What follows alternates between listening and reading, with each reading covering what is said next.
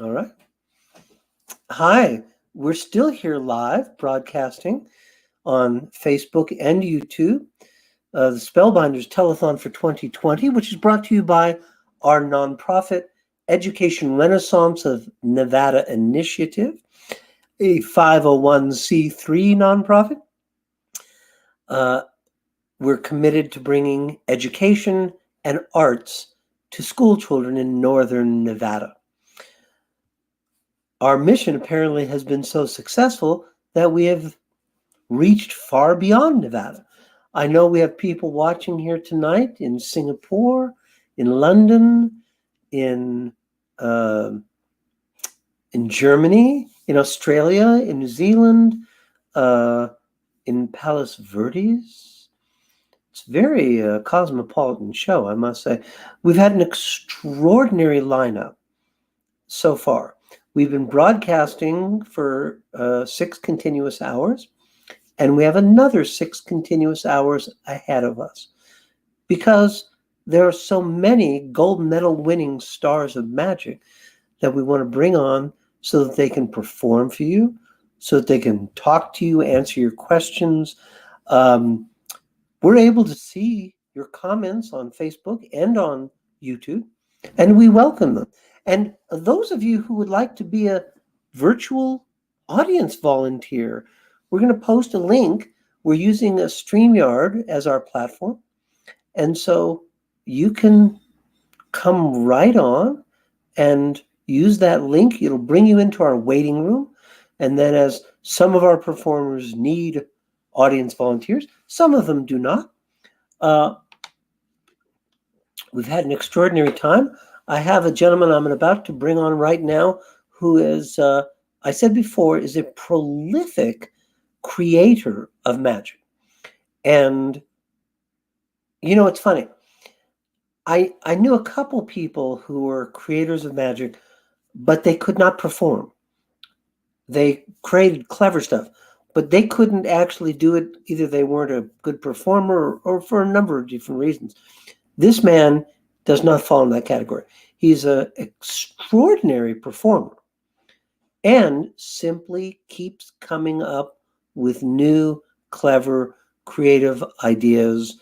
I just downloaded a thing. I bought a thing of his I saw online like a month ago. Very simple, but so clever. It was where you have you take someone's bill and you switch it for a note that says I owe you, and then they say, hey, where's my bill? Where's my whatever?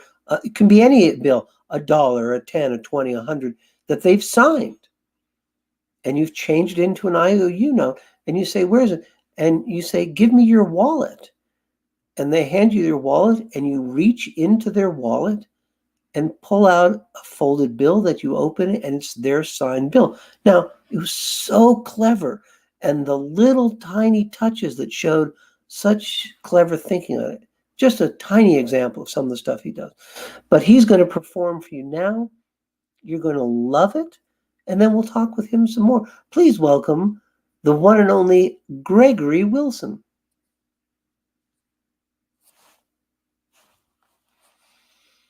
Oops, Gregory, we have you muted. Hang on one second. He's not muted. It's on his end. All right. Gregory has added a new element to that as a mime. Oh, no, wait. I could hear the sound of him pulling on that rope, so now your audio is good. That's how good I made it sound like it was. Exactly. Exactly. Thank you for being here with us. For those who don't know, I'm a technological dolt. And for me to be up here right now, I'm impressing myself. Well, if they didn't know any better, they'd think you're a genius. You're here online. We can hear you. We can see you.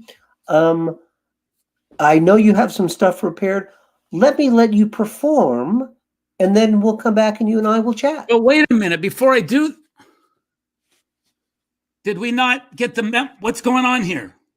That's like the Larry Wilson cool necktie. You know what? This is really bothering me. We didn't call Did anybody do? I'll do something different. Did anybody do anything with a 10-foot pole?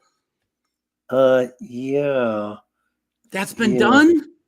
Yeah. How about a giraffe? Yeah, I'm It's been afraid. done. How about oh, come on, not a golf ball.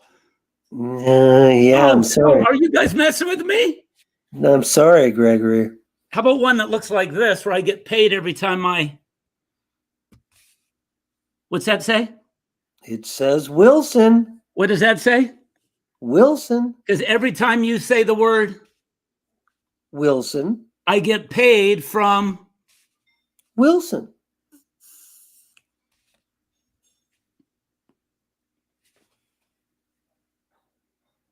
I don't know if you could see how it almost magically takes on a slightly different shape, Wait, which is now the most unique business card in the world, right? You know, I can't even mess with the reverse here, but no, we see it straightforward, Gregory. It looks perfect. you will never forget me, but it won't fit in your wallet. But that's the best I got. And by the way, should I work with the AirPods? I don't know if, can you hear me with them? I don't know. We can hear you Up perfectly close. now. I can turn up the volume a little bit if I were to, if you get the angle. How does that look from, if you get, it's giant, if you pull, it's a forced perspective kind of thing. That looks terrible on my side, just for the record.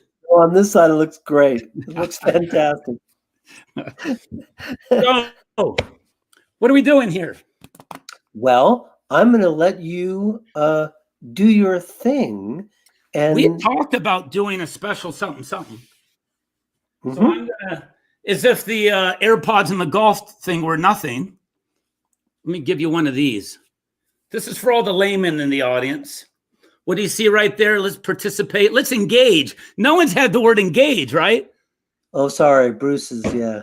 Come on, there's nothing left. Look at this right here. What do you see right there? Say nothing.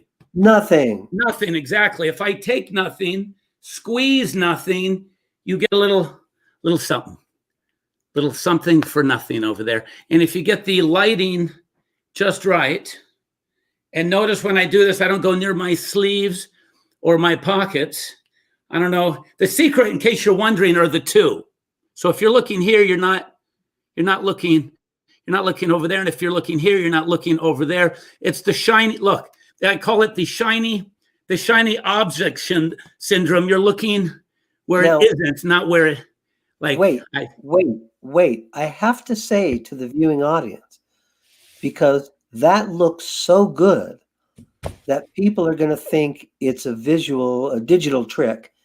We're not doing any CGI. We're not doing any camera tricks. What you're seeing Gregory doing is exactly what he came and did live at Spellbinders. And, you know, as close as you can get to him, you know, a foot away. I'm quoting you on that. I did use a Skype lap, but that's all I can. You know, people are going to think you're serious. I'm just telling you, it looked incredible. So I'm going to stop interrupting and let you just work here. Oh, do I have more? I thought we were just doing a couple things here. You do as much as you want, Greg. Shoot. Let me, hold on. While we're at it then, let me show you something from my, I'll show you the very first trick ever invented. In history? I'm getting so old I can say when I was a boy. Yes, it wasn't cups and balls. It was just it was just one of these. It was a stick and it was a rock. The world's oldest trick. All you do, I hope there's some laymen in the audience to appreciate this line. Watch. Gone. And then it comes back. See, that was funny 10,000 years ago, for the record. And if you give it one of those, then, oh, we're not laughing now, are we? You do this and it comes right back again. See? And if you missed it, the secret is the pocket. Watch. Right over here, if you didn't see it. And this was before pockets were invented, which makes this extra special. And now for the misdirection. If you're looking here, watch this. If you're looking over there, you're not looking over here. If you're looking over here, then boom, that's when the move happens. You got the rock over there. You got the stick and a little transposition. Look, I'll do it again. If I leave it here, watch again. If I leave it here and squeeze just like that, it comes right If I do it again, leave it there, boom, it comes right back. How many, what do I have to do for you people here? You ready for a big finish? Here we go. Big finish. I can't top this. Here we go. Don't look away. And whoop, in midair, folks, just like that. From my side, it looks pretty good. I don't know what it looks from your side, but there it is. A trick with a rock, a trick with a stick, and that would be the world's. Incredible. I mean, it looks. Flintstone would be proud of that one. Look absolutely beautiful. I want to also explain for people who are watching, who maybe are not magicians, that what Gregory's doing here is pure sleight of hand. Now, that may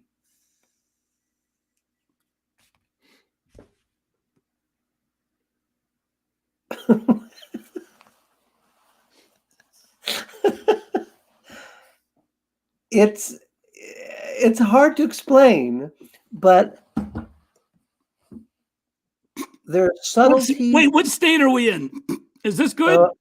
Yeah, you're in California. Okay, we're good. So you're not allowed to go to a restaurant or anything like that, but you can smoke if you're. Oh, that's great.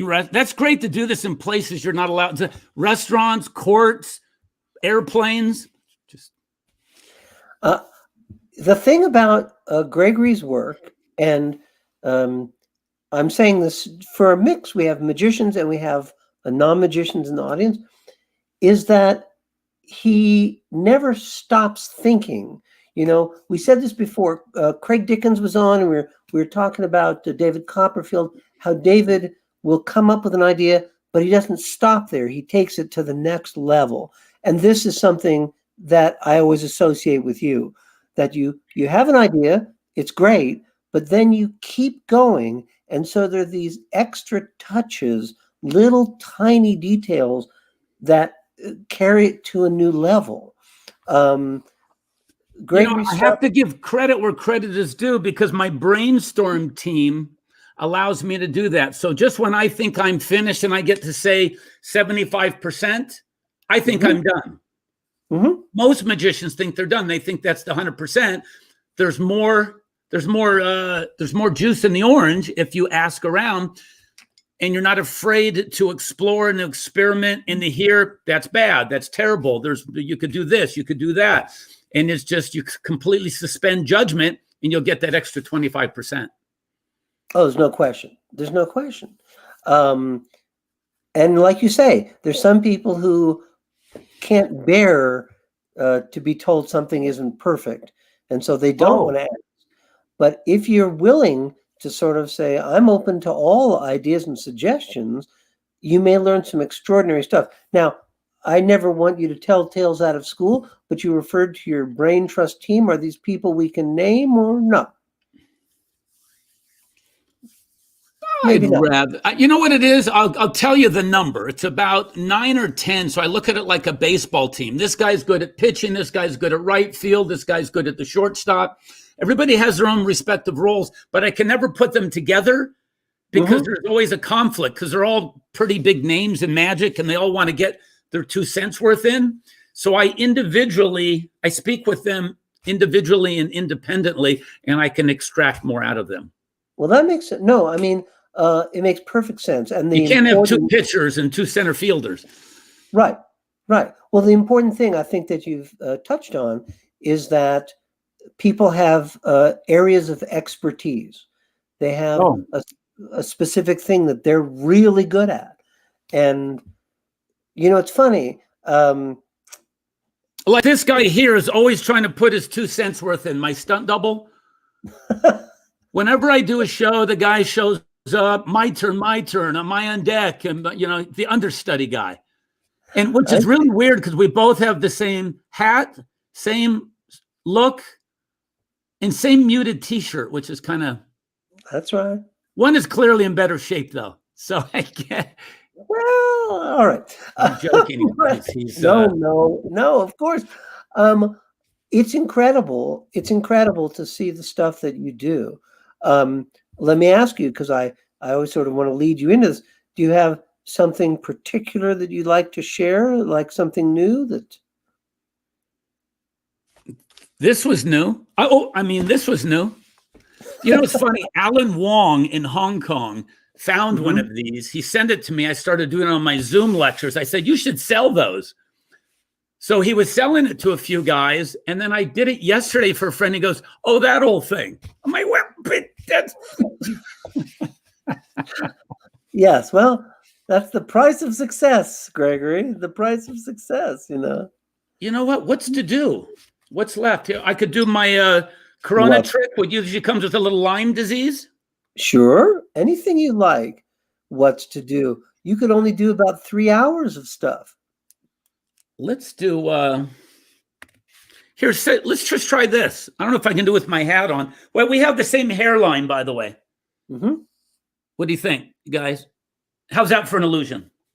It's good. By the way, Larry is the guy, every time I see him, he's the guy who doesn't age. He's kind of freakish that way. And you look the same. When's the last time we saw each other? Was it the John Davidson show? The last time you and I saw each other? Yeah. Like a year ago. Well, maybe that was the first time then. Okay. Could be, yeah. It could be on the John Davidson My show. point is, dude, you look exactly the same. It's freakish to me. Clean You sold living. your soul. Clean living, Gregory. Say it again. Clean living. Clean living. Yeah. I know. I got to get cleaner. So name a card. Let's try this. All impromptu. All right. Jack of Hearts. Jack of Hearts. So instant, easy way or hard way? Hard way, of course. Hard way. Here we go. Watch this. One shuffle, one cut. One shuffle, one cut. Here's the shuffle and just a little cut. Just a little one. I don't want to show off or anything like that. Just a little kind of tiny little. I'll be right with you guys. Hold on. Don't rush me. And just by feel, each card has a. Am I close? Kind of, sort of. You're like that. pretty damn close. I'll go with it. Yeah. Oh, and that was the. What did we say? I said it would be the easy. I did it like it was easy, but that was the hard way. So here's the easy way. Here's the easy way. By the way, when you do a top change just below the surface of the camera, laymen are going to be freaking out. Watch. Here's the easy way. Out of the deck, catch it in the mouth. In case I screw up, I have an excuse here. Oh, yeah, that was close. Let's try it again. Oh, it came out, but I didn't catch it. We'll try it again. Oh, you never want to get it on the first try. No, this way it really builds suspense. Suspense. You want to build it up. So another shuffle. You always want to get it on the second try or the third. I'll let you know in a.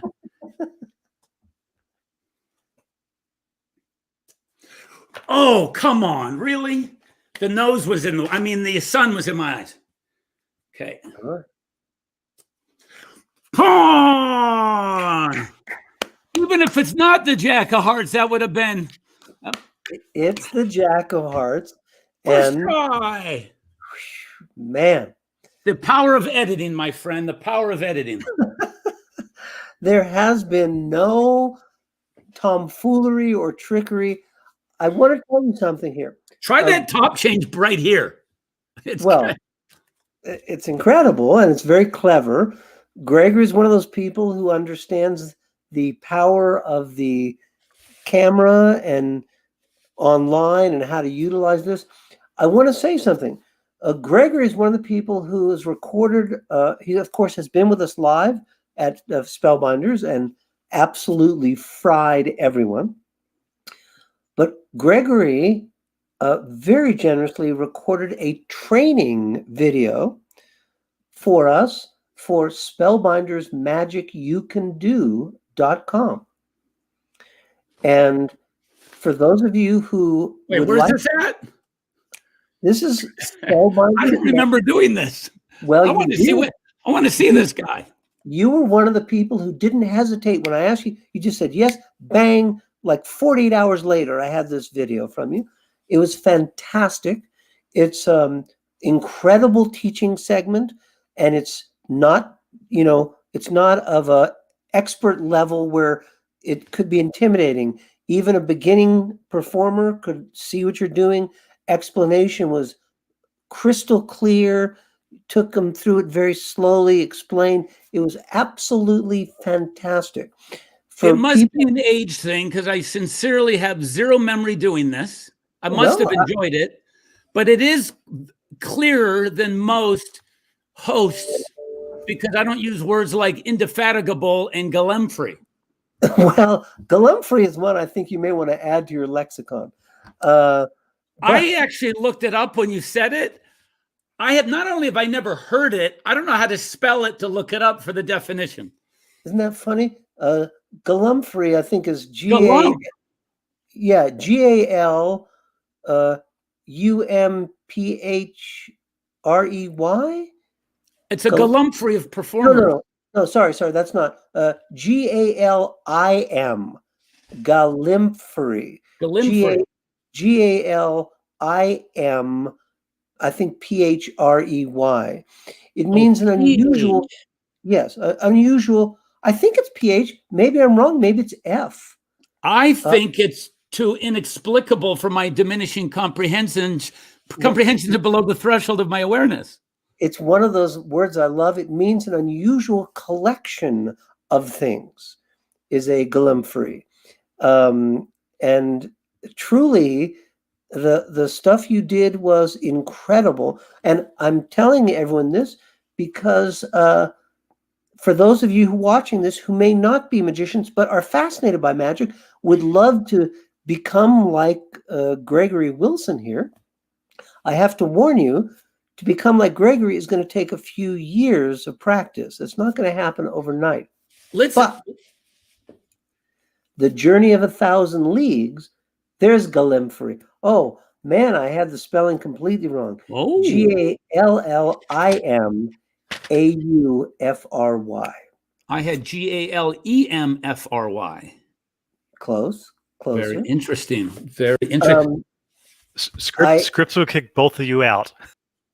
That's right. There you go. Well, I want to encourage anyone who wants to learn magic that Gregory, of course, is a gold medal winner from FISM, the Federación Internacional. A winner, not gold. A winner, not gold. Oh, sorry. He was he won the medal that was tinfoil that year, I think. But to still, go along with all my theories. There you go. That's nothing wrong with that. Yes, I've got some great political tinfoil hat theories. There you go. But I have to tell you, to perform at FISM is an extraordinary accomplishment. To win any medal at FISM is an extraordinary. It's essentially the Olympics of magic. And so I just want to let you know, those of you who'd like to learn magic, our program, of course, like everything else to do with Spellbinders, is free. We don't have any government funding. We don't receive any grants. We're supported entirely by donations from people like you who are watching this. And if you're excited about learning magic, if you go to spellbindersmagicyoucando.com and sign up, every month you'll receive a new video training lesson by one of these superstar magicians. There it is, Spellbinders Magic You Can Do. Every month you get a new lesson. And the lessons are very entry level so that anyone, children, adults, anyone can learn to do it. But the more you do it, the better you'll get. And you'll be like Gregory Wilson in just 30 years. I was going to ask you, who are the other magicians that are on there, top of your head? I'm putting you on the spot. Well, I also couldn't tell you off the top of my head, but I know the first one I think is John Carney. And it's a fantastic training. It's a very simple trick that he teaches. It's not, someone looking at it might go, oh, it's similar to what you just did with the rock and stick, but it's a little bit more elementary. It's a little bit more entry level. But what's great about it, not only does he teach it in a very easy to understand, very methodical, slow, clear way, but he's showing you how misdirection works. And he's teaching you how you can apply this to any number of situations to create other magical effects. Who is a brilliant magic teacher and creator. Absolutely. And has a handful of gold medals from the Academy of Magical Arts and other places. Oh, he's the one who got the gold medal. That's right. That's right. He got one of them at least. But there's other people. I think Kyle and Misty have done one for us. And now I've forgotten. I think maybe Bruce Gold did one. By the way, regarding them, I loved their version of the puzzle, the inspirational puzzle. I've seen other versions and they kind of have an inspirational message to it. Theirs is probably the top two. I saw some a duo do it in two guys do it in Munich at the Munich Magic Theater. It was great, but theirs, well, I could understand theirs. It wasn't in German. There you go. Right there. There's the language barrier. I'm telling you, I thought it was absolutely spectacular. I see here, I'm going to put up a note, a little message we got here. Steve Mills loved Gregory Wilson at the TAOM a few years ago. That is the Texas Association of Magicians. Thank you. I'm guessing that Steve is watching us out of Texas. You know, I know that, like I said, I know you have a peripatetic traveling schedule. You're constantly on the go. You're constantly performing, lecturing, teaching. The stuff I've seen you do has just been unbelievable. Just that'd be a good name for an ace trick. Traveling aces. Peripatetic. Oh, peripatetic. I like it. All right. Wasn't that in Stars of Magic? That's why I'm trying to be. I'm trying to be humorous. In somebody's version, I think it was somewhere. Maybe in German. Do they laugh in Germany? No. There's Just no laughing. For the record, I got a funny story. So I did the Munich Magic Theater, and I said, I'm delighted to be here in Germany. Do you want me to do the trick, my whole show in English or German? They all yelled German. I said, Auf Wiedersehen, and just kind of walked away and committed to it. I stayed. I left. And they're like, making friends. Did we offend him? And then I came out and I said, listen, this sounds strange, but I can say the word magician, obviously, in my language. I can't say it in yours. They said, well, give it a shot. I go, okay. Zauberer. They go, yeah, not so much. And I'm like, Zauberer. And they go, no, you got to say with emphasis. I said, Zauberer.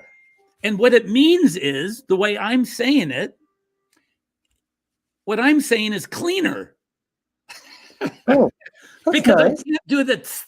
There's they gotta stomp your foot when you Zauber. So when I finally said Zauber, they go, oh, you're a loud cleaner. Okay, we understand. Well, it's always good when you're trying to make your point in another language to raise your voice. It always gets the message. Always. They understand you better. And slow it down.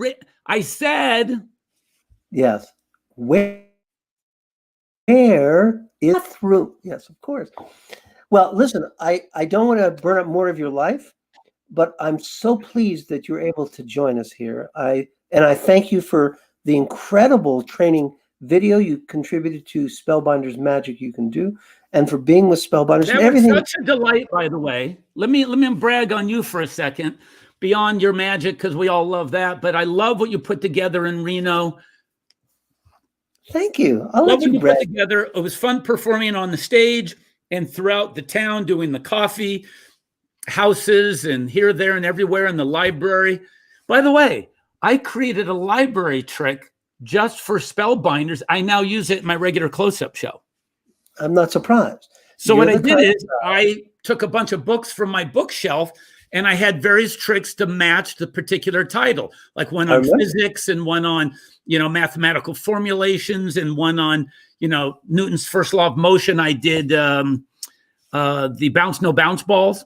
Mm-hmm. I said any object will remain in motion unless interrupted by an outside force. And so I did the bounce, no bounce balls, and boom, it wouldn't bounce. And that's the outside force.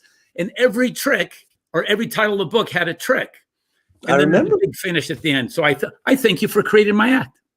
Well, it's the very least I can do. Again, like I for being a long lost brother.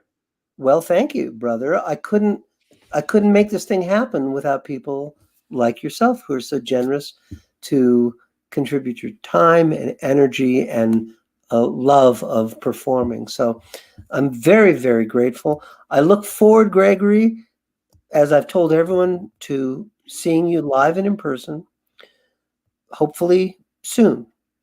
Hopefully Good, soon. delighted. And I keep hearing all this from these other performers. I don't know what's going. Is there something going on out there? Why they're not doing live shows anymore?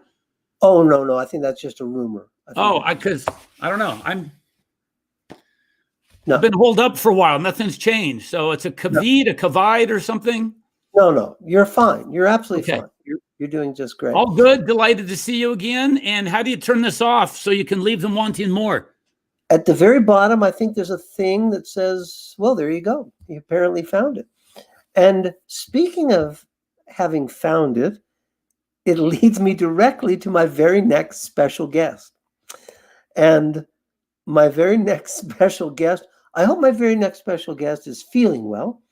When I checked in with him a couple days ago, I wasn't sure, but I hope he is. He is a powerhouse, is the only way I can refer to him. Anything I call him will be the wrong thing because he wears a great many hats. He is a writer. That's always what I start with. That's what I am always most impressed by.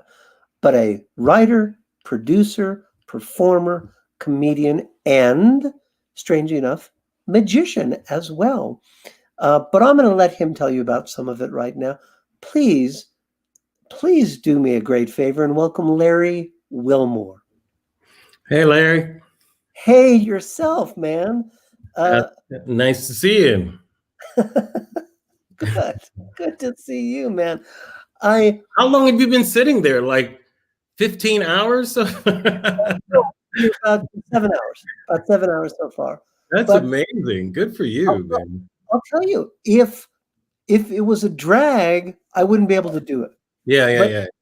It's been so great. Yeah. People have shown me stuff I've never. Somebody said to me just recently, one of the people sent a private chat. They were worried about duplication of material. Yeah, and I said, I'm not even smart enough to have worried about that. Right. Plus, this is about, what's great about you, what I've always loved about you, Larry, is you love magic, like any of us that are in it. It comes out whenever you talk about it, when you're on stage, watching you on stage, it just comes out in your performance. You just have such a love of it. So it's not a surprise that you could sit there and just, enjoy this at the same time. It didn't even occur to me that people might duplicate material, but nobody did. Yeah. Every single person is doing something different, is doing something original. I have a rock and a stick thing. Has anyone done that yet? No one's done the rock. You know what's so funny when you say that? Do you know, you must know the comedian Marty Polio. Oh, yeah, I remember Marty, yeah. I love that Marty Polio. He's in Louisville, Kentucky. I'm not sure exactly what he's doing. Yeah. But he's really a mime. Yeah. But he also does comedy as well. Right. But we're gonna go off here, but you know what? There's no commercial sponsor who can interfere and stop us. Yeah. There was a club that we all worked at that was very close to where I lived in LA called Igby's. Come on, that was my home club, yeah. Well, of course, it was fantastic. Yeah. This man, Jan Smith, the best, one of the most beloved club owners that I know of. Yeah. Just such a wonderful man, such a considerate, a sensitive person, really understood what we were doing was a difficult thing to do. And anyway, he started this incredible club. Now, I don't know if this is true. Do you know why it was called Igby's? Well, no, here's what I heard. I heard there was there a strip club that was there before or something? And unfortunately, after it closed, it became a strip club. Oh, okay. I knew a strip club was there somewhere. No, it didn't start out as a strip club. Right. I don't know what it was. I think it was a little restaurant or something. Yeah. But I always wondered, I thought that's a funny name for a comedy club. Igby's. IGBY apostrophe S. Igby's. Well, finally I thought to ask Jan Smith. He said, oh, now this is showing how old we are. In the old days, kids, before there was an internet and before there were smartphones, The good old days. That was the good old days, absolutely. There was a thing called the phone book, where all the telephone numbers in creation were printed. Yeah, I remember the story. In alphabetical order. Yeah. And Jan Smith told me that the name Igby came right between Ice House and Improv. So, which I thought was so clever. I thought, God, that's really good thinking. I know. So funny. But now I'm going off on these tangents. So I knew this was going to happen. But no, I love that. It brings back so many memories because, as you know, like I was a stand-up. I never did, magic profession, but I worked with all the magicians and I knew all the guys. One of my first gigs, one of my first professional gigs, because I had tried stand-up even as a teenager. I sneaked into the comedy store, did the open mic night when I was like 16 or 17, that type of thing. I remember being in the back there in the original room, and Richard Pryor walked by me, and Larry, I was so scared, and he's like, "Excuse me," he was real nice, went up and he was just trying out some material, and I just couldn't believe it. And I never thought, I wanted to do it, but Larry, I never thought in 1,000 years that I could be up there like those guys that I was seeing, and it was this just elusive thing. And one of my first professional gigs, when I became professional a few years later, this is like mid 80s. I remember doing 2 weeks at the Austin Laugh Stop, because when you were the opener, they'd book you for 2 weeks and they'd have a different headliner for each week. And the opener and the middle act would be the same. And the headliner the first week was Bill Engvall, and the second week it was Bob Saget, is what I remember. And it was right before Bob Saget got Full House. But the middle act was Mac King, and I instantly fell in love with Mac King. And Mac, by the way, has the exact same act right now that he had then. The exact same act. Don't let him tell you any different. And it was if it works. And Larry, it's a great fucking act too, And Mac was so good, and he was so smooth and everything. And it gave me such another appreciation for magic, because, I had done it growing up and everything, but I had never seen anybody up close like that who was as good as Mac, and just have an audience in the palm of his hand just every night. It was so fun. So one of my memories in the early days of stand-up. Now, before we get too far afield, because we're going crazy here already, I was going to say one of the things that reminded me about Igby's was when Larry just now said, "Oh, did anyone do the rock and stick?" Yeah. Right. Now, the reason that's funny, and what made me think of Marty Polio, I saw Marty Polio get up at Igby's. Right.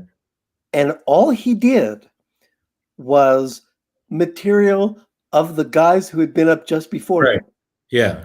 Pretending that he couldn't understand why the audience was booing and deriding him.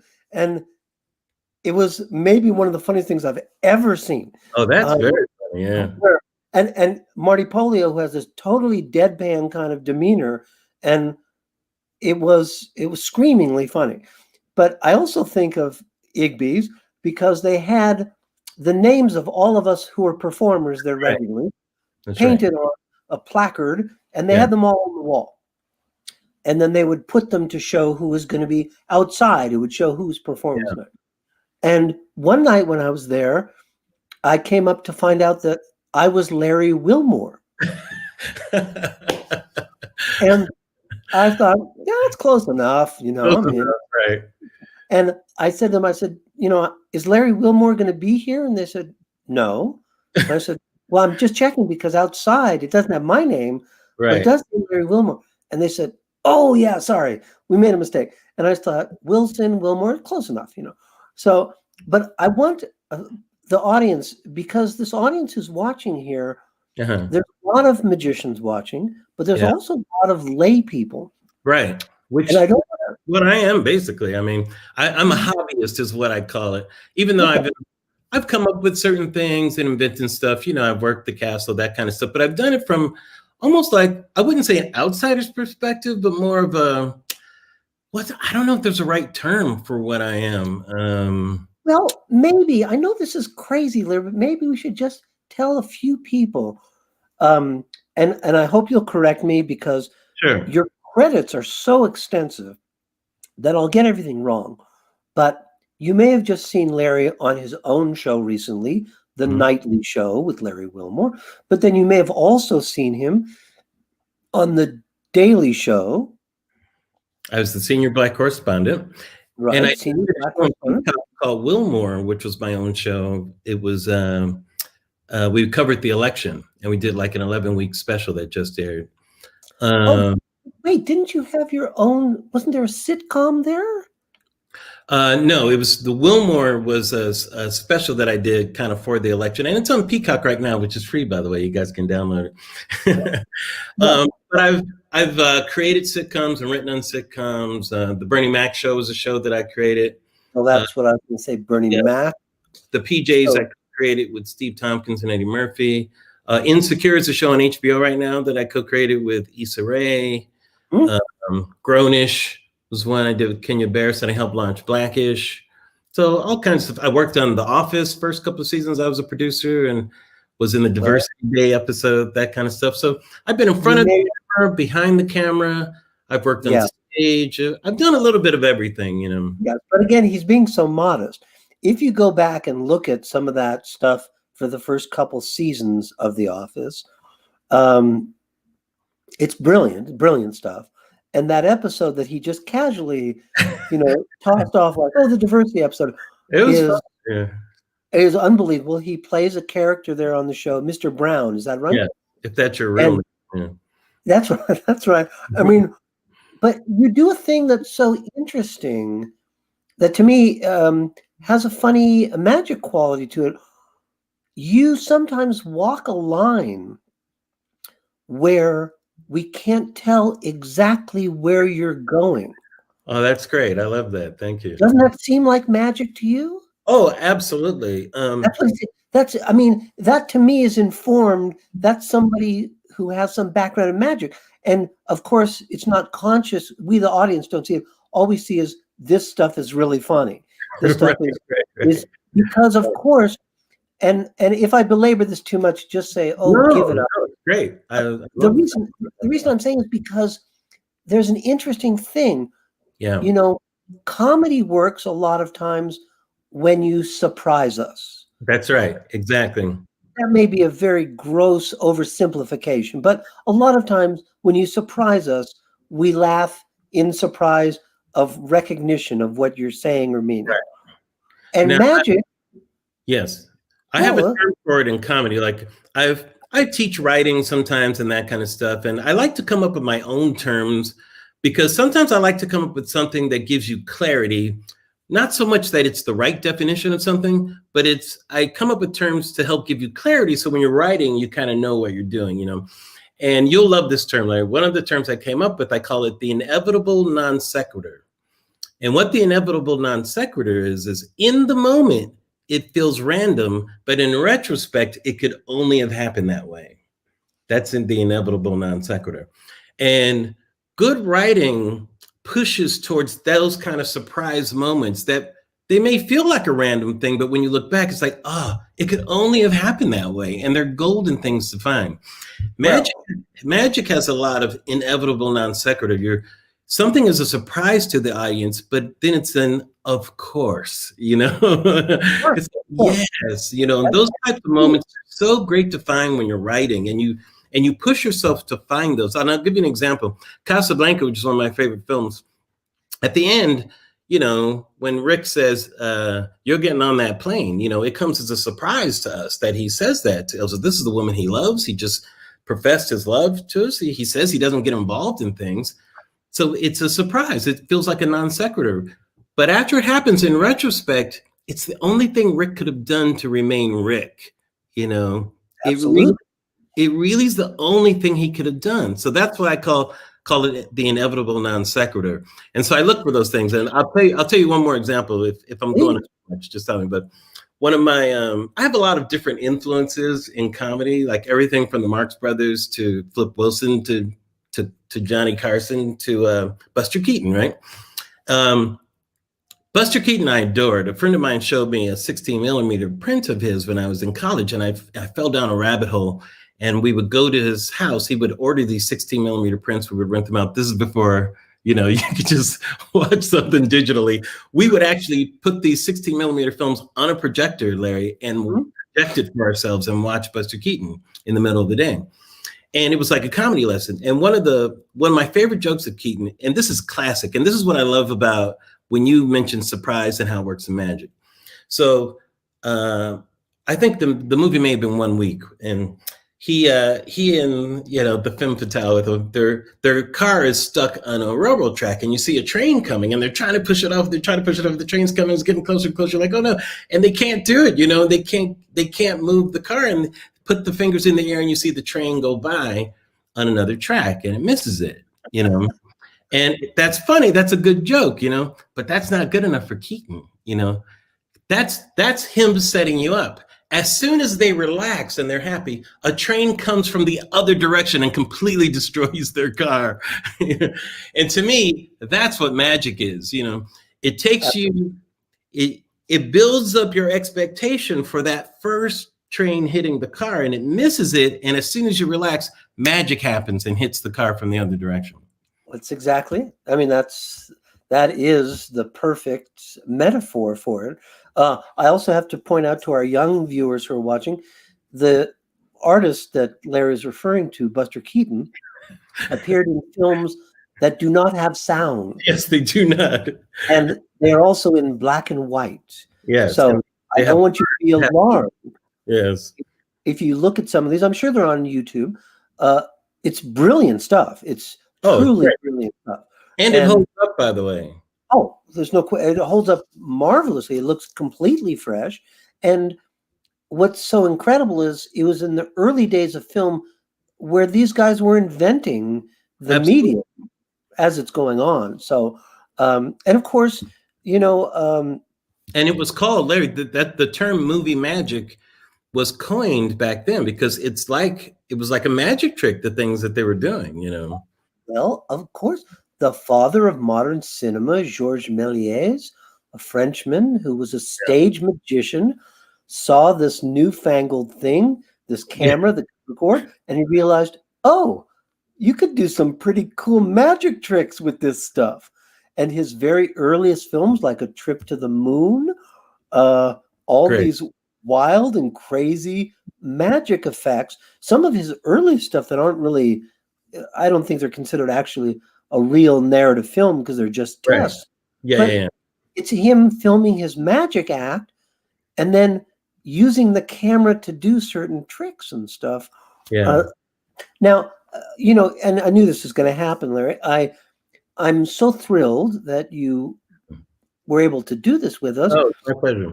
I could hang out here all night talking about this stuff because you have clearly very similar influences in your life that I do. And so that crossover between the magic informing writing and producing, I wonder, and I don't mean to put you on the spot, I know, is it possible we could get you to do some magic here? Sure, I could do something real quick. Let's see. That would be fantastic. We'll do, I'll tell you what, this first thing, it's not really a trick, Larry, and I need you to help me out. It's really more a series of questions. The first two, real simple, but the last one's a little tricky. So you're gonna kind of have to pay attention, okay? All right. What is the color of this ace? Black? Wrong, African American. That's okay, Larry. Just take your time. It may have been my fault. I'll put it right here so I'll know exactly where that is. I may have rushed you on that. Okay. What is the suit of this ace? And keep in mind, I'm a little sensitive right now, Larry, because I'm trying desperately to get at you. It's a terrible joke to play on you. But I'll tell you what, let me put this right here. Okay, now here's the tricky one. Which ace, I know this is ridiculous. Which ace should be on top? The ace of spades or the ace of clubs? See, it's a little tricky. Which ace should be on top? The ace of spades or the ace of clubs? Ace of spades. Ace of spades should be on top. You didn't see me switch them, did you? No.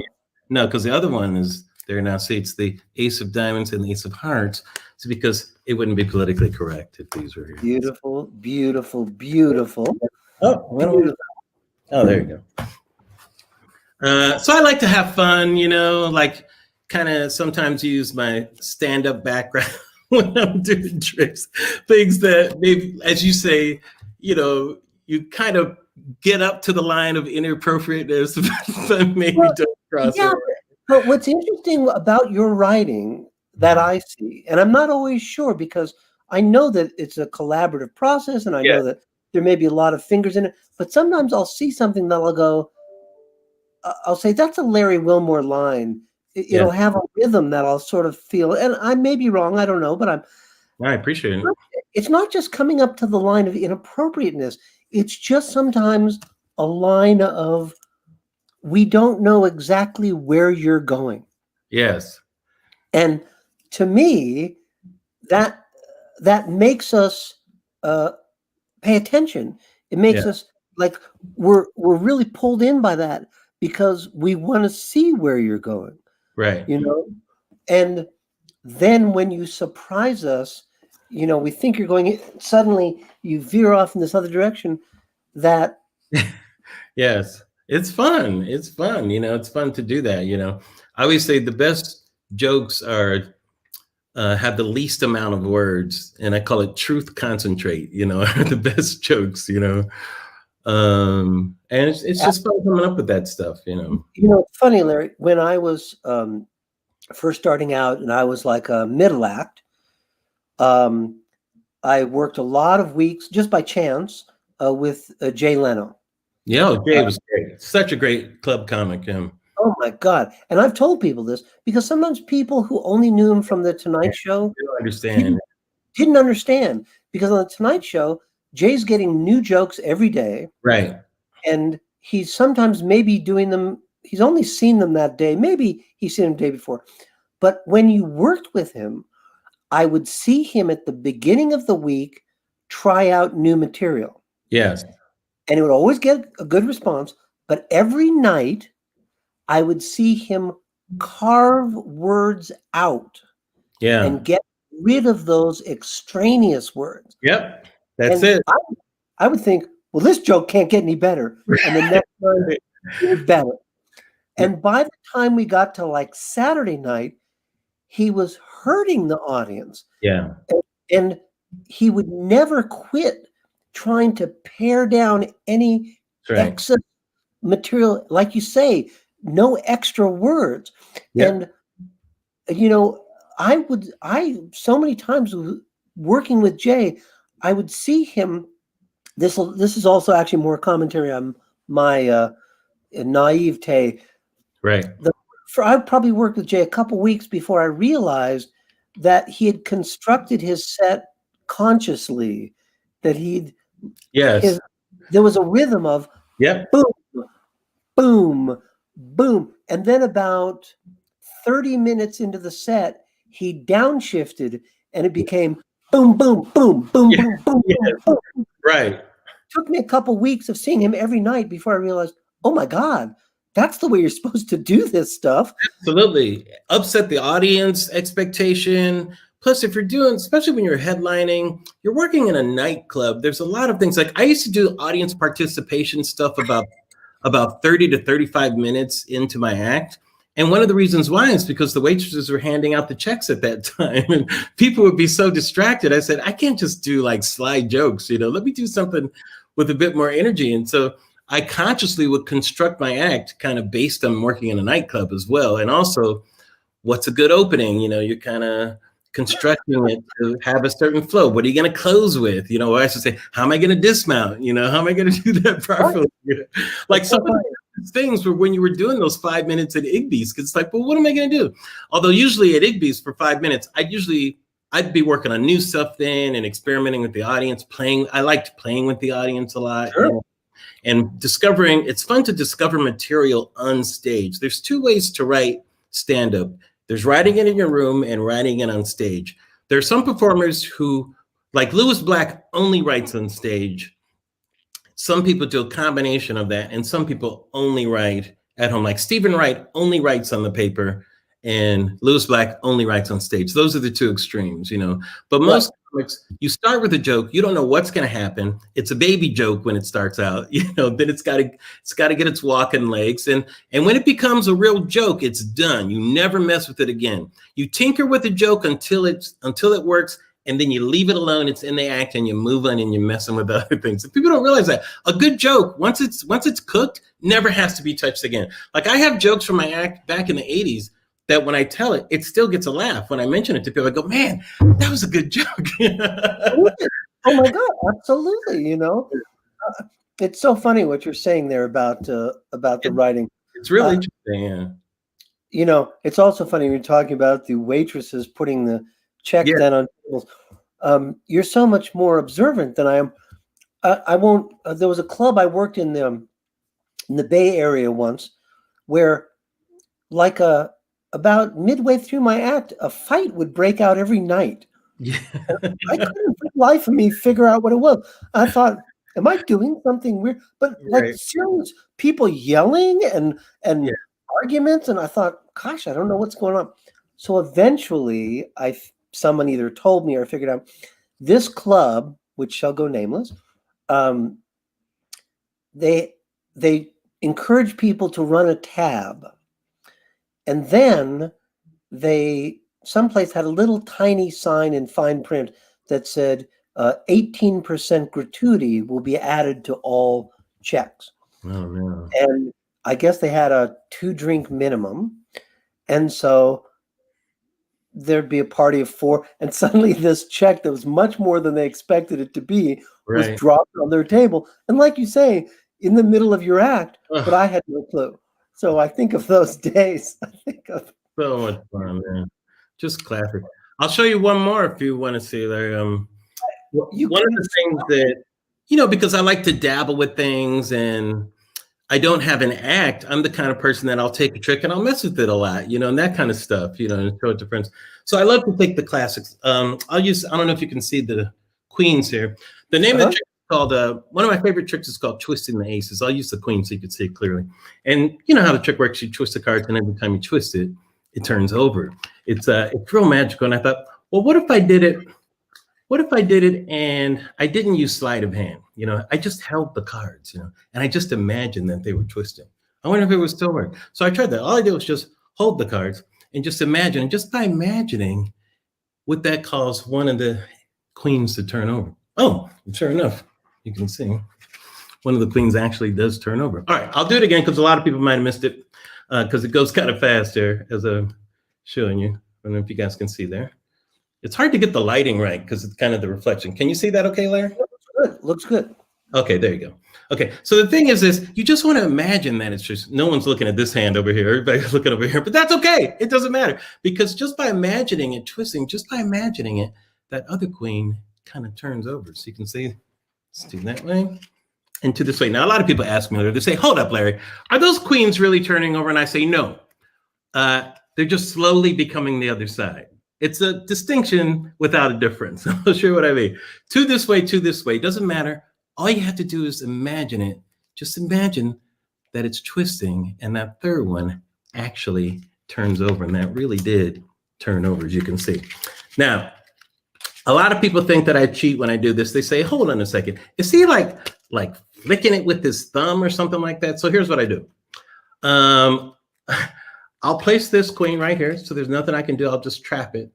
But it really doesn't matter. It really doesn't. In the amount of time it takes for the queens to come from here to there, it's already happened. So you can see there's 1, there's 2, there's 3, there's 4. And that's twisting the aces with the queens. Look fantastic. Look fantastic. There you go. Little bit of magic, little bit of classic magic. It's so great. I won't keep you any longer. I know you have other real life to deal with. Oh, it's just New Year's Eve. Not going anywhere. But I've got to tell you, man, it's funny when we get used to things we forget about. Right.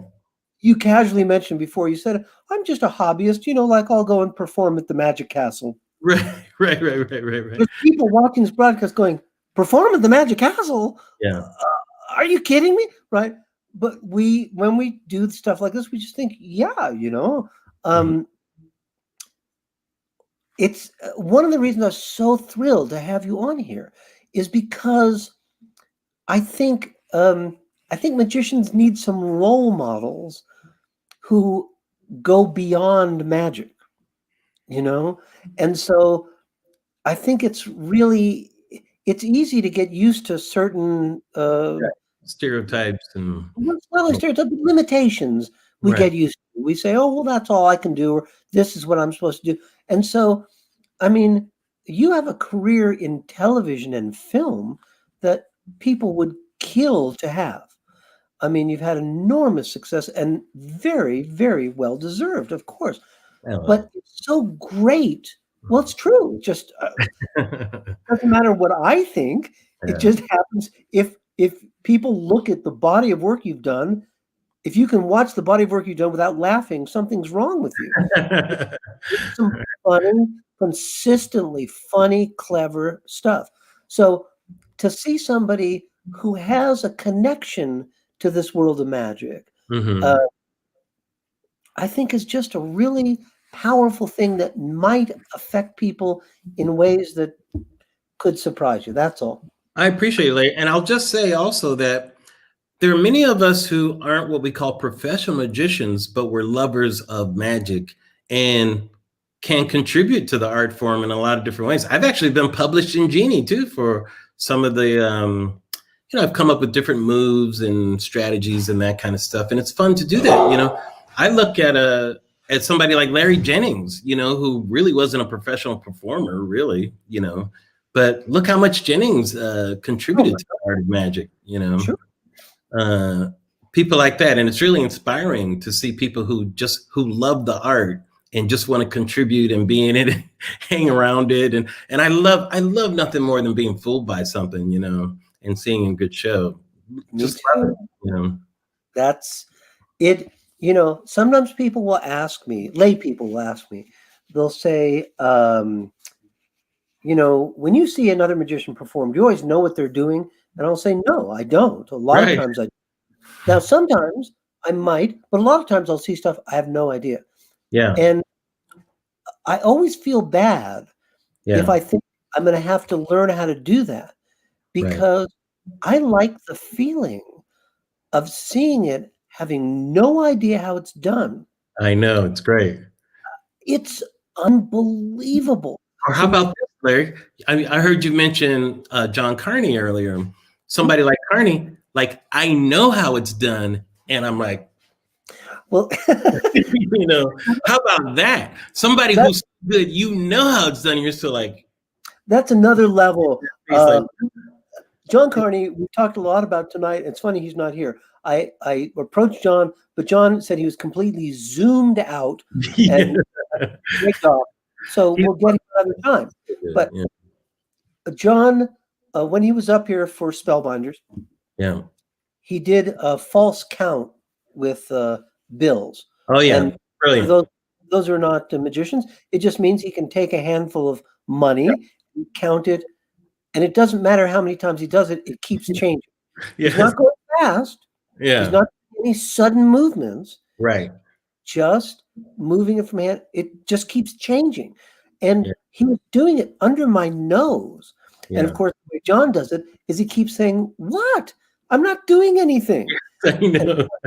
I mean, I wanted to pull my eyes out of my head. I know. It was just. I want to check one thing here. A guy named, I don't know him, but a guy named Scotty Swan, I'm going to put his comment up here. He was just talking about, in light of what you were saying, he said, I listen to writers, producers, musicians, other variety entertainers. If you want to be great, you have to study greatness. I agree, Scotty. I'll tell you, some of my favorite things to read growing up, Scotty, were biographies. Like, I fell in love with Houdini as a kid, and I read every book I could on Houdini, and I was fascinated about his greatness. Like the magic was one part of it, but I was like, why was he so great? What was it about it? And like I said, I fell in love with Buster Keaton. I went down that same rabbit hole. The Marx Brothers was another rabbit hole. I read everything on the Marx Brothers I could find. The Beatles. I'm a huge Beatles fan. After John Lennon died, I was okay about the Beatles. And my brother had a tape of Beatles Live at the Hollywood Bowl. And I listened to it and I went, oh my God, these guys were amazing. How did this pass me by where I just kind of knew who they were, but I didn't really know who they were. And so I poured myself into everything I could just read about them. And the reason why, I was just fascinated by what they did, how they did it. I didn't try to do it, but I was interested in it, and it was really just fascinating to me. I'll tell you something, Larry. There's nothing I think that's quite as enjoyable as watching someone who's really good at what they do. Completely. I agree. And whether it's a writer, a comic, a musician, whatever it is, years ago, a very, very smart woman taught me that. She said that that's something that women like in particular. And I thought, oh, that makes sense, because I thought about some experience. And she said, yeah, people overlook that sometimes, that when you see someone who's really good at what they do and they're enjoying it, there's nothing better. It's the difference between cockiness and confidence. Cockiness can fool a couple of people, but confidence wins everyone over, because confidence does is it relaxes the audience, because they know they're in good hands. They thank that what they do is the audience says, thank you for being a master of what you do, and take from this rest. And oh man, you nailed it. The reaction is a thank you to the performer. That is exactly it. Is that cockiness also makes us feel a little anxious. It makes us feel the same. Audience can feel the difference too. They can smell the difference. Oh, even if they don't understand it, they can definitely smell it. You might trick them for a few minutes, and you might trick a few people, but it's not going to last long. It is not. They know the difference. When you watch Jimi Hendrix play guitar, I have a 15-year-old son who very excited about vinyl records now. Oh, good for him. Oh yeah, he's got a fantastic collection of vinyl records now. But he'd never seen any video of Jimi Hendrix. And when he saw him playing guitar, it was that confidence. He turned to me and said, do you know how hard that is, what he's doing? I said, yeah, I sort of do. It's like, there's nothing. Well, anyway, listen, I have more guests and fantastic people. I can't thank you enough, Larry. It's fantastic.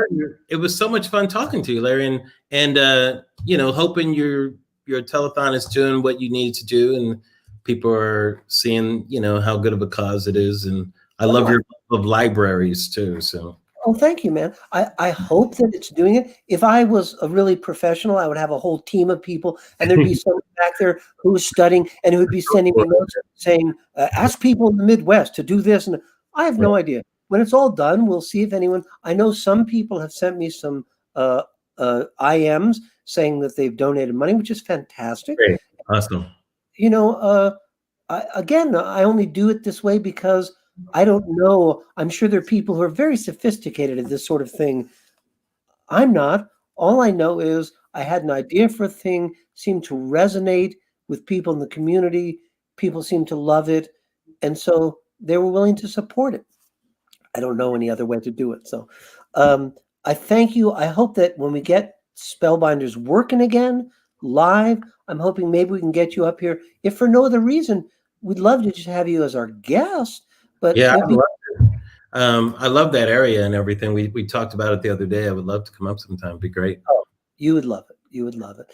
So thank you again so much. Larry. I hope 2021 treats us all a little better. I think it will. I think it will. Thank you, my friend. Look forward to seeing you soon. Thank you so much. Thanks, Larry. Take care. And now let me see how much off schedule I've gotten. I know my production people are going to say, you're way off schedule, dude. Well, a little bit. But I'm going to bring on my next guest. He's a man who holds many gold medal titles, Close-Up Magician of the Year from the Academy of Magical Arts. He has been on Penn and Teller Fool Us. If I'm wrong about this, I apologize. But I believe he's fooled them twice, which is a pretty good track record. And he did a particular effect that's a fantastic signature effect of his. I'm hoping he may show us tonight. And when I was sitting with my family, I said, it's so fantastic because it's whimsical. And then a few moments later, Penn Jillette said, I like this. It's whimsical. And I thought, hey, I said that, man. Anyway, this guy has some fantastic stuff he's going to show you. Please welcome the inimitable John Armstrong. John, I can't hear you. Maybe you're muted? Yes, you are muted. I'm going to unmute you here. I'm going to try again. I'm sorry. I muted because I muted myself because I didn't want to disturb Mr. Larry Wilmore. I am here now. But anyway, untrue. I've never, I was on the show one time and I only fooled them. I didn't fool them at all. I fooled Penn, but I didn't fool Teller, which technically is the rule. So there you go. Right. No, the way I look at it is when people say to me, hey, did you fool them? I always say, does that really matter? That's right. That is the point. And I remember now, I remember now, John, because they used code to tip you off. To say the bit, yeah. I remember that very cleverly. But you know where my priorities lie. Fooling people doesn't matter. Well, I beg to differ in some ways, but we could talk about it later. All right. So I would just say, here's what I is there anybody else in the room, or is it just me and you? Can I get an audience?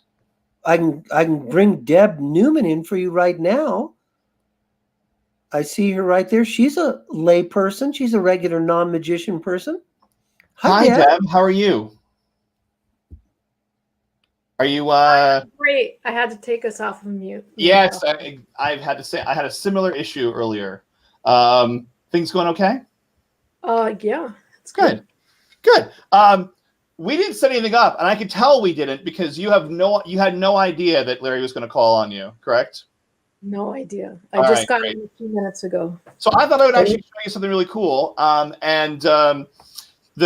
We've had a lot of this on our hands lately, so it's time actually to do a trick with time. So that's the time stone because I'm a dork. So if I can you read one of these? Yes. Yes. So as you can see, it is a analog clock. You'd be surprised how often I ask that, and people go, "No, I just read my phone. What are you talking about?" So, question to you: if you have no infinity or I don't know, like a favorite time of day. I mean, like an exact time of day. Most people don't. So am I guessing that right? Am I right? Yes. Yep. Okay. So to do this a little more impressively, we're going to create a random time, and you have all the decision power. I have none, zero decision power. So we'll start here. Which number do you want to start on? We're going to create a random time. Which number we start? 5. 5 it is. So I'm going to put one of the hands of the clock onto 5 here, and they'll do that right there. Pretty good? Yes. All right. So I'm going to go from 5, and I'm going to go around here like this, and just real quick, just say stop, please. Stop, please. Oh, wow. Polite. I like how polite you were. That was very polite. I would say I'm here. Would you agree? Yes. Okay. And I'm going to put the other little hand right there. Okay. Now, you said you could read one of these, and I didn't say there'd be a pop quiz, but there kind of is. So here we go. Are you ready? Yes. If the little hand is on the 9 and the big hand is on the 5, what time is that? 9:25. 9:25. If I had the same written on the back here, would you be impressed? Yes. No, that is absolutely stupid. But you'll do see if I actually open this up, I did have the time written there. Wow. Very nice. And the applause dies down. It's quite impressive. There you go. Yeah. Thank you. Are you hip to be here for one more thing? Are you cool for one more trick? And then is that cool? Yes. Okay.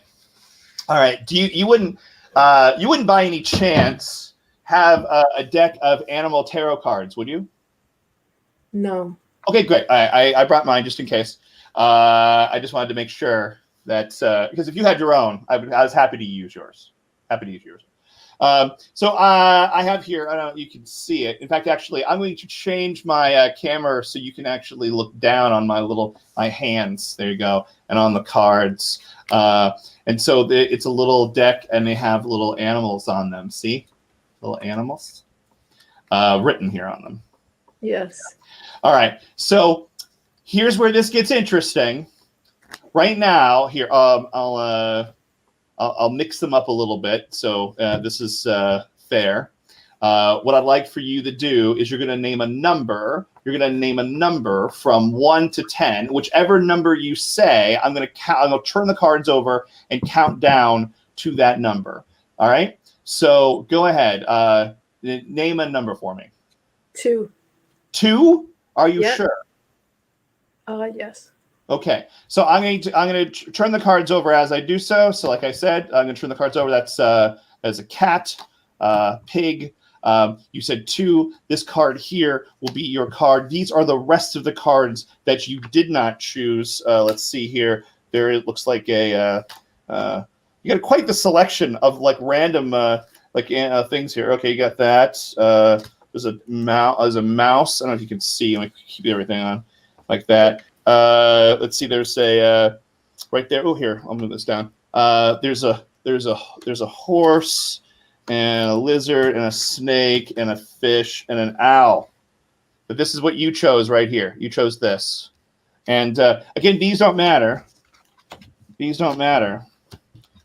But this is pretty interesting. Check this out. What you chose was a rat. Ooh. Was a rat. And I knew you would choose that because I don't know if you can tell, but if you just take these pictures right here and you lay them out, let's see this right there. That begins to sort of look like a rat eventually. I swear to you, there is a rat in here.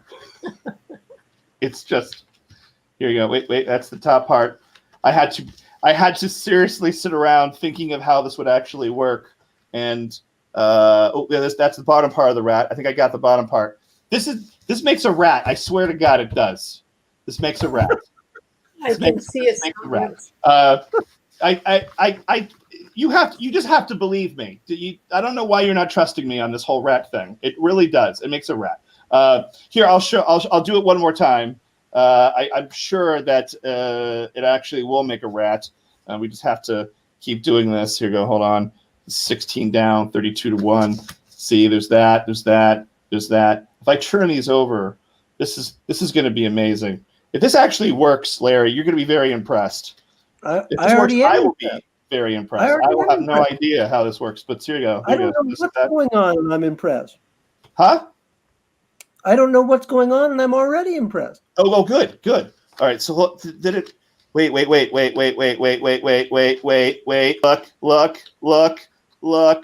Look.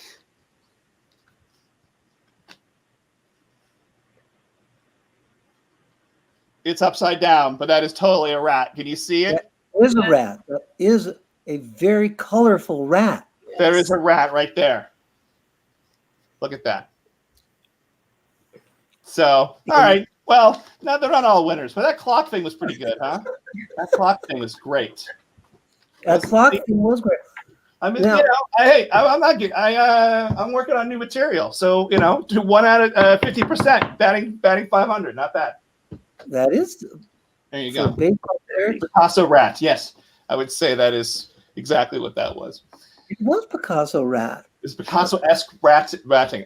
Should I feel like I should do at least one more thing now, just to make up for that. I love all the stuff you do. So yeah, But the rat's an interesting idea. There's a good bit there, and so this I'll change gears completely. This year, interesting year for all of us. Personally, interesting year for me because this is the year I became a dad. Oh, that's right. Congratulations! I have a 5-month-year-old. 5-month-year-old. I have a 5-month-old. Yes. Her name is Maddie. She is she's adorable. In fact, here I'm trying to find. There you go. Here's lovely pictures of her. Oh. She has her own tiny plunger. I don't know if you can tell. If you see that in the picters, there you go. For those of you who know that. I'm not sure. But she's super adorable and obviously my child. So here's the thing. People have asked me, am I going to do a trick for her? Am I going to do magic for her? Am I going to teach her magic? Am I going to show her magic? And of course, yeah, eventually. But like she's 5 months old at the moment. My 7-phase gambling routines are not going over so well. She doesn't seem to be really into it. So, but this is the trick I will do when she actually is old enough, and I'll do it for you. So just because I've been working on it, and it's a good idea. So this is a playing card, but it's not a playing card. This is a letter of the alphabet card. So a letter of the alphabet, obviously, right?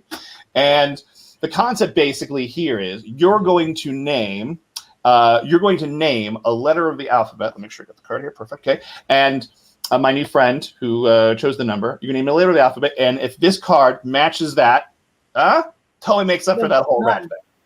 Yes. I would say that would be good. Okay. So go ahead. Give me a letter of the alphabet. Now, right, so you know, right now, my 5-month-old Maddie, her favorite letter is P, if you know what I mean, in a lot of diapers. There you go. All right, but you say whatever you want. Go ahead. Oh, so much pressure. No pressure. Any letter is fine. All right, I'm gonna go M. M. Any particular reason why M? M&M's. M&M's. Interesting. So, all right. Candy fan. If this here is an M, you're impressed. Yes. Yes. Yeah. And again, like I said, she's really young and probably not going to be into this until she's like 4 or something. So I got some time. So like I said, this is all new material, and eventually this is going to work, and it's going to be really good. That's the. Okay, no, actually, I have been working on, because I've been doing this a lot, and I'm pretty sure I had M right about here. I think that's M. So if I reach in there and grab it, that's not that impressive, but maybe if I did something like this.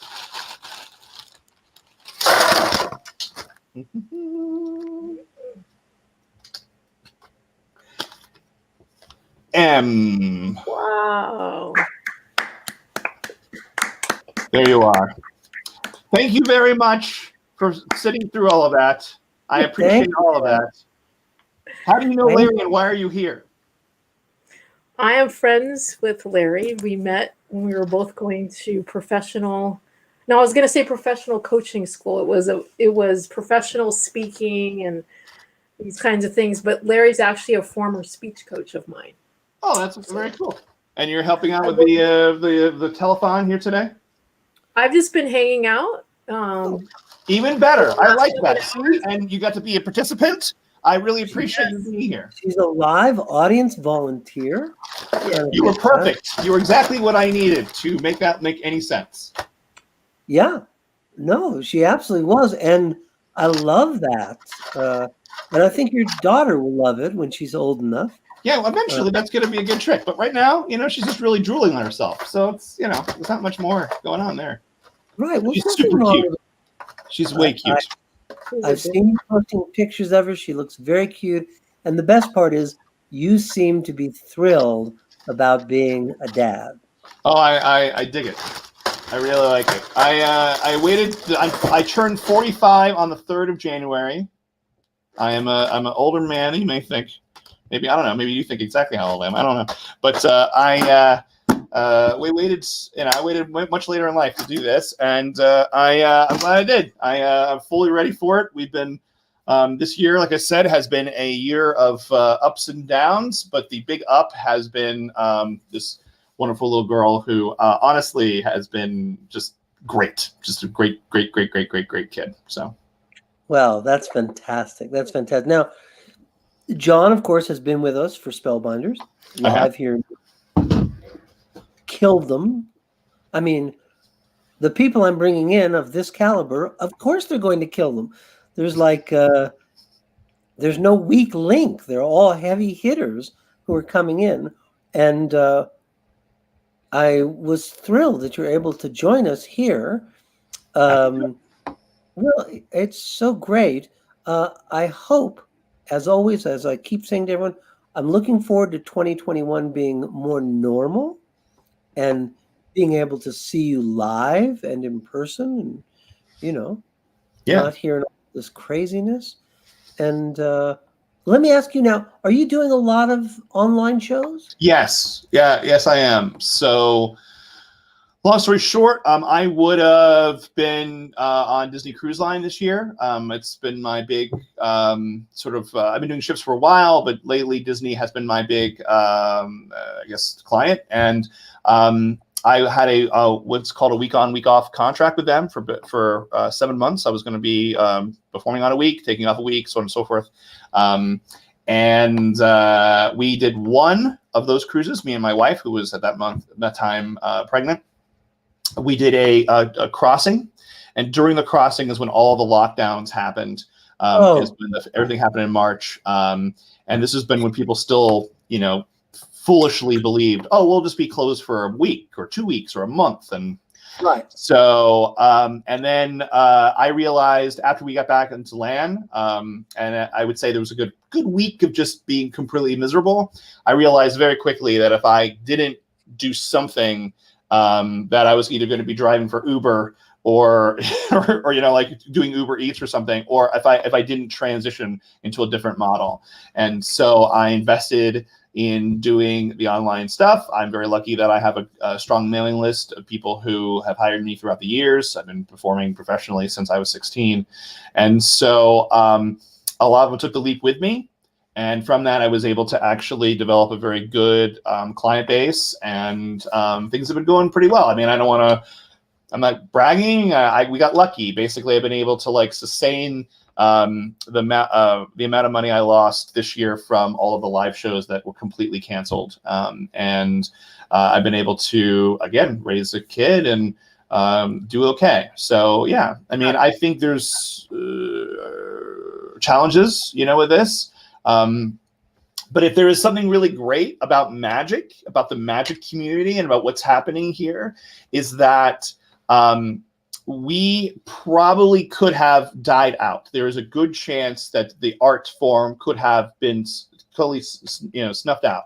And a good amount of people, not everybody, but a good amount of people decided that they did not want that to happen. And so they went online, they tried to create in a new medium, and they made it work to make it still viable, and we can live on, and we'll be able to survive this.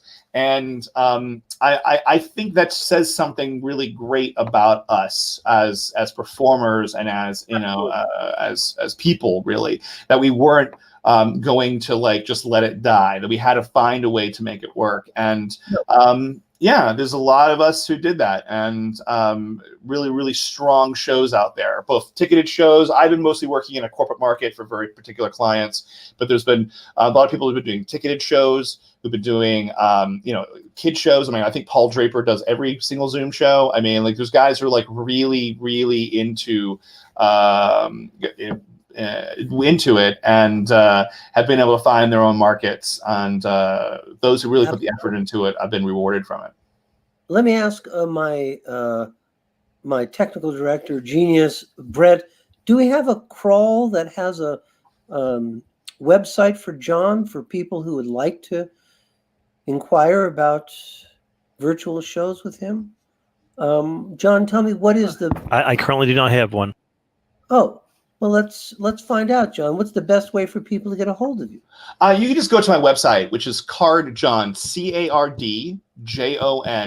cardjohn.com. And there's a site, there's parts of the site, obviously, that are a lot of live shows, but the main part is Magic at Home, and then there is a video explaining, there you go, there's the crawl.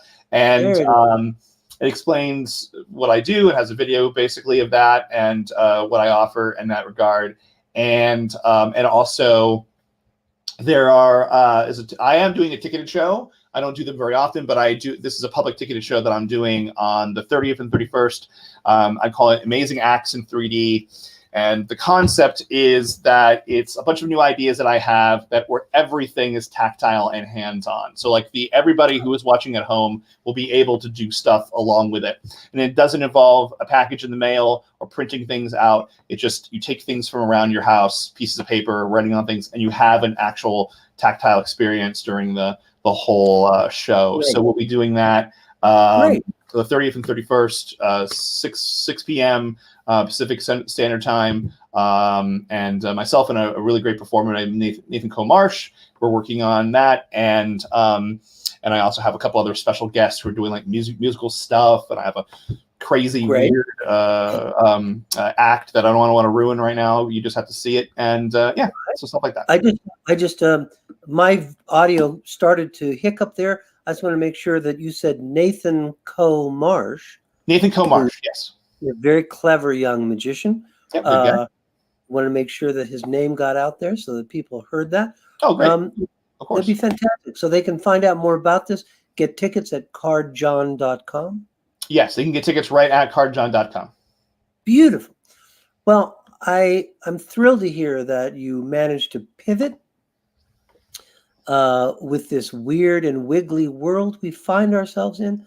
And, here's to better times ahead as things return to perhaps more normal state. And that's what I'm hoping for. Thank you so much for joining us. John Armstrong, it's fantastic to see you. Fantastic to see you always developing, working on new stuff. Never a dull moment. Yes, never a dull moment. And hey, 2 out of 3 things were interesting. So there you go. They were all interesting. Exactly. They're all, it's all. Yeah, exactly. Right. Thank you so much, man. Thank you, John. Very good. Well, I see we have a couple of more people who are available as humans to be audience volunteers. Ken Dunn has been generous enough and has been patient, has been standing by. I think my next performer may need an audience person. We will see in a moment. But now we go from sunny Southern California with John Armstrong to the frozen wastelands.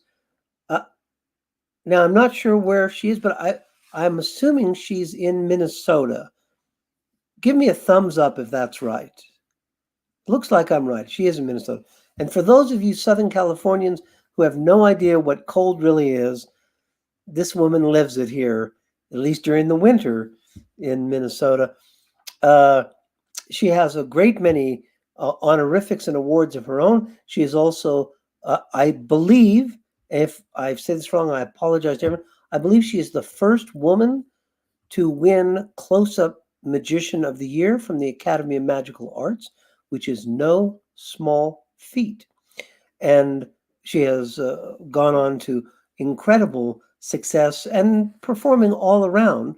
But she was kind enough to carve out a few moments for us here. Please welcome Suzanne the Magician. Well, hello there. Hi, how are you? Hi, I'm good. I'm cold here in Minnesota. When you were talking about the weather, I went, well, what is the temperature? We're actually at a balmy 17, which is pretty good for after dark. So, God, I mean, I know because I was born and raised in Los Angeles. Oh, and one of the reasons that I love being here in northern Nevada now is because we really see the seasons change. This morning, when I woke up, my wife was very excited. She said, look outside, look outside. Well, there was snow, but wasn't there yesterday. So that's very exciting. So you had snow for what, 10 minutes? A couple hours before it melted off. All right. But here, it's only like in the high 20s. So that's nothing compared to being 17. Right. Yeah. That's cold. That's really the coldest I've ever been in my life was in Minnesota. Yeah, we do get chilly here. Oh my God! I first time I was ever in Minneapolis was during the summer, and I noticed in the downtown area there were elevated enclosed walkways. Oh, the between, skyways. Yes, yes. and I said, "What's that about?" And someone said, "Well, that's so you can go from building to building without going outside." I said, Right. I don't get it." And they said, "You've never been here in the winter, have you?" I said, "No, but I mean, how cold could it get?" Well, It could get 10 below actual. about a year later, year and a half later, I was there for New Year's Eve, and going from a car parked at the curb into the hotel was about 8 feet. I was so cold, I thought I would never warm up again. It chilled me so badly, I thought I was going to die, and I was bundled up. But it Ah, didn't matter. Just being exposed momentarily, I thought, oh my God, these are some very hardy people to be able to survive this. we drink a lot of tequila. Really? Oh, well, there you go. That's No, I'm no one told me kidding. that. No, that could That's our antifreeze here. that's a perfectly logical explanation. You enter antifreeze into your body. Well, I want to talk with you, Suzanne, but first I'd like to let you do some stuff of your Oh, own. sure. I Let's love see. I got to play with you guys last year. You actually caught me at a show at Right. one of the restaurants where I work, Lord Fletcher's Old Lake Lodge. I work there every Saturday, except for now that we have the zombie apocalypse. You know, we can't do that. But every New Year's Eve for the last 5 years, I would do a stand-up show for them, and they would sell tickets, and we'd have like a dinner show. And so last year you caught me there at the tail end of the show. So I'm going to do something different this year that I didn't do last year because I don't have really an audience in front of me. But this is a really fun thing. One thing that I found in this lockdown is the differences in how metal works, and I didn't realize this, but this is a copper coin. I don't know if you can see it has a little hole in it. That copper coin, I found out just by sort of playing with it a little bit, that little hole is kind of like a black hole.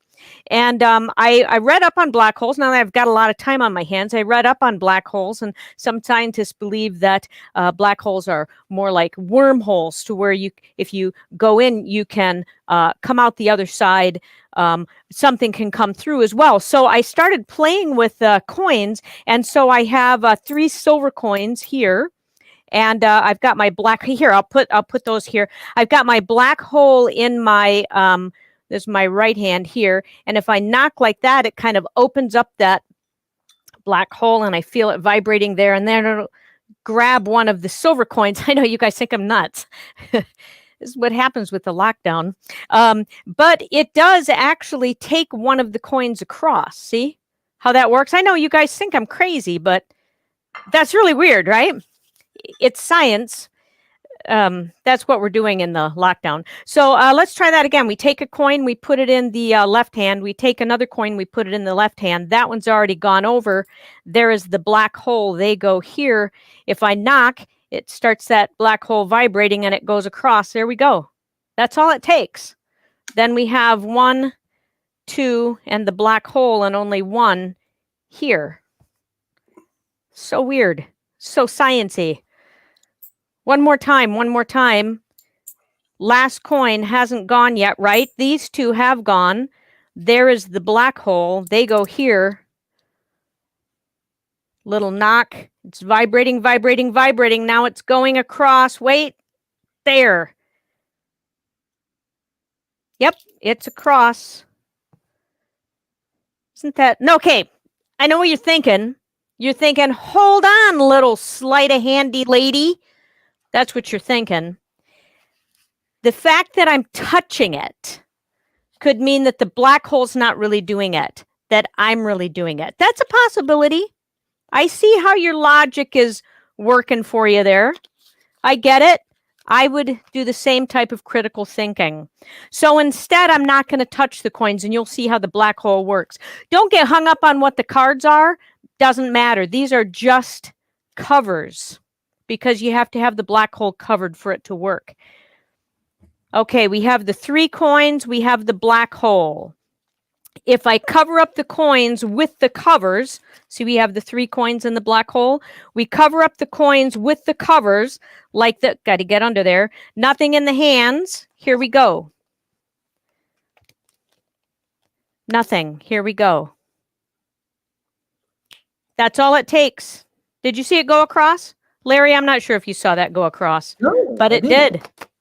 Here, we'll do it again. Nothing in the hands. I'm not touching anything. So it can't be sleight of hand. It's the black hole. One more. Right under there. Here we go. That's all it takes. That's science, Larry. That's science. That is science. Oh, you know, I've got something that I do need a helper for. All right. I think we have one here for you. So if we have a helper, that would be great. Ken Dunn, here he is. Ken, hey Yay, man. Whoops. Ken. I just lost my box thing there. I was going to use that. I've got a stage hand here. He's getting it for me. Look at, you're going to see my stage hand. Look at this. There's a thing. Oh, I thought I was going to see his hand. That was going to be the stage hand. There we go. Oh, there it is. Okay. Ken, right? Yes. Okay. I know you from Facebook, don't I? Yeah, we met. I thought once so. before. Yeah. Okay, this is what I'd like to do. I have to ask you a question before I do anything else. Ken, do you believe in destiny? Yes. You do? Mm-hmm. Oh, that's cool. See, I'm debating it all the time of whether I believe in destiny or not. I'm not really positive if I do, but I do like to do this test. So I'm going to set some cards out here, and we're going to make, let's call it a wheel of destiny. The wheel of destiny. All right. Let's see, I need 10. 1, 2, 3, 4, 5, 6, 7, 8, 9, 10. Is that 10? That's 10. All right. The wheel of destiny. And I think that can be home base because that one's closest to you. All right. Can you see these all right, Ken? Yep, I can see it. Okay. Oh, you know what we need, Ken?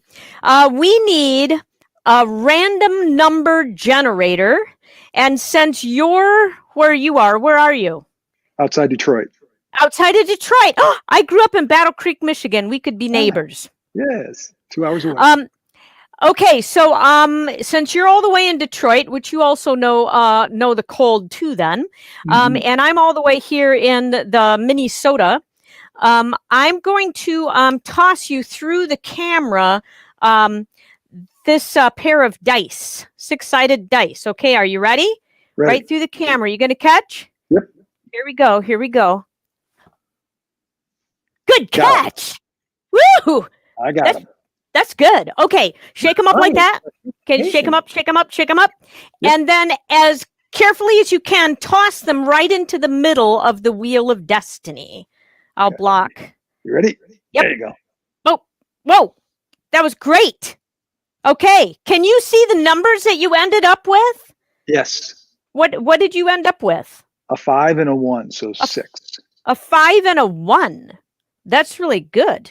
Okay, now here's the thing, Ken. These are my dice. They could be loaded. I could have set you up, man. I could have totally set you up. Those could be loaded.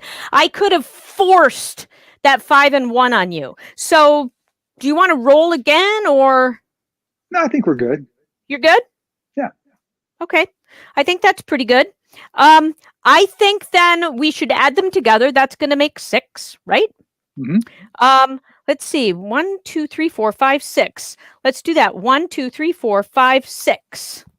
That's pretty cool. Mm-hmm. We ended up with a Queen of Diamonds. That's a good card, Queen of Diamonds.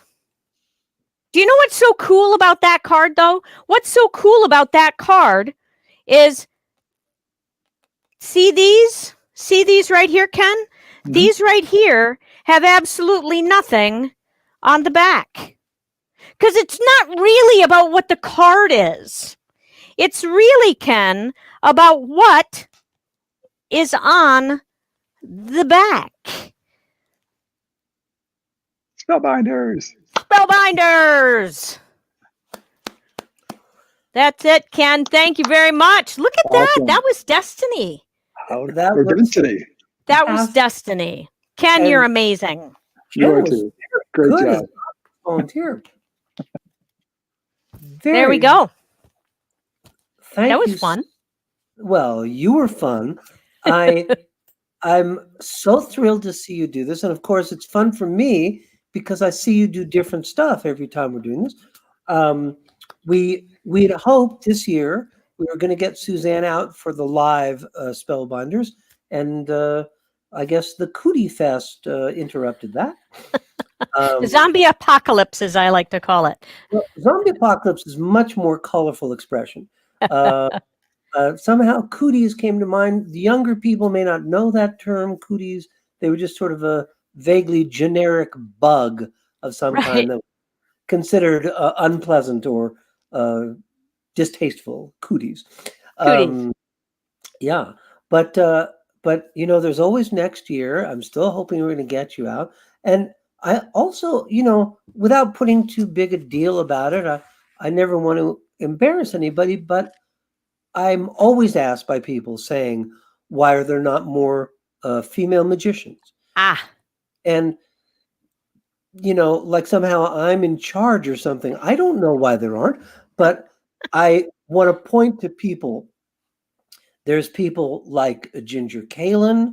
There's Yep. people like Misty Knight, who you saw. Yep. There's people like Misty Lee, Yep. who may or may not be watching. There are female magicians. there's Kayla Drescher, there's Luna Shimada, there's Jade, there's Juliana Chen. There's Right, Carissa Hendricks. tons of us out there. Right. There's Billy the Kid. She's really right. good. I only mentioned Carissa because Carissa won Stage Magician of the Year. Oh, that's from right. That's right. Yep. Academy of Magical Arts. So Yep. there are women, but I also am a firm believer that talk is cheap. Yeah. That what matters is when we see someone doing what we want to do, it becomes much more believable to us that we could do that. Yeah. Yes. So when I'm hoping little girls see you perform, no one has to explain anything. Nobody has to, you know, wax eloquent. They get it. Oh, yeah, women are magicians too. Exactly. Well, that was one of the things that was important to me when I first started in the early '80s. I went to Magic Inc. in Chicago, and I got to meet Frances Marshall, and that was the first time that I saw a woman who actually was a magician and not an assistant. And so knowing that, wow, I could actually be a magician, because I was studying with the magicians out there will know who this guy is, but the lay people won't. I was studying with Al Schneider. He lived here in Minneapolis. And so all of the people I knew who were into magic were men. And so then to be able to meet Frances, that was really an amazing experience. Well, So, I think it's great. I also, you know, you mentioned Jade, who we all love here. And we had Jade out for Spellbinders. And after the show at the Performing Arts Center, it's 1,500 seats. After that performance, she was mobbed by little girls. oh, I'll bet. They were so excited to meet her and see that she was a real person. Yep. She was fantastic, you know. Yeah. And so I hope that we have that experience, that you're able to partake of that, because it's pretty wonderful pretty wonderful. Well, I'd really love to come out. That would be great. And to be able to perform outside my house again, because I'm doing a lot of performing and teaching here, mostly teaching and coaching. But I'm really itching to get back into the restaurants because I love doing restaurant magic. That's my absolute favorite. So now, for some of our viewers who are watching who are not magicians, that doesn't mean to say that she does tricks with your food, although you might. I don't. It means that in a restaurant situation, she can roam from table to table and do a little something here and drift away and do a little something there and come back. It's also, I did that, of course. And what I remembered is I got so good at the stuff I was doing because if I did it at one table and I mentally thought, oh, I should make a slight adjustment, Right. I could turn around and do it for another table immediately. Yep. That's the beauty of restaurant magic. And that's actually one of the things that I lecture on. I've got a few lecture series out there. And when you're doing restaurant magic, the beauty of it is that you can really hone your craft. And once you learn the trick, then you can learn the scripting better. You can learn, you can get lines from the audience. So most of my funniest lines I get from the audience, because if you give them time, if you just give a little bit of a breath in between what you say and what you do, they'll fill in the space for you and you get the funniest lines. And then it's wonderful. And then you can try that line out on the next group of people that you go to. But boy, you get 10, 15 tables in a night and you're really learning some good stuff. And I've been doing restaurant magic since the mid 80s. I haven't not been without. That's too many double negatives. I have had at least one restaurant, if not 5, since the beginning. And before the pandemic, I had 3 upscale restaurants. Very, very nice. Very, very nice. Well, I mean, I know these are weird times, but they will get better. Yep, they will. I guarantee it. They will get better. This is a temporary situation we're facing. And in time, as things get better, usually we do Spellbinders live in the fall, October or November. Perfect. That's what I'm hoping, that everything will be wonderful.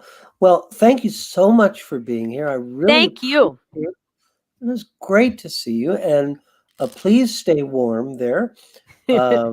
Don't go outside, for God's sake. And I look forward to seeing you live and in person, hopefully in the next year. I look forward to that as well. Thank you very much. Thanks so much, Suzanne. Take care. Thanks. Bye-bye. Bye-bye. Brett, just before we bring in our next special guest, I wonder if you can bring up, let's play that Spellbinders number 3 video. This is a little promo that tells a little bit more about... Hi, I'm Gina with Education Renaissance of Nevada Initiative, a brand new 501c3 nonprofit. We have really big plans for arts and education for kids and adults. Last year, we started our first program, an absolutely free, week-long international festival of magic called Spellbinders. We wanted to focus attention on all the great free things the library has to offer. So we brought the best magicians in the world to perform in our libraries, and then more world champion illusionists to perform in our Performing Arts Center. We wanted to get folks into the libraries and into the theater who had never been there before. And it worked. Over 3,000 people turned out for Spellbinders. Many of them said it was their first time ever seeing a live show, and most of them said it was their first time ever in the library. Parents were amazed to see their kids look up from their phones and their iPads and actually react to something in the real world. they also couldn't believe it was free. Now, we want to do this every year. Please help us make this event possible. Together, we can inspire folks to put down their technology and experience life. That's just one of the things magic has the power to do. The more funding we raise, the more programs we can roll out. Think of us as the spark that ignites a bonfire of interest in arts and education. We hope that Spellbinders will inspire similar experiences all across the country. Donate, and you can feel good knowing you made Spellbinders happen. Then come to Reno October 20th to 24th and see the greatest magicians in the world performing for free. You can point at them and say, I did that. Wouldn't that be cool? So please make a donation today. Well, I couldn't have put it better myself. That was the lovely Gina Grohl, who is one of the number of volunteers who's been helping with Spellbinders and the nonprofit since its inception. And it couldn't happen without people doing this. It couldn't happen without the support of people like you who are watching this. Once again, I want to remind you, if you think what we're doing here has some value, you can make a donation, because we don't receive any government funding. We don't receive any grant money. This entire program is done entirely on donations from people like you. Now, Education Renaissance of Nevada Initiative is a 501c3 nonprofit, which means that your donation at the very end of 2020 here will be tax deductible for this year. We'll send you a receipt that you can use with your tax preparer or CPA, and you will receive the full tax deduction allowable by law. It is a great way, at least in my mind. You know, sometimes people feel like, oh, I'm not sure exactly if I can afford to do this or not.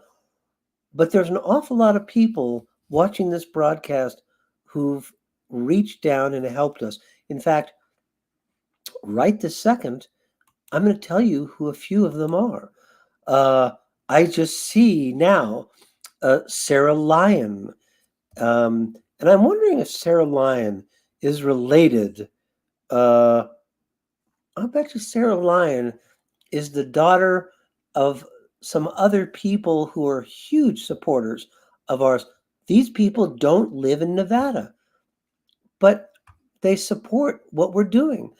Kirk Jaffe, who is in Southern California, who is a genius, a man when it comes to mortgage arrangement of mortgages and financing for housing and stuff, very, very generously joined us here, as did Lisa Cagle, I mentioned before, Stephen Goldstein, who's in the Bay Area, who I met at Jerry Griffin's California Magic Club, very generously donated, as did Nick Lewin, and that really is Nick and Susan Lewin, his wife too, of Nick Lewin Productions, very funny comedy magician, who is now based, I think, in Austin, Texas. He has really dug in there as a newfound what do they call him? Texican, I think is what he is. And Deborah Jazz was who I've known forever and who is one of the sweetest people imaginable. She doesn't live in Nevada. She lives in, I think she lives in Oregon, Portland, Oregon. But all of these people, somebody I don't know, but I wish I did, Bill Bedicare, if I'm saying his name correctly, it might be Bedicare, I'm not sure, but we're very grateful for his donation, as we are with Donald King. Now, Donald King, his email says, Bruin for good. I'm guessing that means he's either a graduate of UCLA or a fan of the UCLA Bruins. I'm just guessing. Regardless, we couldn't be more grateful for your donation. Thank you, Donald. Bill Schiltz, who I mentioned before, I saw him commenting in there. Bill made a very generous donation to us. I don't know Bill. I'm not sure where he's from. It looks like he may be a Nevadan. He may be from Genoa, which is south of where we are, which is one of the oldest places, settlements in Nevada. I'm sure I'm going to forget someone. There's someone who's made a very nice donation to us. His name is David, but I don't see a last name, but it looks like he's from Martinez, where California Magic Club is. It looks like might be David Hirata is my guess, because it looks like it's from Things Impossible Productions. I'm guessing very clever, very talented magician. So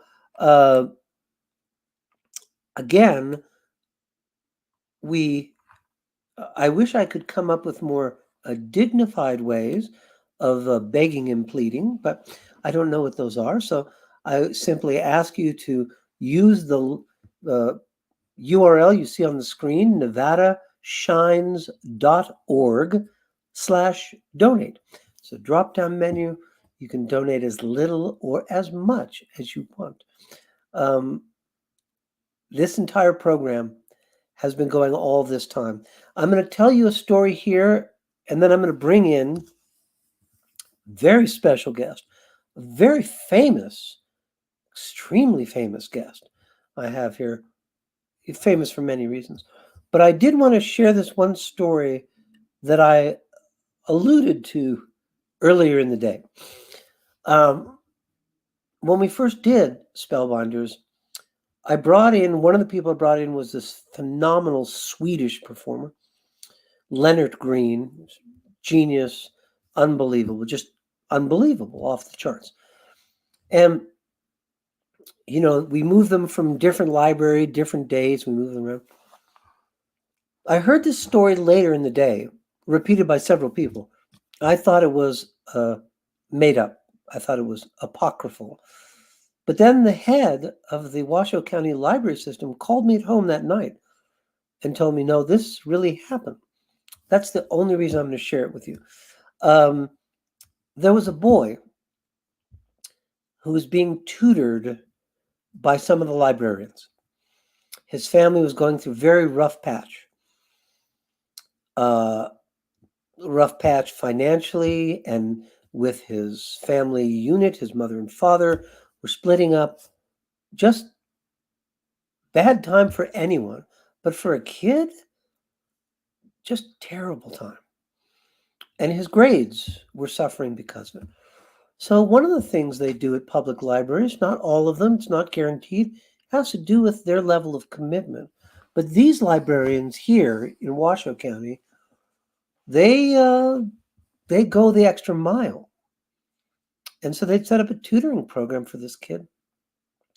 And they told me later on when I heard the story, they said he and his mother were having such a tough time that they decided they were going to try to carve out something that was just for them, a special time they were going to spend that was just for them.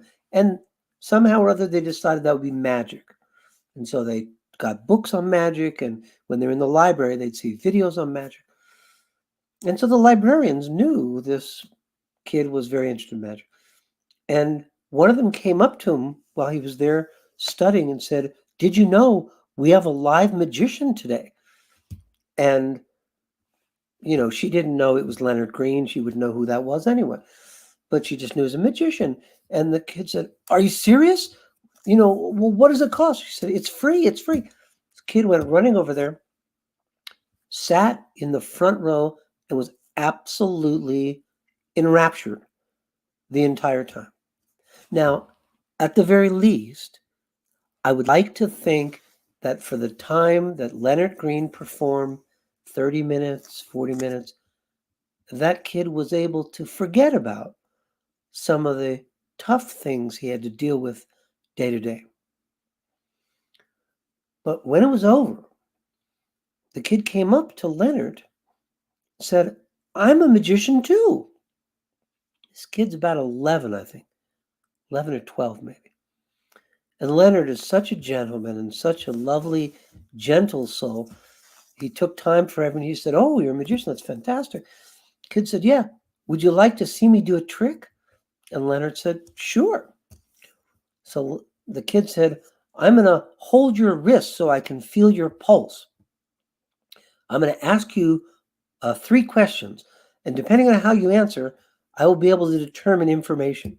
And Leonard was like, "Okay." And so he said something like, "What is your favorite food?" And Leonard said whatever it was, fricadella or pizza, I don't know. And the kid listened and felt his pulse and said, "Your birthday is in December." And Leonard laughed and said, "Yes, it is. That's really good." The kid still said, "What kind of car do you drive?" And Leonard said, "A Toyota." The kid said, "Your birthday is the 26th of December." And now Leonard was kind of freaked out and went, "Yes, it is December 26th. And the kid asked he said, "What is your favorite color?" Leonard named whatever it's called, green, purple, something. The kid said, "You're born in 1947. And Leonard was seriously freaked out. He said, "Yes, you're right." Well, what is the explanation for this? This kid and his mom trying to create a safe haven for themselves had focused in on magic. And this kid had found one magician that he thought was so great, he was so focused on, but he knew he would never ever see him perform because he lived on the other side of the world in Sweden. It was Leonard Green. This kid could not believe that his library had somehow brought this magician he idolized and revered and studied. He had a Leonard Green poster up in his room at home, that he not only got to meet him, but got to see him perform. Now, a lot of people said, "Oh, you've got to put this boy in commercials," and I won't do that. I don't think that's appropriate to do with kids. You see some kids in our promo trailers, we got releases from all their parents asking, "Is it okay if we just show your kid?" But I don't think it's appropriate, especially in a highly, pardon me, in a highly charged emotional situation. I don't think it's appropriate to use children in that way. But when I found out from the head of the library system that this was not some made-up story, that this actually took place, I felt such enormous sense of accomplishment. If that's all that happened with Spellbinders, if we were able to have this kind of experience for a kid going through a very, very tough life, that would be incredible. These are the kinds of things that alter the path of someone's life. An experience like this. It's impossible. How could it be? How could Leonard Green from Gothenburg, Sweden, be here in Reno, Nevada? It's impossible. And yet, we're able to do it. I like to think that there may be other small miracles like this taking place every single year we do this. I know that parents come up to me and say, "I've never seen my kid put down his iPad I've never seen my kid look up from his smartphone. But they didn't take their eyes off the stage. The first year we did Spellbinders, I sort of overloaded the show with talent. It was 2 hours with no intermission. Little tiny kids sat absolutely entranced for 2 hours. This is the power of live theater. I know that some people think it's an indulgence, maybe, or somehow superfluous. I don't agree. I think it's essential. I see the effect it's had on thousands of children. I see it from the stage. When I ask them a question and little tiny kids are running to the front of the stage to tell me, to answer these questions, it doesn't seem weird to them at all. Their parents are saying, no, stay. I say, it's okay. If I ask them a question, they want to come up and tell me, I want to hear what they have to say. This is so different than anything they get on television, on a computer monitor, on a Game Boy. It's a world away. It's not inexpensive, this program. It costs a lot of money. We bring people in from all over the world. It's an international show. As I mentioned, Shudogawa from Tokyo we've had, and Leonard Green, and people from France and from Scotland and from Mexico City and from England. And we pay a honorarium. We don't pay them what they actually get in other jobs. But I would never ask any of these world champions to come and perform for free, although I guarantee you some of them would. In fact, I'll tell you, this is a couple years ago, 2-3 years ago, the past president of the International Brotherhood of Magicians, who is a hysterically funny comedy magician, Michael Finney, who is a lovely, lovely person and a really soulful person. That's not the character he plays on stage. The character plays sort of a gruff and wise-talking guy who's hilarious. But during the show at the Pioneer Center, I was running around backstage, keeping track, and I see him trying to give my wife some envelope. And I don't have time to check it, and he looks very suspicious. What it turns out is Michael Finney is not just giving back his check for appearing at Spellbinders. He's giving her a donation that's twice as much as he's getting paid to be at Spellbinders. This is the kind of people who see what we're doing, who realize how very important it is to get young people into the libraries, to encourage them to read, to encourage them to see all the extraordinary resources there are for free available in the libraries. And if you're not sure about something, those librarians know everything. They'll be able to help you find whatever it is. I've gone on much longer than I should have. I'm sorry, but this is something very near and dear to my heart. I hope that if you are able to, you'll go to nevadashines.org/donate. There it is on screen. Hit that drop-down menu and send us some love. We're only able to do this entire program by the generosity of people like you. And remember, it's the last day of 2020. Your donation to our 501c3 nonprofit is tax deductible to the fullest extent allowed by law. So you have a choice. You can give that money to Uncle Sam, or you can give it to Education Renaissance of Nevada Initiative. I appreciate your indulgence of my going on and on.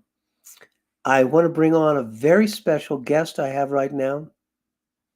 Many of you may not know that in 1962, the world's greatest magician was actually cryogenically frozen. And he was frozen because they intended to unthaw him when we finally colonized the planet Mars. And I think they were expecting it would only take a few years before we got to that point. But with the pandemic this year, wiser heads prevailed. They realized we need the benefit of the world's greatest magician. So they thawed him out. He's a man of extraordinary accomplishments and talents. He really is the world's greatest magician. And he is here for us now. He's going to perform, and then if I can, I'll talk with him a little bit. Please welcome, unfrozen, Richard Preston.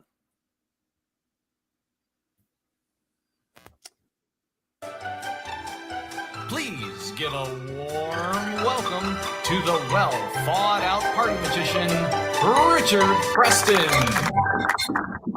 Thank you.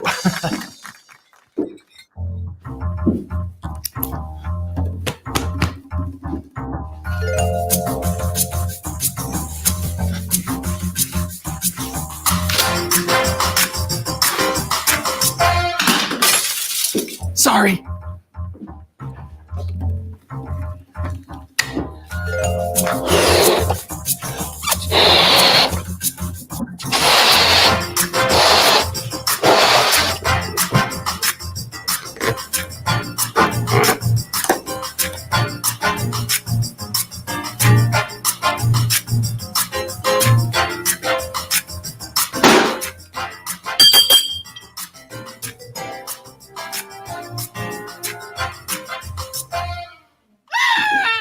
Sorry.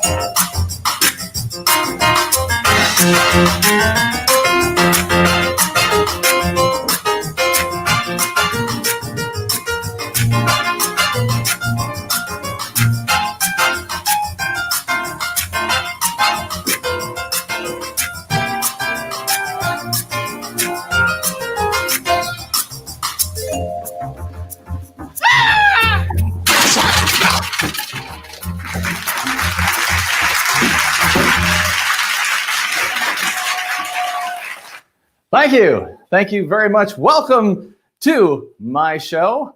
And first off, I'd like to just say, you know, way back in 1960 when I had my first review, well, it was not quite as good as I thought it would be. But Vanity Fair was a little off kilter because I won 30 Emmys for my 1960 television special. And even my Christmas tree got an Emmy. In Vanity Fair, it said, Richard Preston is a legend in his own mind. And I didn't quite like how that clipping was. So, like all good entertainers, you just clip out what you think is fake news. And now it says, Richard Preston is a legend. Oh, you didn't think that was real magic? Watch, I can do it again. And the review just keeps getting better. Richard Preston is impressive.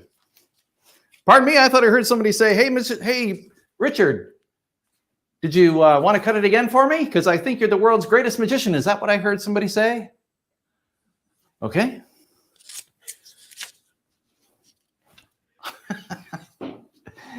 Yeah, it looks like a mistake, but really, Think about it. This is a miracle. Think of this for just a moment. Do you know how hard it is for a magician to actually cut something in half? All right. Look, you take these two pieces, put them back up, and you should be right back where you started. Richard Preston. Oh, legend in his own mind. Maybe we need a different angle on this review. Yep, I think that'll work out perfectly. And now the review is more like a miracle. Thank you. Thank you very much. You know, the very first magic trick I ever learned was sleight of hand. And here it is. We take this, we toss it into the left hand, throw it in the air, and it vanishes just like magic.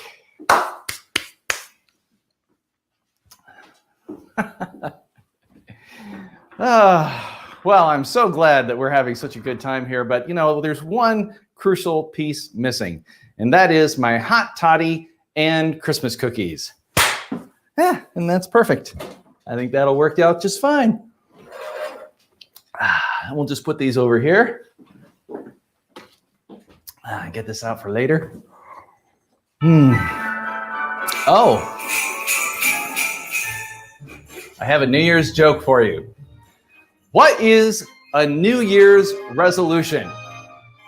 It's something that goes in one year and goes out the other.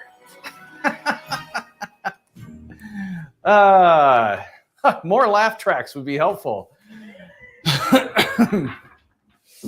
You know, I got my start as a professional magician in Manhattan, where I grew up. And if any of you are from New York, you know that as a young person, being in the Nutcracker at Radio City Music Hall is a rite of passage. Well, that's how I got my start. I was the variety act in the section of the show that they called the 5 Golden Rings. Now, the 5 Golden Rings is no longer in the Nutcracker anymore for one reason. I performed it so well that when I left the show, nobody could come close to how good it was. And I have the 5 Golden Rings for you here so that you can enjoy it right now.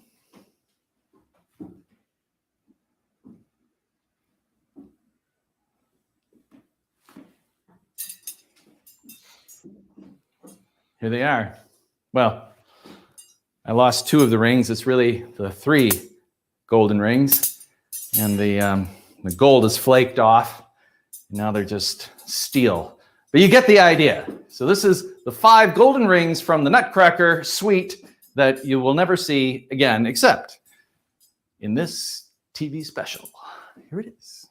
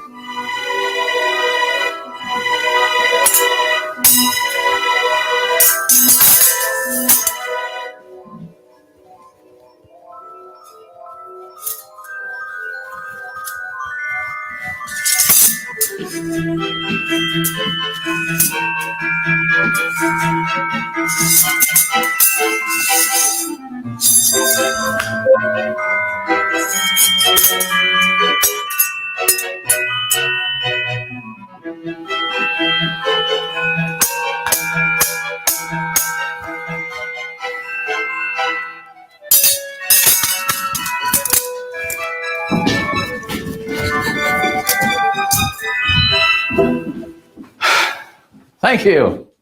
Thank you very much.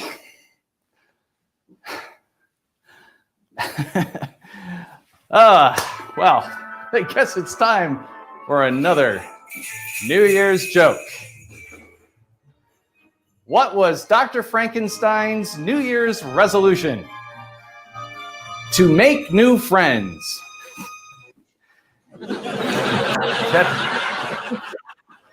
Make new friends because he's Dr. Frankenstein. Yeah, all right. Well, we've saved my last illusion for last. It's a tradition of mine. And this is one from our sponsors. I will need a volunteer from the audience. This is the world's most dangerous card trick. Do we have a volunteer? Somebody? Just one person? Any? Let's see if we do.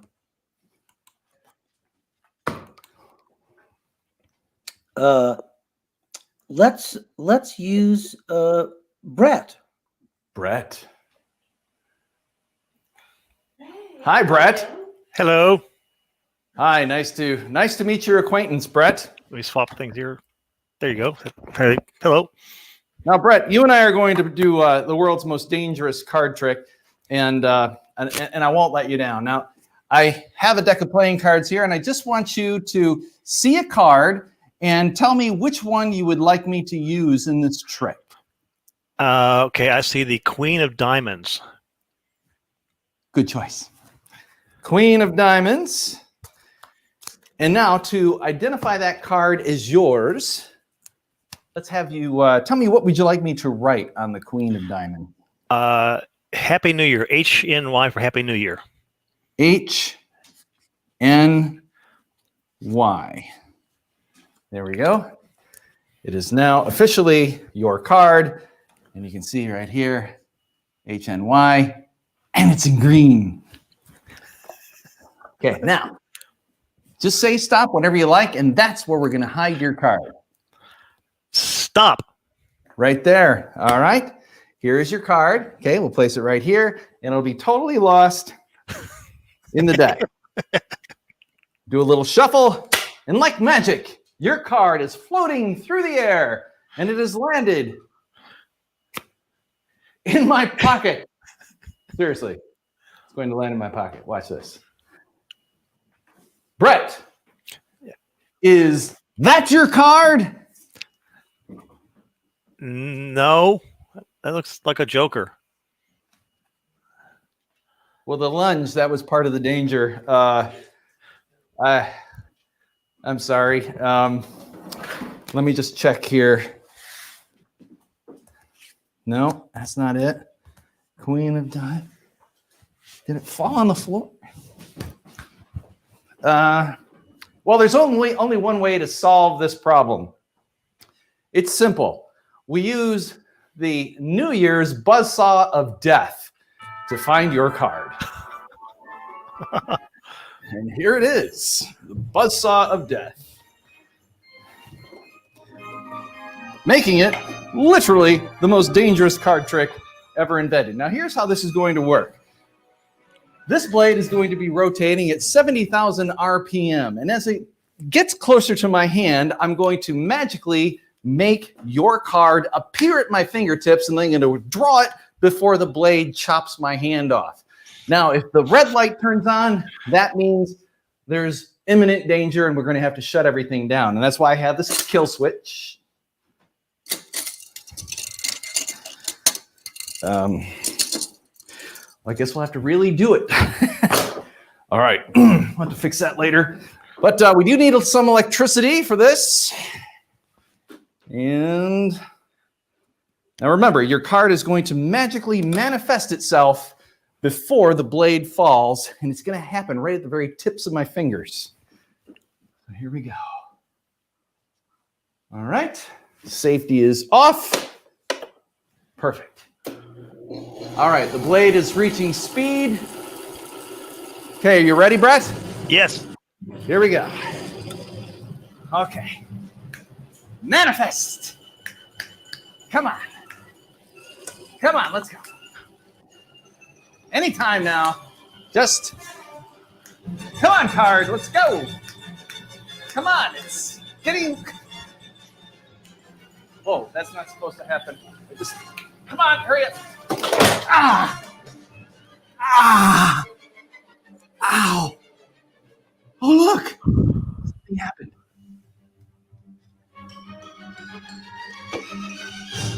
You see it?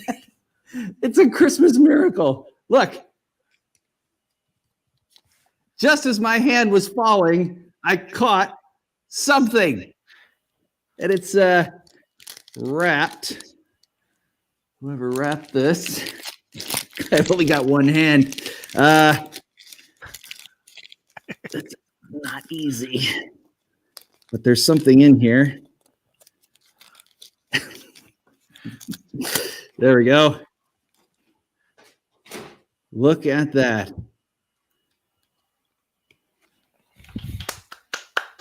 HNY. Oh, that's gross. Well, I have to give myself a hand anyway. Well, let's just get this contraption out of the way, shall we? Well, there we go. So thank you very much for having us come to your little soiree here. And thank you very much. Again, I am Richard Preston, and I'll see you in the future. Richard, thank you so much. Let me ask you something. Sure. You are the world's greatest frozen magician. And I wanted, anytime. There we go. I wanted to chat with you for just a moment, but Sure. I want to know, since you've been frozen, you're frozen a long time. How long were you frozen? Since 1962. And one thing I have learned is not to do math in public. But I know it's been a long time because Yeah, let me ask you this. Can you hang out a little while longer? Because Sure. the only reason I ask is we're going overtime because of me, because I went long on some things. I have some guests who have a live show that they're getting to us in between. And if you can hang out for a little bit, I would love to come and talk with you some more about your experiences. Sure. Can we do that? All right. Yeah. We're going to put Richard Preston into our waiting room, but you won't be cold. You won't be frozen. You'll be fine. Have a hot coffee. Just relax. I'm going to bring on our next guest. We're going to come back to Richard Preston here shortly.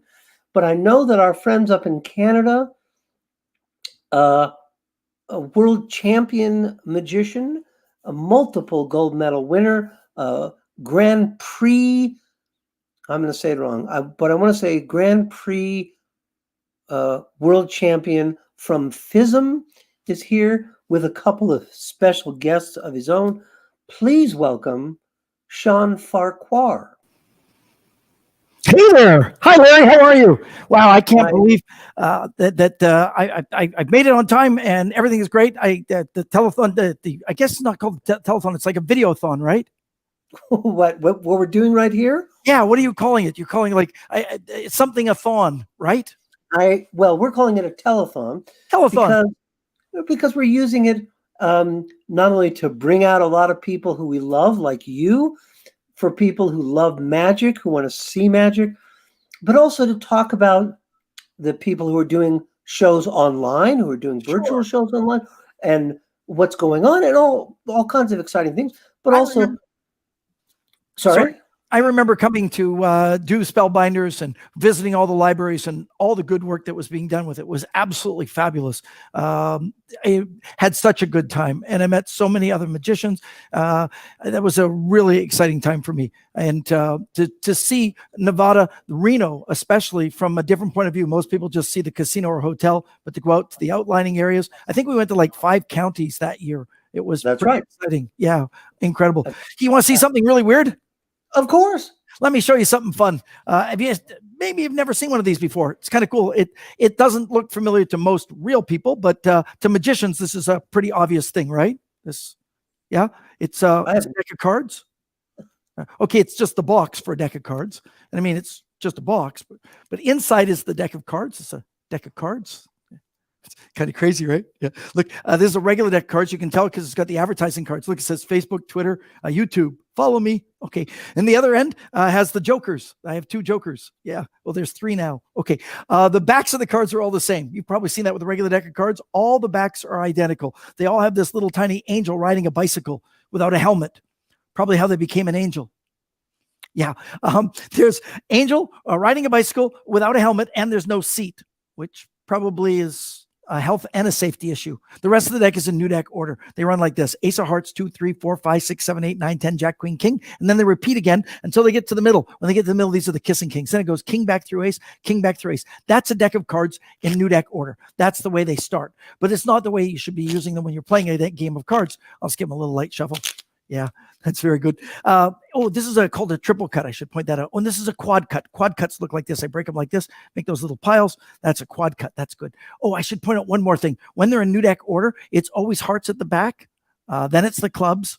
Then it's the diamonds, and then it's the spades. It's kind of cool, huh? It's my job. Well, I'm going to show some more magic in a moment. But as Larry, you mentioned, I brought some friends with me. This is my theater. It's called Hidden Wonders. It's a speakeasy magic experience. More than a theater, it's a showroom. It's hidden behind a fake storefront. And basically, the only way to find it is when people purchase a ticket. They're told to go to this store, and then they're given a doorknob. They have to find the door to sneak into this beautiful little elegant jewel box of a theater where they're hosted by 2 incredible people who are, I call them my best friends. They're like my family. And the first one I'm going to introduce you to is none other than the current past international president of the International Brotherhood of Magicians. Please welcome Alexander. Hey there, everybody. Welcome here to Hidden Wonders. I'm thrilled to be here with you in our little COVID-safe bubble with Sean and a special guest you'll meet shortly. But right now, you're stuck with me. And my name is Alexander, and I'm very excited to share with you the premiere of something I've prepared and put a lot of time into. It is the wonder of board games. I spent my whole childhood playing board games with my family. Some of them are skill-based, some of them are not. Uno is one of those. You may not think that Uno has much to do with skill, and you may be right, because I certainly do not have that skill by any means. Any game of Uno is played with a hand of 7 cards. And any good strategist knows that you can take a wild card to win the game at the end, because it doesn't matter what color they play on you ahead of time. So I keep that at the very end. The Uno game began. I started off with a pair of 8s, and then I got hit with a +2, leaving me with 1, 2, 3, 4, 5, 6, 7 playing cards.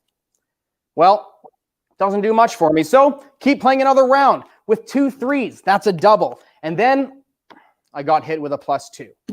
So I was once again stuck with 1, 2, 3, 4, 5, 6, 7 Uno cards. Not to be discouraged, I kept playing. A 7 down, a 5, and another one. That's a pair. Things are looking up, and now it's blue with a 1, 2, and 3, 9 triple play out of the hand and done. And then I got hit with a +2. So I was left with 1, 2, 3, 4, 5, 6, 7 Uno cards. I was beginning to think my family were in cahoots against me. So I played another double, 2 6s, another double, 2 skip-a-turns, and still I realized that they played a 4 pickup plus 2 skip-a-turns. I was nearly there. I found that I had a +4 too. And by that point, I only had 1 wild card left, or so I thought. They ganged up on me. And before you knew it, I had 1, 2, 3, 4, 5, 6, 7 Uno cards all over again. And I was never getting out of this thing until I realized there may just be some hope yet. Just like this, with a double 4 down, a +2 down, a skip-a-turn down, leaves me with just 1, yes, finally, 1 wild Uno card. And that is how you win at a game of Uno. But that is not where my escapades in childhood stopped. No, I continued onward to the mother of all board games, Monopoly. That's right, Monopoly is the bringer and killer of all valid relationships. Oh, we had such good times and some incredible fights over this stuff. Monopoly always had a special place in our family household, helped us learn our geography. We would always fight, my younger brothers and I, over who got what piece. One thing we would never fight about is who was the banker. I was always the banker. I was the oldest one. I was the only one that could count. So it made it very easy to take advantage of some of that situation. Every Friday, the Monopoly Bank would open, and so would mine, as I developed a small currency exchange in real dollars with my brothers. My parents had no idea what was going on. They had no clue, as I turned my brother's Monopoly money into real cash. That's how I made my first dollar playing Monopoly. But as the oldest brother, it was always my job to do all of the cleanup. Got to deal with it sometimes. And as I continued operating my little pseudo currency exchange, I learned that if I took that $1, I could turn it into 100 Australian dollars, or 20 euro, or 50 Brazilian real, or even 100 yuan. But my parents didn't take any of that stuff. They just sort of took the one. And that is how I got real good at board games. Thanks for joining us here at Hidden Wonders. I will turn you back to our host and two-time world champion of Magic, Mr. Sean Farquhar. That was pretty fun, huh? You know, I'm going to see if we have a volunteer in the back. I think if you go into the backstage area, Larry, I think there's a person that was brought in just now. They Facebook messaged me and said, hey, could I be a volunteer? Or maybe I message them. And there should be somebody sitting in there. I'm going to... I think it's Jared. Is there somebody in the background there now? Yeah, I think it's Jared. Yeah, that's a perfect choice. Excellent. Hey, Jared, let's bring you in, see if we can have the two of you on the screen together. There, perfect. Hi, Jared, how are you? Good, how's it going? If I were any better, I would be you. I have a fun idea that I wanted to try, and it's based around a popcorn bag. It's kind of cool. Inside the popcorn bag is not popcorn. In here is a Rubik's Cube. Have you ever played with one of these, Jared? Yes. You have? Are you good at it? No. Can you solve it? Probably not. Oh, come on. You look like a guy that may be able to solve it. I mean, I could try, but I'll probably screw it up. Oh, well, that's okay. I'll give you a few hints on it. First, it's all about keeping an eye on one side. You build one side, then the middle, and then you build the bottom. That's how you basically make it. My speed is not fast. It's about, 3 months. It's pretty good. No, I'm just kidding. It's usually about less than a minute, somewhere in about a minute. The world record is a lot faster. You have any idea what the world record for solving one of these is? It's like a few seconds or something, isn't it? You're right. It used to be 4.3 seconds, 4.3 seconds, but it was crushed. It was recently crushed by a young boy in China who did it in 3.4 seconds. There are 6 sides to it. Every side's a different color, and he has to solve it in 3.4 seconds. To give you the mathematics behind it, they say there are 43 quintillion combinations. 43 quintillion. If you don't know what quintillion is, it's what Marvel made on Endgame. Yeah, it's a big number. Imagine you hold it like this, and all you do is in 3.4 seconds, he was able to solve the cube so it looked like this. I mean, I have no idea how someone could do it that fast. I mean, it's frightening. Okay, so this one's already solved. And I know what you're thinking. You're thinking, Sean, you mixed it up, so you probably know how to fix it up. And that would be the correct answer, because when I mixed it, I used my eidetic memory. I remembered this time you're going to help me. I'm going to ask you to direct me on how to shuffle or mix up the cube. You're going to be able to say top or bottom or middle, right or left, front or back. So front, back, right or left, top, bottom, even middle.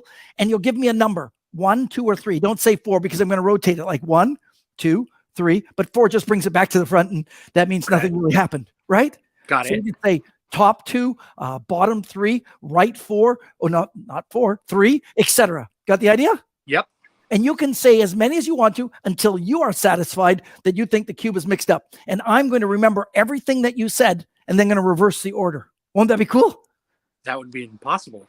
Well, that's my job. That's your job. It's perfect. So where do we want to start? Top. And the number. So you can just say top 3 and then continue. I'll try to keep up with you. Top 2. Right 2. Middle 2. Top 2. Right 2. Middle 3. Top 1. Left 1. Can I see it? I want the right to go 2. And the middle 1. No, put it back. Put it back. Oh, put it middle. back. Yes, that's it. That's good. That's really mixed up. That's impressive. I don't think I can fix this. I tried to mess you up at the end. It's really good. Okay, I'm going to solve this. And I'm going to do it with a real challenge. I'm going to do it with just one hand. Oh, and not only would do it with one hand, but I'll do it without even looking at it, which will make it almost impossible. To make that possible, though, you may think that I'm just going to switch the cube for another one. So we're going to mark this one. In the center, there's a little white square on this one. It's probably the easiest one to write in. I'm going to write something in this square, but you're going to tell me what it is. So just tell me what your favorite Shakespearean sonnet is, and I'll write it in here. Okay. Maybe a number or a letter or a symbol, something that you'll be able to identify later. What would you like? Infinity symbol. So like the number 8 symbol. sideways. It's like an 8 on its side. Yeah. Oh, I love it. I'll do it like this. Oh, look at that. Is that good? Yeah, that's perfect. Good. And you'll be able to recognize that. Yes. So when you see it again, when this cube is fully restored, when each of the colors are all the same on each side, you'll know that because the infinity symbol's there to recognize that it's the same one. Right? Right. Now I'm going to put them in this paper bag. Let me just widen out so you can see me dropping it in the paper bag. It's very good. The reason I put in the paper bag is because I don't want to look at it. I could reach in, feel around, do all that sort of stuff. But if I just stand like this and I look and I stare, now I'm figuring out the order. I got it. And now my hand reaches into the bag. And in 3 seconds, I will solve the cube. That's going to be a new world record. Ah! Solved. What? Where's the infinity symbol? What? The infinity symbol. Oh, it's right here. I'm staring right at it. Yeah, I want to see it. Okay, so it's not really there. This is a different cube. I thought I'd get away with it. See, I thought you'd... Okay, so it was a good try. Okay, I will solve the cube. I will solve the cube.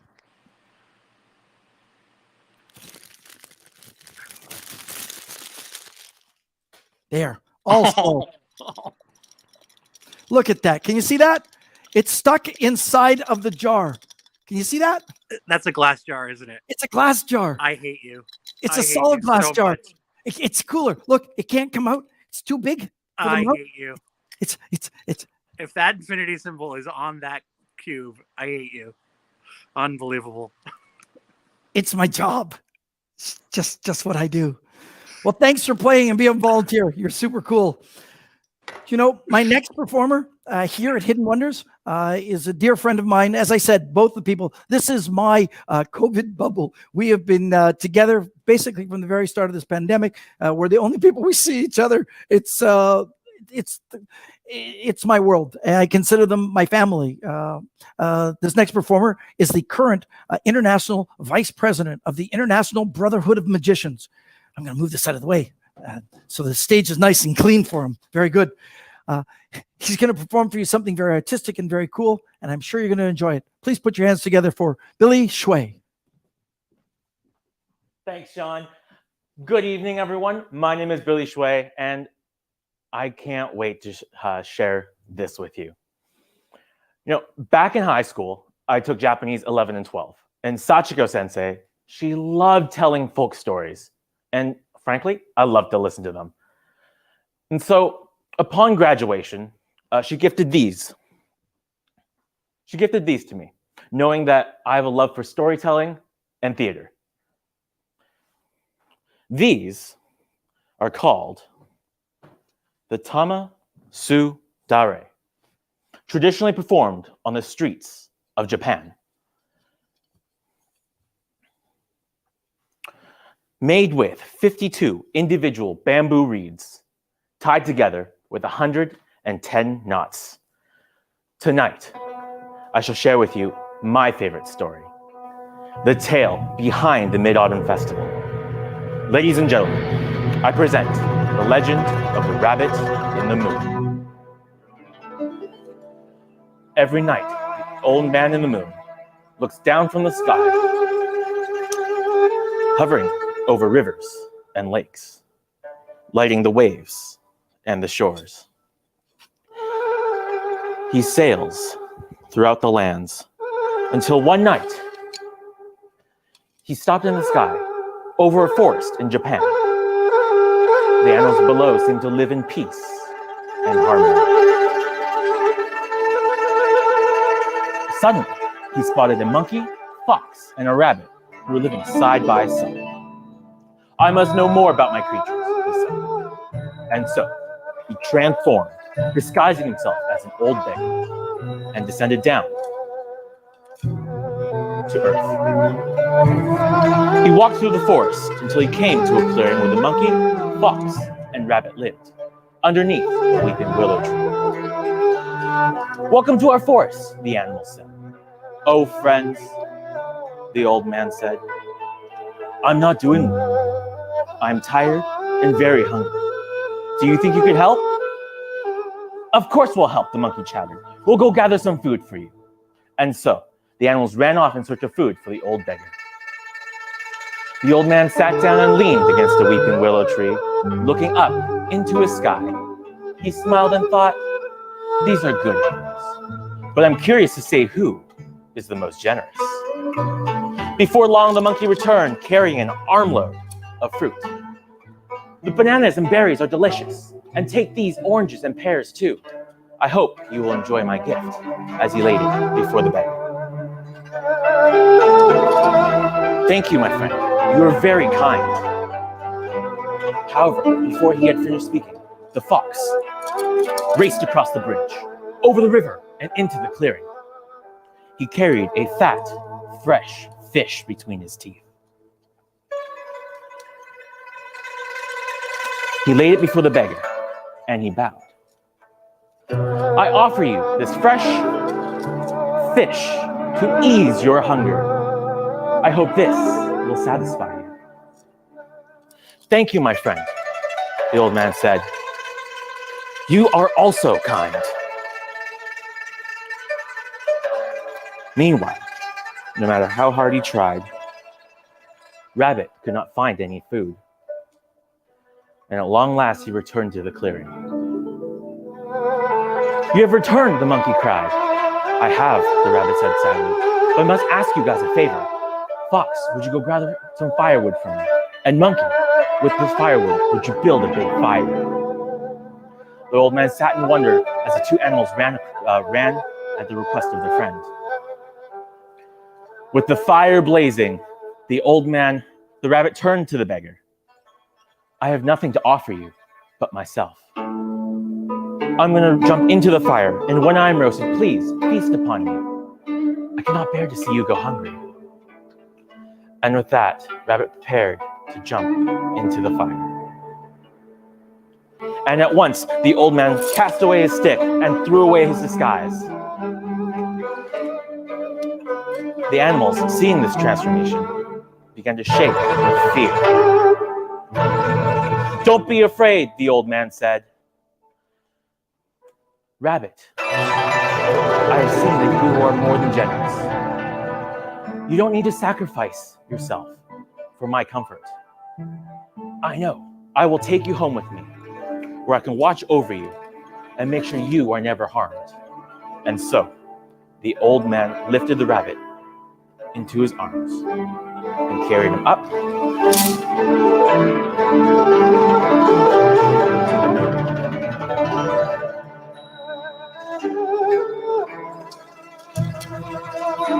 Monkey and fox put together two shrines made of rocks and leaves. One to honor their old friend, and the other to honor the old man as they looked up and smiled from underneath the weeping willow tree. Legend has it that if you look up at the night sky when the moon is full and bright, you can see Rabbit resting there in peace, helping the old man watch over us all. You know, Sachiko Sensei loved that story. She said it reminded her a lot about her traditions back home. When she gifted these to me, she said, if I was to take care of the Thomasudores and treat them well and cared for them how I would care for my family, then they will be there for me whenever I needed them.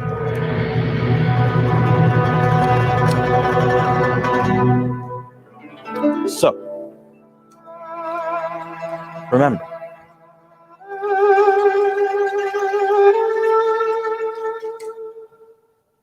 to treat everything with respect, and in turn, they too will respect you.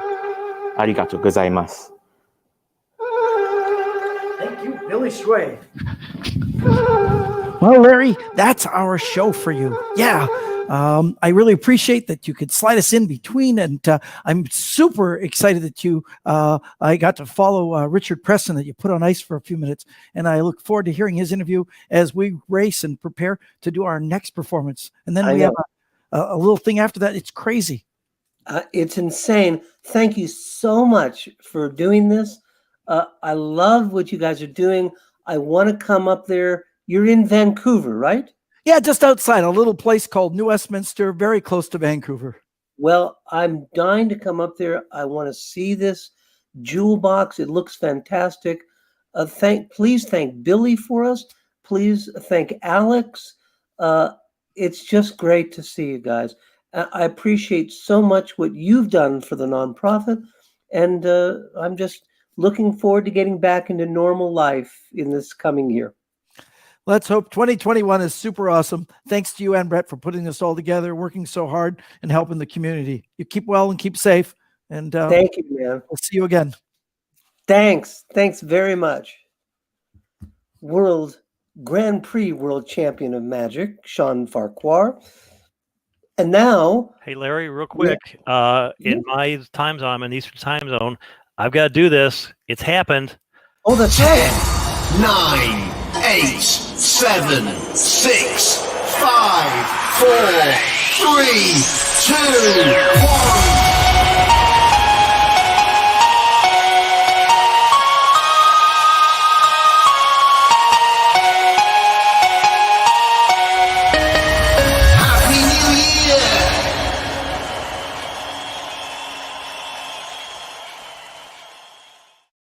The glass there.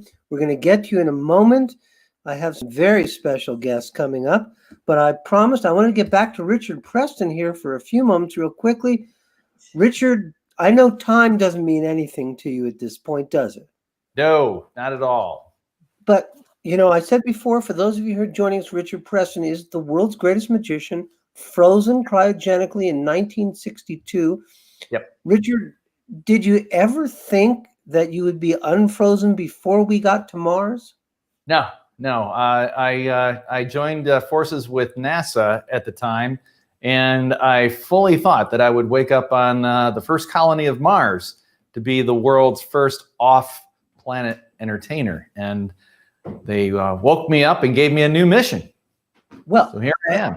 Let me just remind you, you still could be the world's first off-planet magician. Just because they woke you up prematurely doesn't mean you might still be the guy they send to Mars. It could still happen.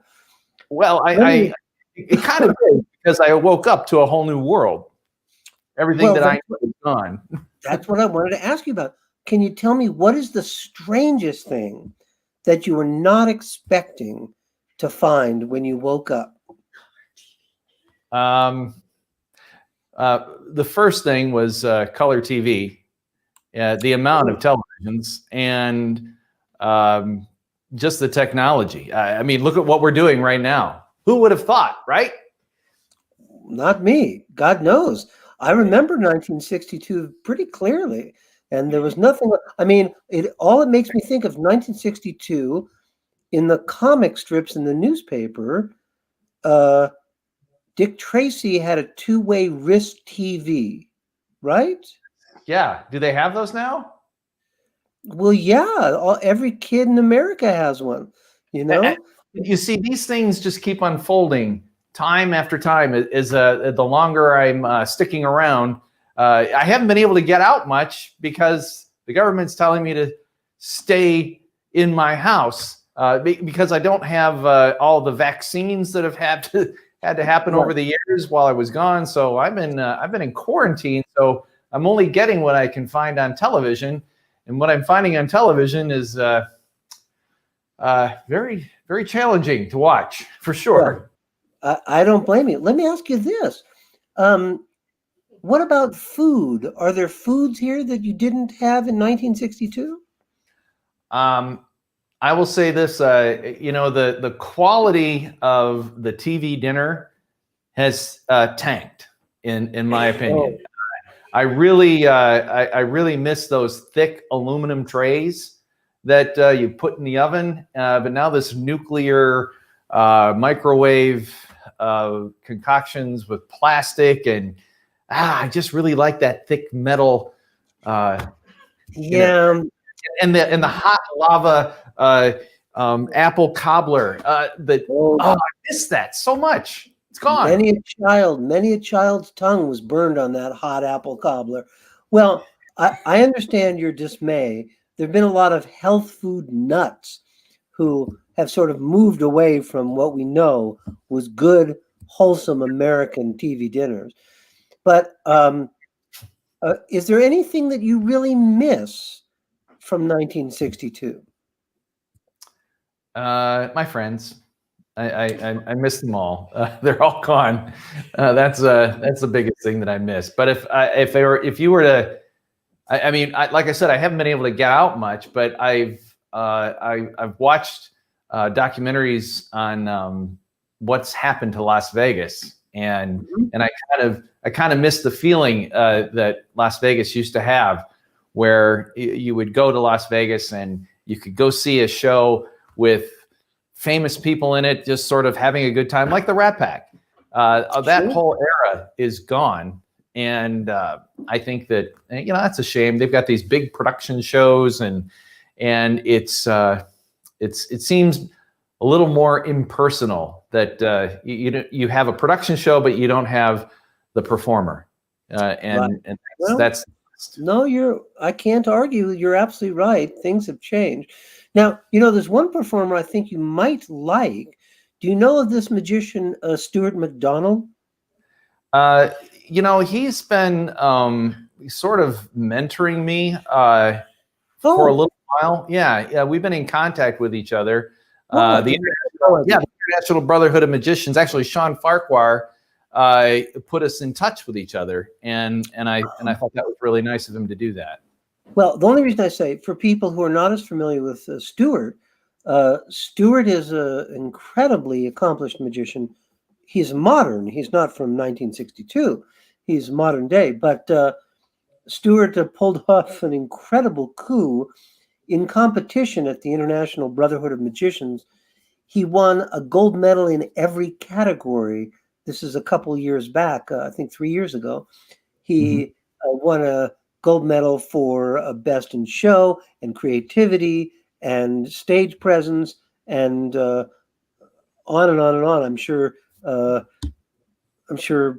there are a number of other categories in there, but he's an extraordinarily accomplished performer. And I was just curious, but I had no idea you and he were working together. Oh, I see in the crawl, you're using his email address, his website? Well, I don't know how to make one. So he's been teaching me how to do that. So I've been working on that. Cool. Yeah, but I know that he's won a bunch of awards, but I try to keep him grounded. That you can't lean on those awards because That's right. you said 3 years ago, and I keep on telling Stuart, hey, stop bringing that up. It's 3 years ago. Start with today. You're only as good as your last show. That's Las Vegas, baby. That's how you used to look at it. I guess for a guy who last was performing in 1962, that's pretty sound advice. It's pretty remarkable. Well, the only reason I ask is because I understand soon you will have a Richard Preston website. Yes, Stuart's help. Yeah, Stuart was very kind to put together a Richard Preston Facebook. So there is a Facebook page of Richard Preston, and Yeah, and he's also letting me use his YouTube channel where he puts all of the Richard Preston videos. So eventually there's going to be a separation between the two, and more than likely we probably won't talk to each other anymore once I'm on my own. Of course, welcome to show business. Of course, that's the way it always is. Well, I'm very anxious. I hope that people will go to Facebook and find your Richard Preston page on Facebook. Does it have the story there of when you were on Ed Sullivan? And Absolutely.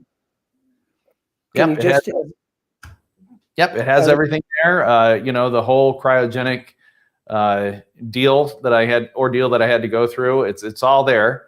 You know, so it's been, you know, and I tease when I say that we're never going to talk to each other again.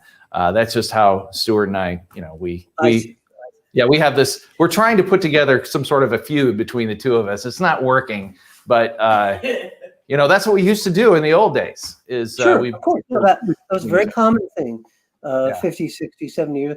Well, let me just ask you here in parting, I know you have other things you have to do. I just wanted to ask you, do you feel chilly at all?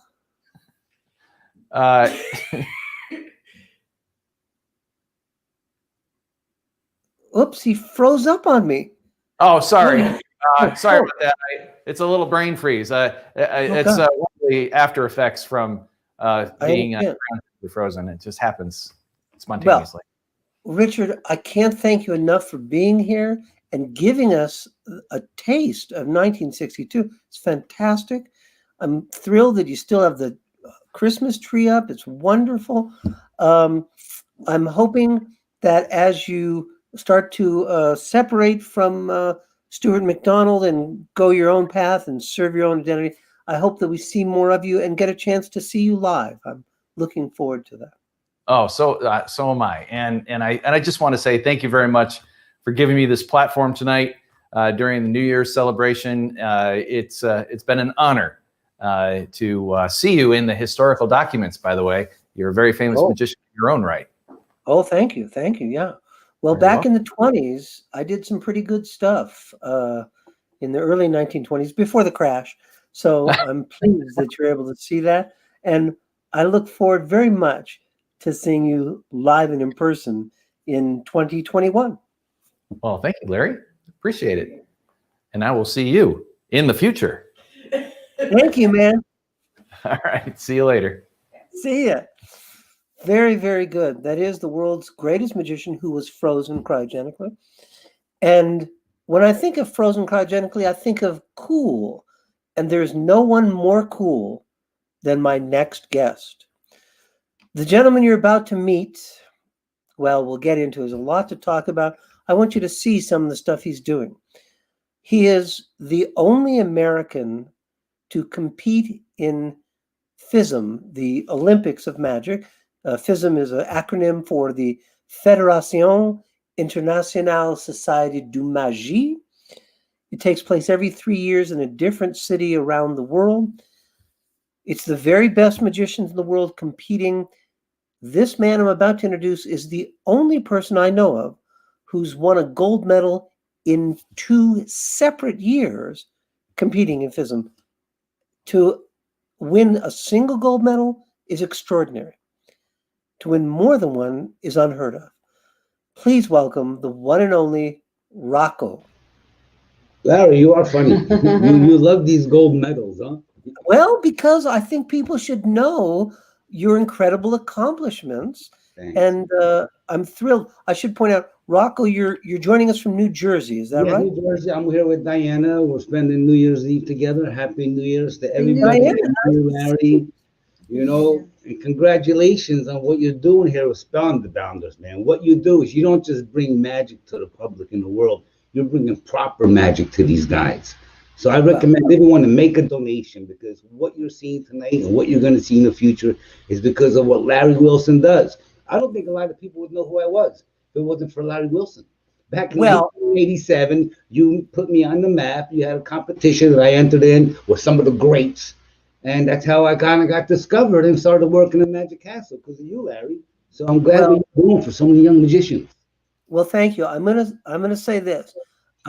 Rocco is an extraordinary performer, performed literally all over the world, in Asia, in Europe, in South America, everywhere he's performed. He's celebrated everywhere. I just want you to understand how big a star of magic he is, and yet he is so down to earth. He is such a humble man, and it's evidenced by the fact a lot of people don't like to remember where they come from. Rocco never forgets. You introduced me to the whole magic fraternity Well, thanks to your and I'll- competition back I'm in gonna- 1986. I'm going to tell you real quickly what happened. I produced a show called Magic Entertainer of the Year.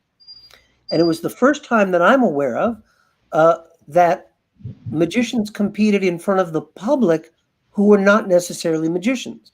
It's very stressed, very high stress, a lot of nerves, very nervous. And it's also, in those days, magicians, they'd offer a prize of, $100 or $150 for the grand prize. So I said, you know what we're going to do? We're going to make this serious. We offered a prize of $5,000 for first place. And this was unheard of in magic. And so we attracted people from all over the world. Well, I had a production team who's working under me, and there were a lot of moving parts to this whole thing, making it work. One day I come into my office, and all my assistants who were working with me were in hysterics. They said, we got the goofiest submission from the goofiest guy. This guy's got to be an absolute dork. And I said, why? And they showed me a photograph that he had sent along with his submission. You weren't supposed to send a photograph, but he did anyway.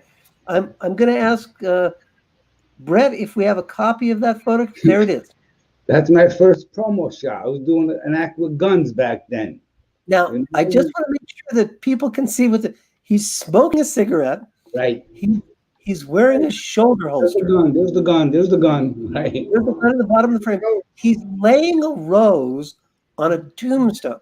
Yeah. Yeah. When my production people saw this, they were laughing. They laughed themselves sick. They said, obviously, this guy's a nut, right? And I said to them, I said, well, it's one of two things. Either he's a complete nut or he might be a genius. And they said to me, what are you talking about? Look at this. I said, let me tell you something. It was accompanied not only by his official registration form, but by a handwritten letter that said, Dear Mr. Wilson, I am already getting used to the title of Magic Entertainer of the Year. Wow, really? Did I do that? Oh my goodness. Oh, yes. And I said to my people, I said, this demonstrates a level of confidence Correct. that comes from someone who has worked his butt off. This is not some dreamer. This is not some half-baked idea. I don't know if he's going to be crazy or not. Then Rocco came and performed and absolutely blew the roof off. And I'm going to tell you something right now. Rocco did not. He made the semifinals, and then he made the finals. And he smoked these people so hard. Now, I shouldn't say that he smoked them. In the finals, I thought Rocco had won. Now, we had an independent team of judges who were judging people and stuff. I only found out weeks after the competition was over that, I'm not sure, but one of the judges had marked Rocco down because he used lit cigarettes. And the stuff he did with the lit cigarettes was unbelievable. They appeared, they vanished, they multiplied, they changed into other, but this particular judge had a bias, which we didn't know about, had a bias against cigarette smoking. Oh, wow. Now, I don't smoke cigarettes. I never have. I don't have anyone in my family who's ever smoked cigarettes. But that's got nothing to do with performance. You know, Humphrey Bogart smokes cigarettes, and I think he's pretty cool. It doesn't mean I'm going to smoke a cigarette, but there you go. Example. They're not real. They're not real. I understand. I understand. But look real. I'm just telling you, but despite the fact that he did not win, I think he became more famous than anyone in that competition. Well, you know, you had a lot of great acts over there. Let's break it down from Kevin James, from Larry Clark, to James Demare, to Christopher Hart, to Valentino even, Scott Servine, Jonathan Brown. I could go on. The names are just amazing that we competed with. Incredible. Incredible. But rather than me talk and embarrass you because of how highly I think of you, I'm going to let you show them some of what you do. All right. Okay, Larry, I forgot what I was going to do since we started talking. I kind of put together a bunch of stuff here. You know, in the past 10 months, I've been hanging out with Perry Maynard and Roy Coopers, and we started a business called RPR Magic, where we put some products out in the market. We got about 4 or 5 of them: Symphony Coins, Polarity Cards, Quantum Coins by Greg Leeson, the Atlas, the Flip Tip, and Hip Hop Rabbits, that is collaboration with Sean J. I'm going to put on some music, and I'm going to try to do a compilation of all those effects as a little like demonstration of what they do. You can get these products through your favorite dealer, Magic Inc., Vanishing Magic, or Murphy's. And the Hip Hop Rabbits, I'm going to bring Sean on in the end if you're still here. It's only going to take about 10-minute demonstration here, but thank you, Larry, for having me here. Happy New Year. I'm going to put on some music, and let me just wing it, okay? I can see myself. I can't see you. I don't even know if anybody's out there. Oh, we're out here. Okay, I'm assuming you can see me. Let me put on a little music and just do it. And Larry, thank you very much. Then we can talk. When I ask for Sean J in the end, let's bring him back because I want to show you Hip Hop Rabbits. Do you have any questions before I start, Larry? No, I'm just delighted that you're here. Bless everybody watching. Thank you, man. Thank you. Thank you. Let me put the music on. If it's too loud, you let me know. Is that good? Can you hear it? Yeah.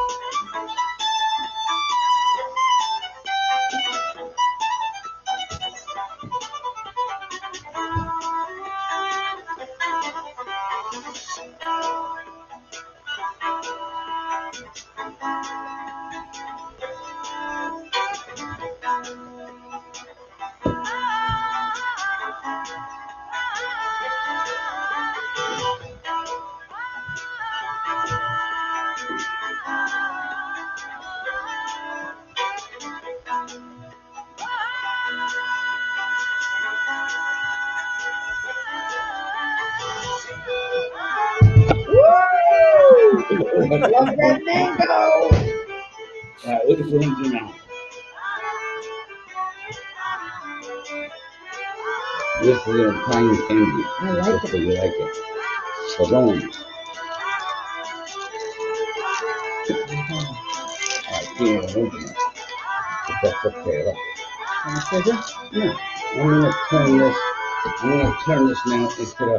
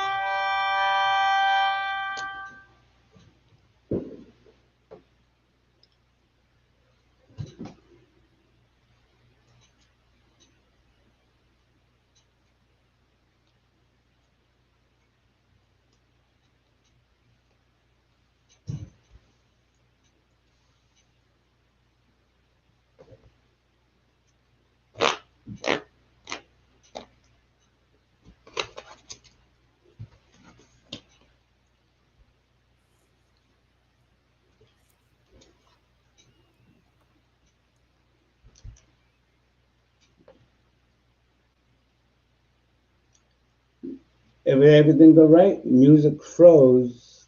I want to put the music back on. What happened? I went on airplane mode. What happened? You still there, Larry? I'm right here. It's looking fantastic. Looking at well, we're going to have to watch it all later. But something happened with the music. But I kind of wanted to show you this last trick. I was working on it all day. All right. Well, maybe it thinks you're about to take an airplane flight someplace. It went all by itself on airplane mode. It was just playing, but you know. But Larry, you're doing a good job. How did everything look? Is it all right? Everything looks fantastic. That guava was fantastic. Yeah. I don't know what you call the card manipulation you're doing. That was a polarity cards. You can find those through your favorite dealer. That's what one of the new products we put out, featuring the 10 pound. It looks incredible. And when you, Larry, when you were dealing the cards down and they were disappearing onto the table, I have to explain to the audience who's watching. There's no CGI or digital stuff going on here. What you're seeing is what Diana is seeing sitting next to it. I would love to do a lecture for you next time I come there. But can I show you one of my first card tricks? Of course. This is the first card trick that I invented. All right. Let me see if I could do it for you, Larry. All right. All right.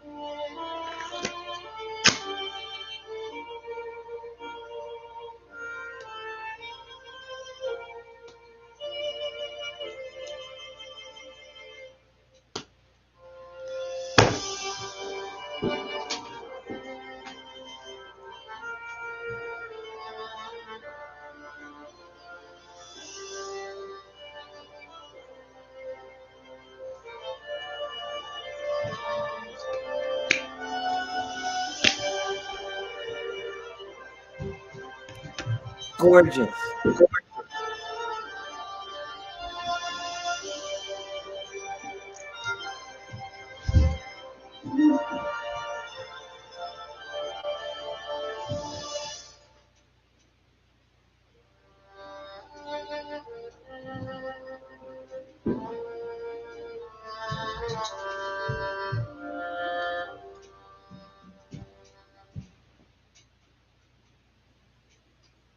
Am I going too long, Larry? No, you're doing great. All right. Just All right. beautiful. But now let's show this thing. Let's bring in your guy, Sean J, and show the stuff that you guys are going to do. This is collaboration. Hey guys. It's called Hip Hop Rabbit. That's Sean on the box right here.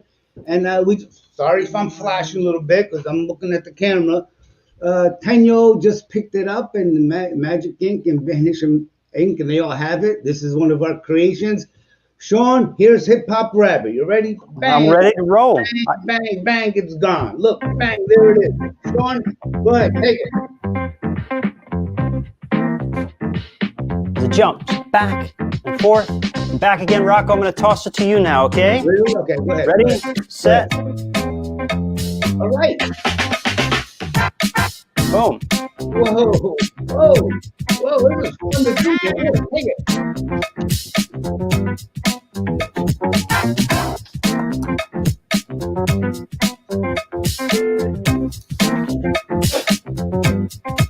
Gone. So that's the Hip Hop Rabbit. That's Hip Hop Rabbit. That's Sean J. Thank you. Let me just ask, Sean is not in New Jersey. Where? No, although I some of my roots are in New Jersey. Actually, I'm in North Carolina. You're in North Carolina. That's very good. North. Well, so it's interstate magic that's taking place there. It's fantastic. Let me ask you. I don't know if we have a across the bottom, but the new venture that you created, Rocco, is RPR. Yes, rprmagic.com, rprinnovations.com, rprmagic.com. So, yes, go check it out. You see all the new products that I just showed you. Of course, but I just want to make sure that we can put it up on screen. So it's like RPR, like Rocco Perry Rocco, magic.com. Rocco as in Rocco, P as in Perry Maynard, and R as in Roy Cooper's. RPR Magic. But they could contact you, Larry. You know? Well, they could, but you know, people are so crazy these days. It's hard for them to keep track of where they're going. Oh yes, that's the atlas. There you go. Right? That was the atlas. I wanted to give you a little demonstration. And so this is a sponge ball? Yeah, it's a sponge ball, eternal sponge ball gimmick. You see? Sponge ball. Bang, bang, bang. Or you want to do balls on the mouth?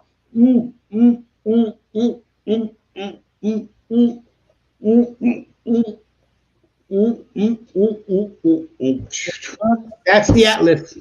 It looks Like so Larry. good. It looks so Good, right? good. I just have to say, again, to people who are watching who are not magicians, there's nothing digital being done to this image. You're seeing what the live effect really looks like in real life. Well, maybe too much. I hope there wasn't any mistakes there, Larry, because once I see this, you know, this is all new to me, bro. No, You know? guys like you who are, you know, I know you're focused on this stuff. Yeah. You have a tendency to only see things you want to change. But now, Sean, also tell me, so you and Rocco created this hip hop rabbits together. Exactly. So yeah, I contacted Rocco. Well, I mean, we formally met a year, probably maybe 2 years ago. It was when was that with Jeter, Rocco? March 22nd, my cat had died, and I posted something on Facebook, and some kid I didn't even know called me to console me. And then about a year later, I found out who it was, and I said, we got to do something together, and we collaborated, and he's got a sweet mom. He's been doing magic since he was a kid. He's an honest God man. We trust him, and I think you're going to hear a lot more of him, Larry. Hopefully one day, when he grows up, you'll hire him one day in one of your conventions. When I grow up, I'll be 30 real soon. Wow, Still growing, I guess. He's still got acting. But yeah, we developed a relationship, and then during one of our conversations, I told him that when I'm not performing, I do a 3D design, like CAD design and 3D printing.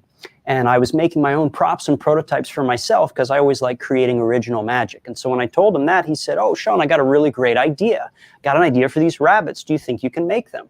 And so we went through, I don't know, like 15 different prototypes over time.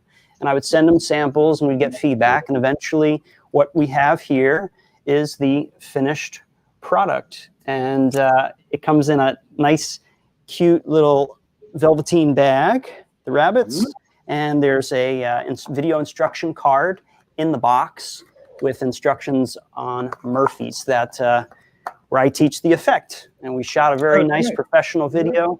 And yeah, that's through my company, Utility Gaffs. That's great. Well, also for people who are not necessarily as familiar with all the magic stuff, that when he refers to Murphy's, that's murphysmagic.com. Murphy's Magic, yes. Very, very good. Biggest wholesaler. Rocco, what are you showing me up there in that frame? Oh, we're just practicing. These are some coins that Sean gave me. And I was just trying to practice the coins across. But you've seen many. You don't need to see another coins across, Larry. You know? Rocco, I can watch you do anything. He's great. You're so funny. Likewise, I can't wait to see you again. You say hello to Josh, all right? I definitely will. You got a long night ahead of you. Yes, of course. Of course. There is no rest for the wicked, Rocco. And you're up and everything. Yeah, it was about a year ago I saw you. It was last year, about 14 months ago. You had a great, you throw one of the best conventions, man. The people are always so nice. And there's like a sharing going on with yours. Well, just look at you. Look at you. Look at the kind of guy you look like. Look at that smile. All those people are like Larry. They're all nice, sharing people. It's very nice of you to say. I want to correct you only because you very nicely said it was a convention. But it isn't really a convention. Like there's no dealer's room. Yeah, exactly. It's really much more of a happening. Yeah. If I have to choose, it's an opportunity not only for magicians to get together, but you know, that's only half of it. Right. Magicians. Right. We need an audience to perform for. And that's why being able to do these shows all over Northern Nevada and in that beautiful performance, I have to tell this story now. I never say any of this to embarrass Rocco, but the first year that we did Spellbinders, Rocco came and performed in the Performing Arts Center. And I mentioned earlier tonight, I wanted to make sure people got more than they were expecting. So I got so many big stars of magic on this show. It ran for 2 hours with no intermission. Whoa. And Rocco on the lineup, Rocco was supposed to come in, I think about halfway, like 60 minutes or so into the show. And Rocco's standing backstage and he's hearing the reaction from the live audience in this 1,500 seat theater. And he turns to me and he says, "Oh, are you playing like an applause track, an audio track out in the house?" And I said, "No." He said, "Oh, well, then you have microphones to pick up the audience." I said, "No, we don't." He said, "I'm hearing what's really going on out there." I said, "Yeah, these people are going crazy. They're losing their minds because they've never, ever seen, many of them have never seen a live theater performance before, but even those who have never seen magicians of this caliber." And Rocco, then he said to me, he said, "You've got to put me on. You've got to put me on right now. They're going to be burnt out. They can't." I said, "Rocco, relax. These people are going to hang as long as you can because they appreciate that all these people came from all over the world to be able to do something for them, and it's free." So Rocco goes out on stage about 70 minutes into the show. And he blew the walls out of that room. They went absolutely insane. Rocco comes out and performs maybe 10 minutes without saying a word, just to music. Then he walks over to the microphone, takes a piece of paper out of his pocket, looks at it and says, "Hello, my name is Rocco." Exactly. As if he needed a piece of paper to tell him, "Hello, they lost their minds. They went crazy. They went absolutely crazy. Yeah, that was cool, man. Yeah. And also Rocco working in a big room. I've seen this again and again. Rocco will come off the stage into the audience, and he's working literally inches away from people doing stuff, and they could not believe what they were seeing. It was just incredible. You're so kind, Larry, and you are the eye to storm. You're keeping magic alive for a generation to come, Larry. So congratulations. Thank you for Diana for having me here in her beautiful Italian-style house. And Sean, you know. Thank you. Thank you for including me in the project. Thank you, all of you. And I hope that you get Sean out to Spellbinders. It'd be great. Thank you again. I know it's late there. Happy New Year. It's not New Year. Technically, it's not New Year's here yet. But it is New Year. And I look forward to seeing all of you live and in person soon. You got it, man. Say hello to Josh from me, all right? Goodbye. Thank you and everybody, man. Thank you. Healthy New Year. All right. Happy New Year to you. Thank you. Well, it's a wild and wiggly world, I must say. And when I think of a wild world, I think of this next couple. These people I'm about to bring on, I have known longer than I care to admit, about 1 million years. He's flashing numbers to me, showing me, I don't know, 30, 40, who knows, 100 years I've known them. I've known them since they were little tiny kids. And I've watched their entire careers in its ascendancy as it moved through these things. These people were named the Magicians of the Year by the Academy of Magical Arts. And it's only one of many gold medals they've won. But I just thought that was pretty impressive.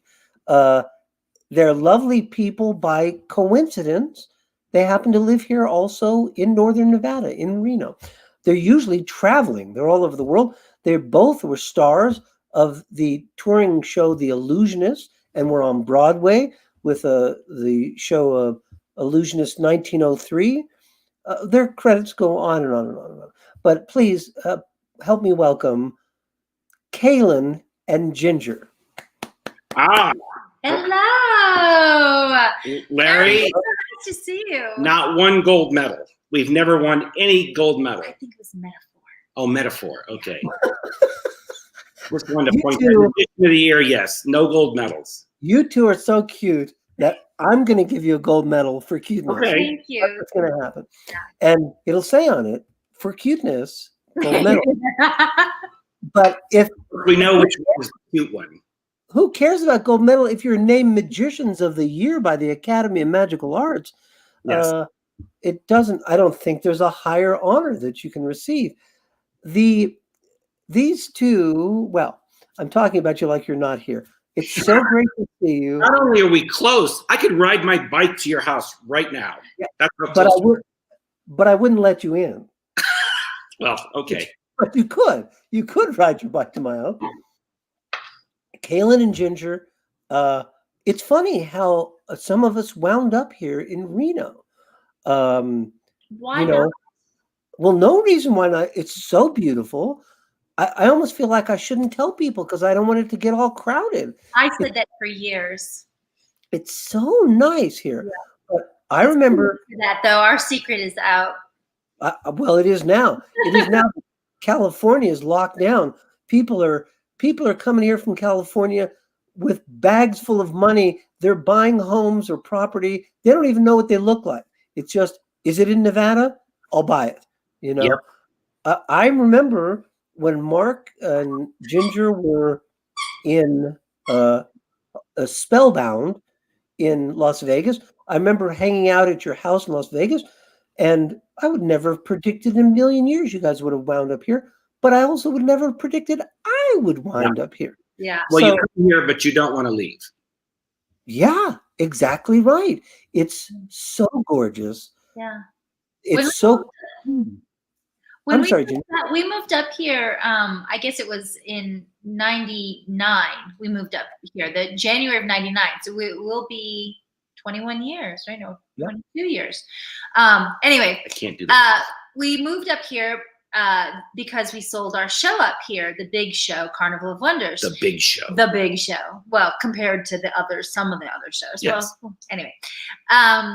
But we still kept our house in Las Vegas. So we kept that house for like the first year and a half. And we just rented a place up here.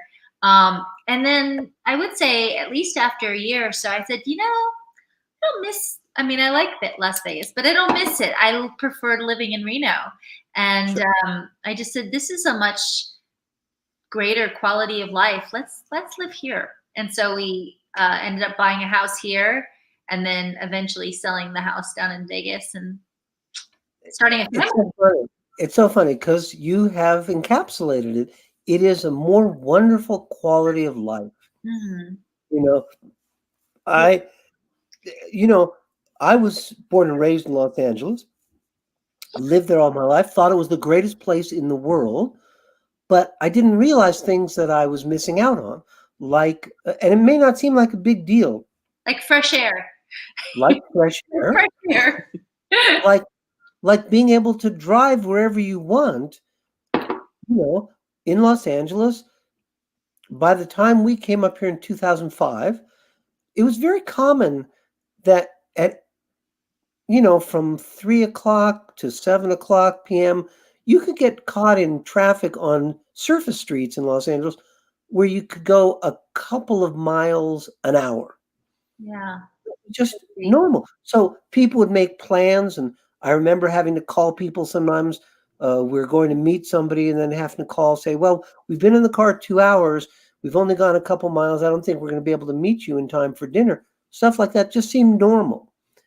And then you get up here and there's no traffic. And You get a lot more hours in your day back.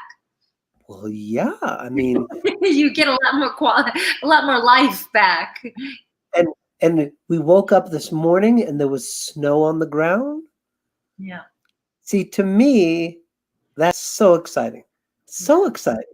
I just love that. And then we may get, I hope we'll get a whole lot more snow, but then in the spring, the snow all melts off and then all the trees and things start to grow and then it gets hotter and then it becomes summer and then all How long have you season. been online today, Larry? I've only been online now about 10 and a half hours. I can tell. Oh That's my all I God, want to you say. Poor thing.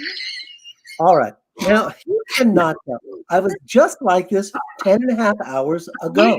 You need a drink or a glass of champagne or something. Hey, Well, Larry, you said we've known each other for a long time. Long time. I know how long because I did my very first week at the Magic Castle with you and your team. That's right. And the castle is a place you have to be 21 to go there.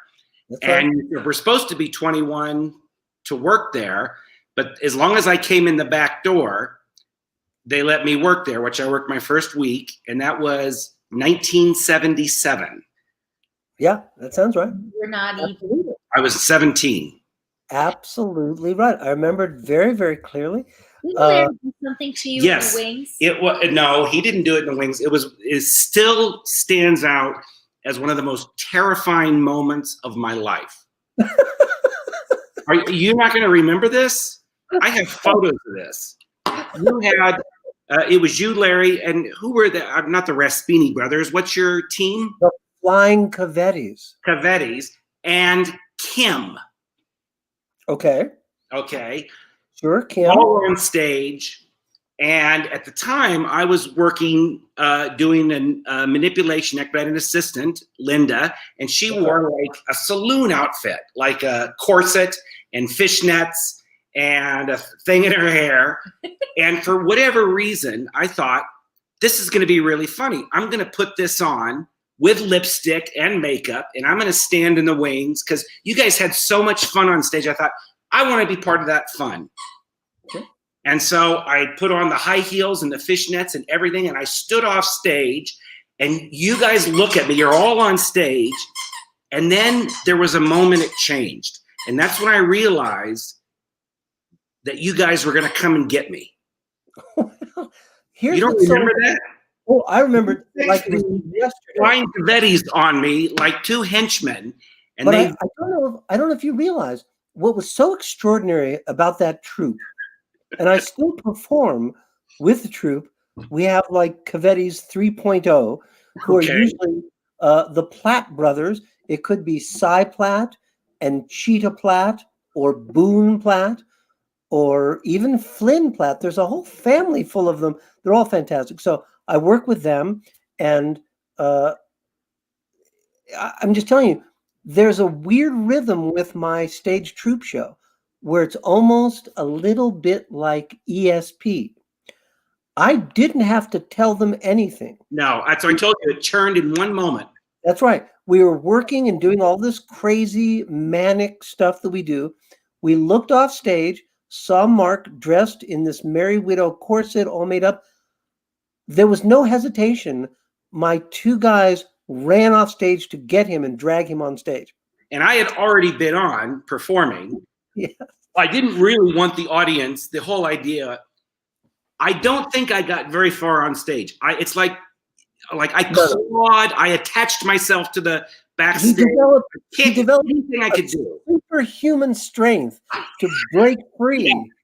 You know how you hear about women who are able to lift a car to pull their child out who's in danger. Mark actually developed the strength of like 10 men to break free of these people and escape. But I have to tell you, there were so many times at the Magic Castle where I would see them. We all sort of knew what each other were thinking. I remember one time a woman in the front row heckled us, and I just looked at her and gave her a funny look, like I said, "Oh, do you find these two men attractive?" And without a moment's hesitation, both of them leaped off the stage and sort of draped themselves over her. And this woman thought this was the greatest night of her life.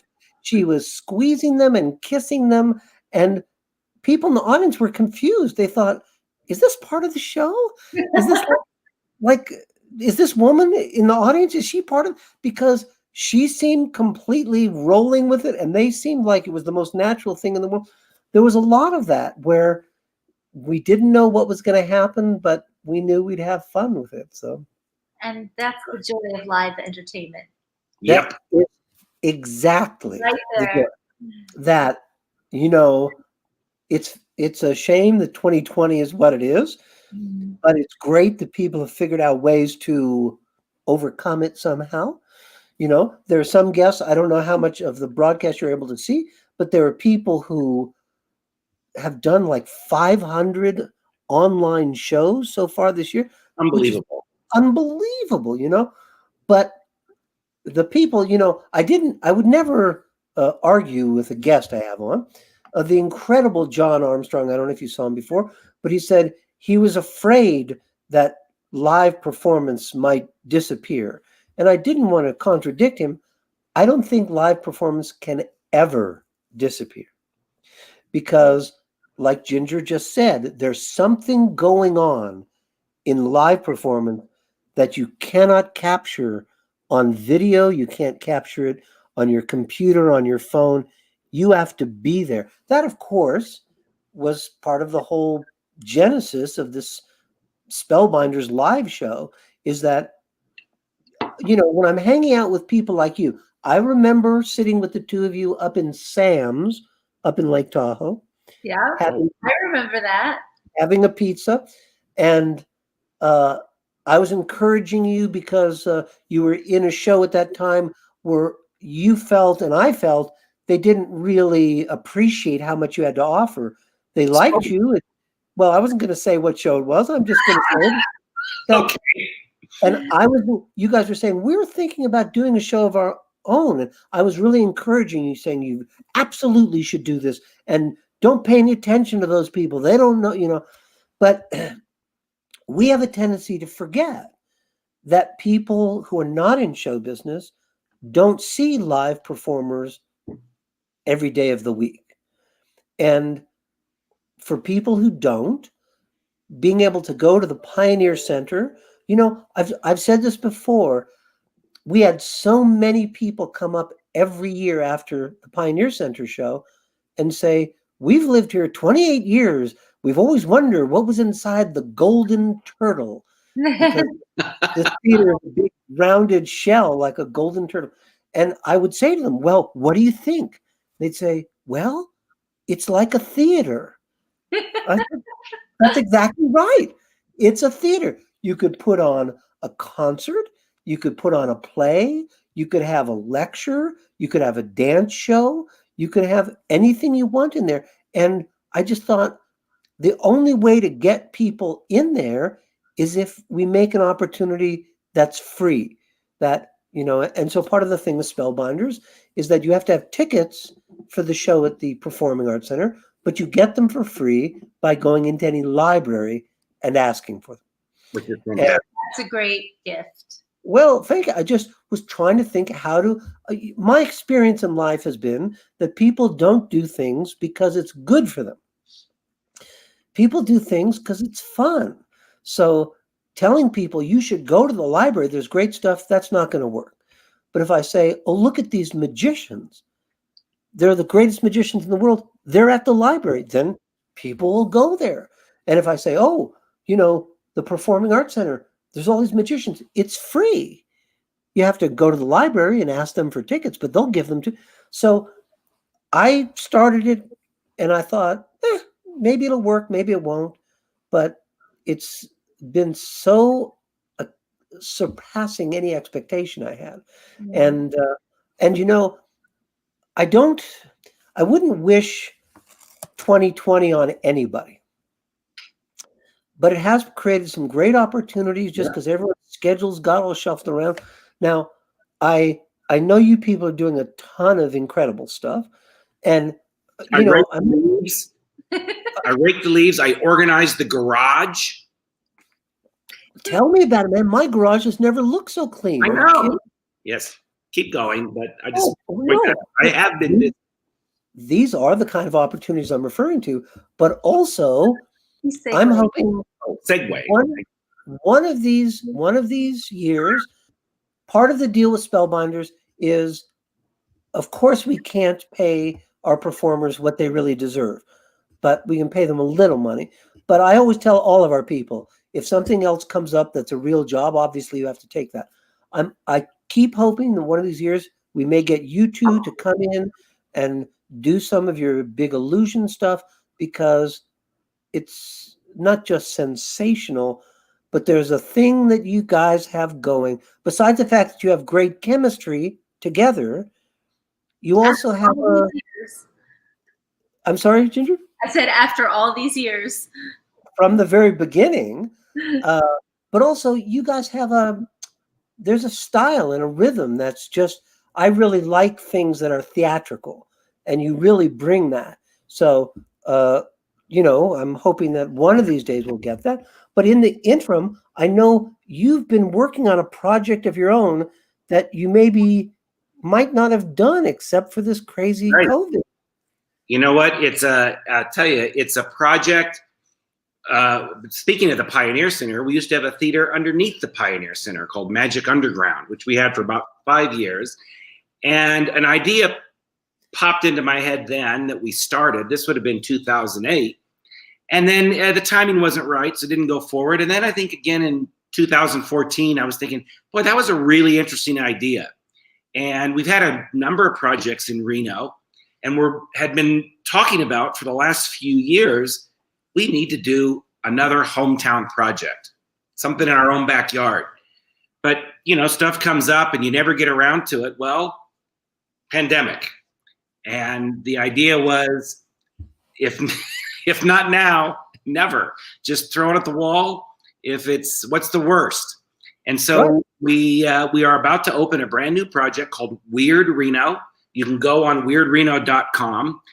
And it was designed from the thought of just being in the middle of this pandemic and going, boy, we need a break.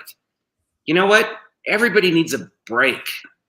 And so the idea was, what could we do that would be that break, that would be COVID friendly? And the idea was a walking tour, a kind of bizarre, magic, weird history of Reno in the downtown. And so that's what it is. It is it's a family-friendly, fun walking tour where we learn. If you've been to Reno for any length of time, we have a really weird and interesting history. There's a lot of parallels between now and the history of Reno. But the idea was to mix that with some magic and some interactive stuff and just make it really fun and make it socially distanced and safe and get outdoors. We found a fantastic partner in the Renaissance Hotel, which is just a beautiful hotel in the downtown on the river, which is where everybody will start. And then we head outside. So anyway, as long as we've been holding our opening because of the increase in the numbers, the COVID numbers, we're just waiting for that break. And we think that's going to come around Valentine's Day. And so we hope to make our official grand opening Valentine's weekend. Yep, like the 12th or so. And it's just a great way for our community. I mean, we're going to stay distant, but yet it's a way for us to connect to our community, with each other, with the history and the past of Reno, and do it all through magic. What's better than that? Nothing is better. We love the Renaissance Hotel. Yeah. The Renaissance Hotel is the official hotel for Spellbinders. They put all our people up there, and we did a bunch of special shows in the hotel. For those of you who are not from this area, who may not know, it's right on the river. And gorgeous. You're looking out your window. It's gorgeous.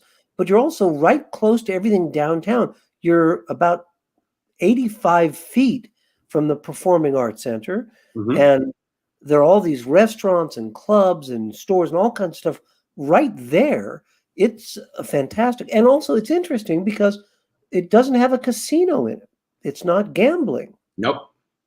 And it's just a delightful place. And that's so great. I mean, I'm looking forward to seeing this thing, A Weird Reno. It sounds fantastic. And so we're thinking around Valentine's Day. Yeah, February 12th, I think, is actually the launch day that we have in mind. Originally, we were hoping for Thanksgiving, but like I said, the increase in numbers, and then with all of that, we thought, okay, we want this. I mean, it is COVID friendly. At the same time, it's about the community. It's about being safe. So, like I said, we're just looking for that point with which the numbers start to drop. And then we're going to give everybody a break. We're going to give ourselves a break. We're going to have some fun in the downtown. And it's all outdoors. It's all outdoors. So even though it will be chilly in February, we'll bundle up and we'll make sure. And there's a limit of like 25 people per tour. So now, I should clarify, just because Mark said it's COVID friendly, he doesn't mean it's friendly. COVID friendly. Yeah, it's not friendly to the virus. No. It is friendly. It is friendly to human beings who don't want to get COVID. Yes. Thank you for that clarification. We actually have it's pro COVID. No, wait, it's not. No. We have structured the magic so that even though we're connecting, we're not necessarily physically touching, and the magic actually takes place in our participants' own hands. Correct. So that's even better. Wow, can we pull that off? Yes, we can. Okay. It doesn't matter. It sounds so good. Yeah, that's really it's most important to have the pitch. Now I got to figure out how the hell to do this. You'll figure it out. I know you will. It's actually ready to go. It was good that we had a false start over Thanksgiving. So now, as soon as we get the word, as soon as we're ready to go. Of course it is. Of course it is. Well, it's fantastic. I want to be there. I want to see it. We'll give you an invitation. Thank you very, very much. We have the crawl going across the bottom of the screen. I don't know if you guys can see it. Yes, great. That's awesome. Thank you. Oh, yes. WeirdReno.com. Obviously, you don't have to live here to come and go on Weird Reno. You could come and visit us here. Yes. You know, there are only about 1 million things to do at any time of year around here.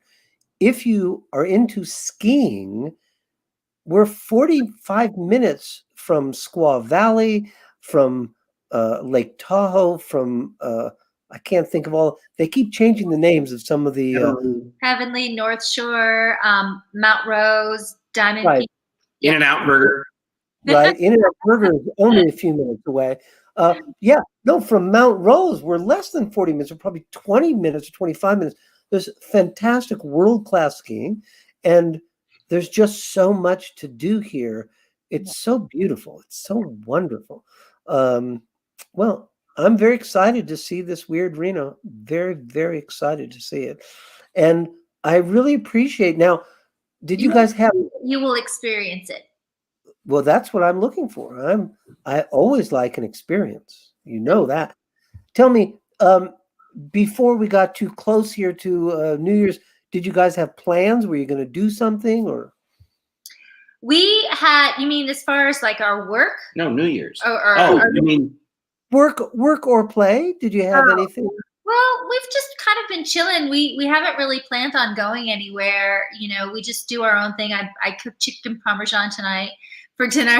We had a nice dinner, and you can see our tree's still up. I made it last till tonight, and it'll probably come down tomorrow. And then we'll watch an episode of Bridgerton, which I will suffer through for Ginger. Well, that's a very, very sweet gesture on your part. Very smart. That's a very loving gesture. For those of you who do not know, Bridgerton is the newest show from Shonda Rhimes. Yes. And it's, I don't know what the actual time period in history is. Is it like 1800s or? You know what? It's very, it's like 1813. I see. Okay. It's the actual year I think it's set in. It feels very 1700s, but it's just because it's right after the turn of that century. The costuming alone is fantastic, though. That's the reason to watch it. Shonda Rhimes is a smart woman. She knows what she's doing. She's going to put the money up there on the screen, and it has a very contemporary feel. some of the language and some of the actions and things that are going on. And actually the music, which was really funny because the first episode there was this song, and everything's done in classical, orchestration, but it's a modern song. And I go, what? I can't place this song. It's on the radio now. I can't place it because it was orchestrated, classically. Yeah. Yes. Anyway, everybody loves this show. Every reviewer says it's fantastic. I don't know what it is. But I do it for Ginger. It's got a social message, but it is kind of like a seedy romance novel. Well, I mean, there's God, the first thing I said to Mark, which is it's so no funny. Queen's Gambit. Let me tell you that. No, but what's so funny is he was trying to sell me on the show, and I said, "Oh, it sounds like a show that has scandal in it." And Mark's he made fun of me for saying that. And then, of course, in the first episode, that's like all they said. They're like, every episode. Oh, it's a scandal. Now it's a drinking game. When they say scandal, it's drink. Well, there's a reason why certain elements of theater are classic, because people love them, and they've always loved them. There are certain things like comedy, like magic. Somebody else earlier tonight was talking about, magic. A lot of people like magic. A lot of people, everyone. It's a universal language. Absolutely it is. And if you look at as far back in history as you can look at, all of our myths, all of our legends, that's all stuff about magic. So of course magic is always going to be popular. And of course romance is always going to be popular. And as I pointed out, my wife and I were watching a show the other night, and she said, gosh, all these people, she's talking in the show, she said, they all have so many problems. And I said, well, yeah, she said, why do you think that is? I said, well, she said, I guess if there's no problems, there's no show. Yeah. And I said, that's right. Is that we have to see some kind of problem that these people have to deal with, and there's turmoil. If years ago, I don't know if you guys even remember, a million years ago, there was a TV show, a primetime network show that was based on a cartoon strip about a husband and a wife who were both sort of overweight, but they loved each other very much. That was what the cartoon strip was about. And they made this live action sitcom version of it. And it lasted about 3 episodes. Because what was it called? You can't go this far and not give me the name. I was going to guess. I want to say either it was called The Darlings or I'll look it up. You have to Google it. And it had people, I think, who were fairly famous in it. But because the two people loved each other and didn't have any problems and didn't fight, there was sort of no show. No conflict. There's no conflict. People tuned in. Oh, yeah, that's nice. But you weren't. When you see people you care about and there's controversy and scandal and, they have to surmount these problems. And abs. This show has a lot of abs. Well, watching.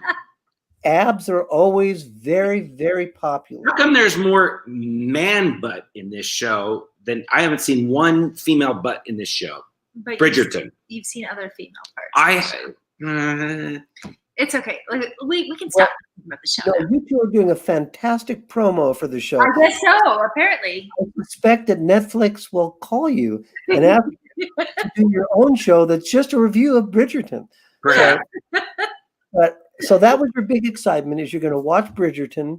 It's very, very nice. And just opened up a whole nother career. I would like to just sit and review Netflix shows. I'd like to just sit. Well, right there, let me tell you something, you two. As your husband rightfully pointed out, this is the time to do it. Because what's the worst that could happen? I'm telling you, you two could be the new Regis and Kathy Lee. That just sounds horrible. See? Wait, he's dead. He is dead. Oh, right there. The chemistry between you and the interplay between the two of you and the fact that your tastes are different. And I'm just telling you, if I were you, I would get to work.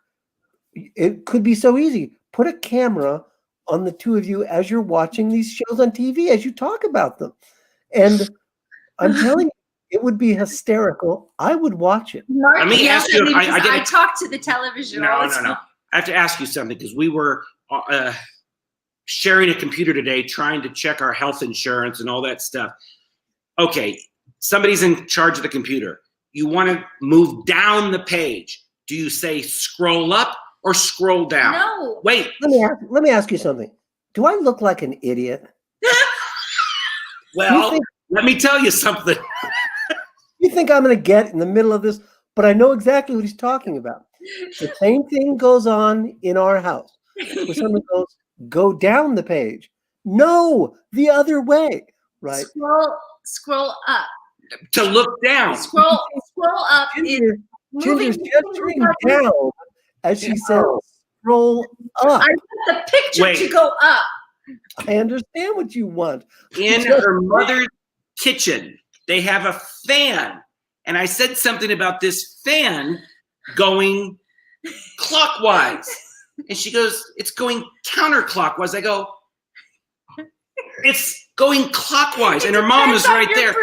And she says, it depends on your perspective. And I go, what do you mean? She goes, well, if you were above the fan looking down, it's going counterclockwise. And her mom goes, yeah. Like, something's wrong with me. That right now is 10:14 p.m. Pacific Standard Time, which is the moment that Mark Palin went around the bend. I just think someone should make notice. He talked about their health insurance, and his wife may have to file a claim saying, my husband went absolutely bonkers. If you go back and watch this in a replay, and it'll be on Facebook, you'll be able to see it. When Mark says, the fan, he starts to sound like Captain Queeg out of Cane Mutiny, talking about the strawberries that have been stolen from him. It's a beautiful moment. I'm telling you, and some people may think I'm kidding, but I am not. I'm deadly serious. You two should be doing a show. You reviewed everything about it is so brilliant because there will be no lack of television shows for you to review, and just hearing the two of you giving your point of view and then arguing about why the other one is wrong. We can argue. We can do that night and day. I'm telling you, this is a show It's that a miracle we love each other. That's the. It's a miracle. That's the starting point. It is a beautiful, beautiful thing, and the fact that you could produce this show virtually for nothing, and you could put it on YouTube, you could put it on Facebook Live. Let me know when the first episode's coming because I want to see it. And here's another great thing: things like Bridgerton that may not be suitable for a family audience, you could review them because Around the Bend with Kaylin and Ginger. That's what I'm talking about. Title, I love it. Point, counterclockwise point. I love it. It's the entire story is there, Around the Bend with Kaylin and Ginger. I'm telling you, when you start, people will be binge watching this. People will be watching hundreds of hours at a time of the two of you. And you'll never run out of material. It costs nothing to produce. And do I need abs? No, but it's a good reason. Oh, why do you say no? I was asking Larry. You don't need abs. I don't. Okay. No, but it's my only excuse. This streaming, this virtual interview thing was a really good excuse for me to put on some lipstick. I never wear lipstick. Me too. Ever. No, me either. I don't wear it. You wear a mask and it gets on your mask, and who wears lipstick, you know? Well, I didn't even think about it getting on your mask. You're right. It's funny. We should also tell people, because there's a lot of people watching us here.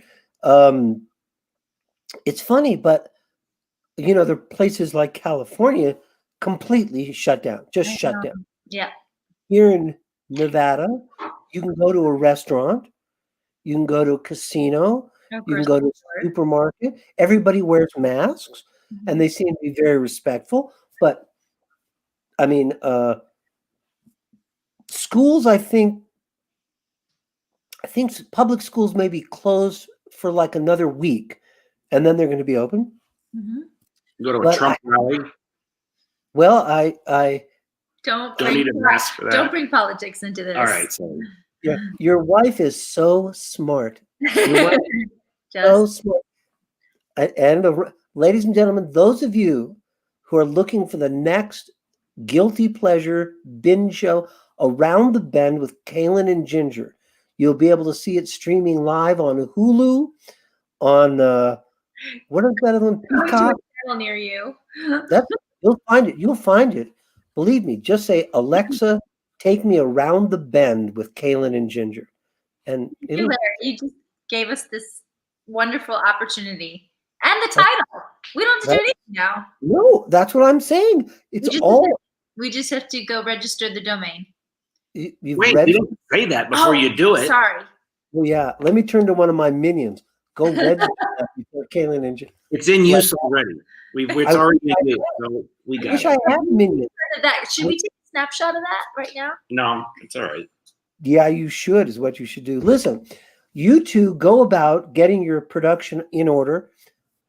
You know, someone watching this is going to steal that name if you aren't quick enough. But I am very grateful you took time to join us here. I am looking forward to Weird Reno. I hope that we get a chance to get you people on stage for Spellbinders sometime, whether it's this next year or sometime. And I'm looking forward to seeing you guys again when all the weirdness calms down a little bit. So. Oh no, Same here, we Larry. want to keep it weird. We definitely keep it weird. The place will be weird. I just want the cootie level to be lowered. That's all. Okay. Sounds good. That's all I'm looking for. Less. Can't wait cooties. to see you in the new year. Thank you. Happy New Year. Happy New Year, Larry. Thank you very much. To you two. We'll see you soon. Thanks. Bye. Bye. Kaylin and Ginger, Magicians of the Year. This has been an extraordinary night. Extraordinary night. I should have shown some of the comments that were going on here. Patrick, I'm going to say your name wrong. Thurns. Love me some Kaylin and Ginger, of course. He goes by Sir Patrick. Oh, yeah. Craig Mitchell, Kaylin and Ginger, the best. Of course they are. Here's an interesting question that I was not expecting. Glenn A. Micheletti says, how many bottles have Larry gone through, or is he nursing just one? No, this is about, I think about my 6th bottle of water. I should be receiving some sort of sponsor endorsement, but I'm not. Our good friends at Costco, you know, and love Costco. This is their Kirkland brand water. And I just like it. It's a good size and it tastes good. It tastes good. So it's always nearby. No, one of the things, you know, Glenn, here in the Sierra Nevada, you must stay hydrated. Very important to stay hydrated. Here, the fantastic Cindy Colley, or as some people know her, Cynthia Colley, is in Seattle. I hope she's staying inside, staying safe and sane New Year's. Cindy, always a treat. Those of you who are on Facebook, you should keep an eye out for Cindy Colley's live streams, her live Facebook broadcast, because she's doing a couple of them a week now, and they are hysterical. They are. The last one I saw that was absolutely a gem. She was under her sink broadcasting from there, and it was fantastic. So by all means, look for that. I see here Mike Judge. Now, I don't know if that's the Mike Judge of Beavis and Butthead fame, but he thinks that Rocco did a good job. He is the man. He looks like John Travolta in that picture. And he loves Rocco's assistant, who I think is Diana, if I'm not mistaken. Yeah, no, he was fantastic. And Jennifer Caba, was saying that he did a great job, and his most beautiful assistant, of course, she did. I'm just looking at some of these fantastic things. A number of people wishing us Happy New Year, and I really, really appreciate that. I want to say again, I'm hoping that Brett may put up the Spellbinders promo, maybe number 1, and we'll see if that plays without interruption for us.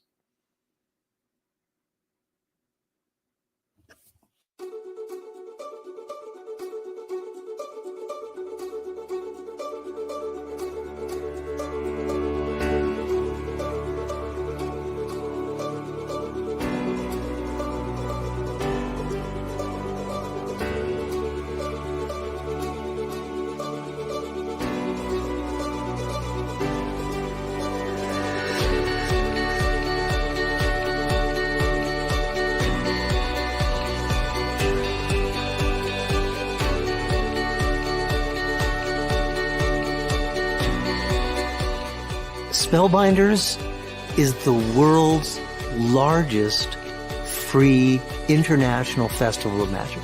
Our first year, we hope to attract a couple hundred people and focus some attention on the Washoe County Library system. We wildly underestimated the appeal of this event. Over 3,000 people attended performances in libraries, coffee houses, at the university, and the Pioneer Center.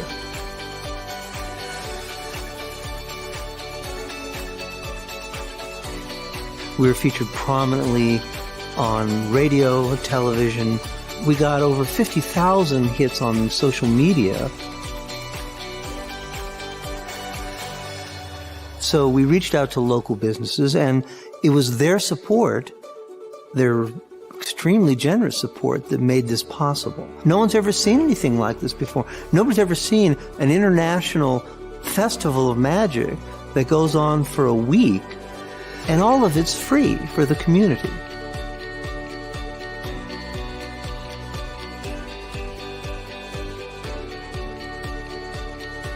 Spellbinders is brought to you by Education Renaissance of Nevada Initiative, which is a 501c3 nonprofit, which of course is a great benefit to our sponsors because it makes their donations tax deductible. We're going to increase the number of venues.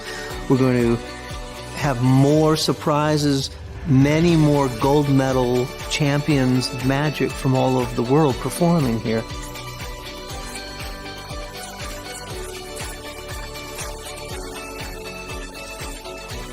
If you believe like we do that this is an important undertaking, then we really need your help. We intend to make Spellbinders a yearly event. Please help us build a new future for our community, our families, and our children. Become a Spellbinders sponsor and show the world that Nevada shines.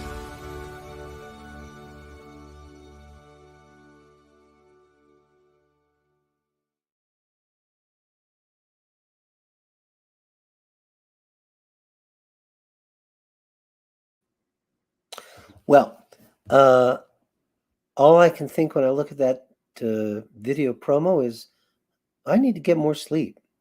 And I will very shortly. I'm hoping that we make one last push. We still have an hour and a half of 2020 left.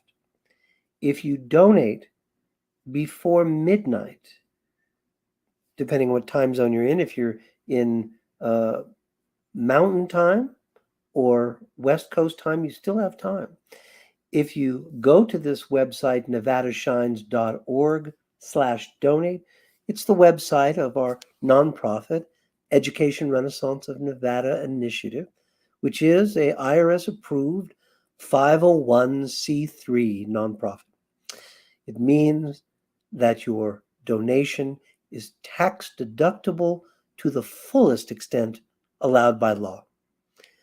We hope that if you have a little extra dough that you'll have to give to Uncle Sam anyway, why not give it to our nonprofit so we can continue to do the work we're doing here And I think if you've been with us even a little bit tonight, you've seen a lot of people from all over the world who participated, who helped us, who support us. And I could not be prouder to be the executive director of this nonprofit. I urge you, one and all, we still have time. And I should also point out, this is a good point, because this will undoubtedly be replayed on Facebook. If you're watching this and it's 2021, you can still donate. It's all right. It means that you'll have a tax deduction for next year. But more importantly, we're hoping that next year we'll really be able to return to doing Spellbinders live all over this state if we can. We're also hoping that people who are watching from other states who may be interested in bringing Spellbinders to their city, we would love to do that. And the money that we raise can be used for local nonprofits where you live. You know, we have some fantastic partners. We told you before, we have Dolan Auto Group, who've been fantastic to us. We have Great Basin Federal Credit Union, who've been so supportive.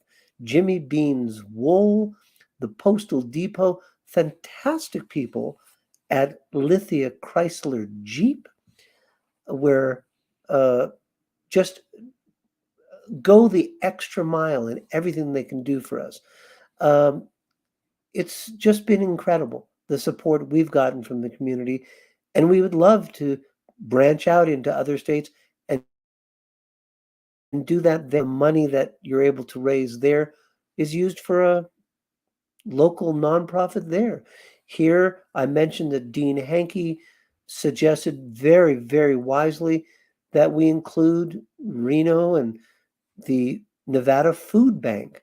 And they were very appreciative to have us come in and have people coming to our show drop off food to donate to them.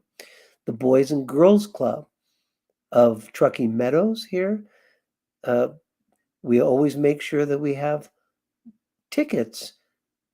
Even when tickets are being given away other places, we make sure that boys and girls who are at can come see a live theater performance. We think it's beneficial to people young and old. So if you share our feelings, if you think this stuff matters, we welcome your participation very much.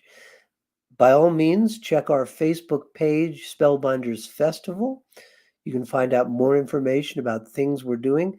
This next year, I predict, is going to be our greatest for Spellbinders, because after being shut inside for so long, people will really want to go out and be with other people. That's what we're looking for. I thank you on behalf of Education Data Initiative, on behalf of Spellbinders, the world's largest free international festival, and everyone here in Northern Nevada for joining us here. It's been incredible. I hope we get a chance to see you live. And let's keep our motto, at least this is what I'm saying, let's have some fun in 2021. I'm Larry Wilson. Thanks.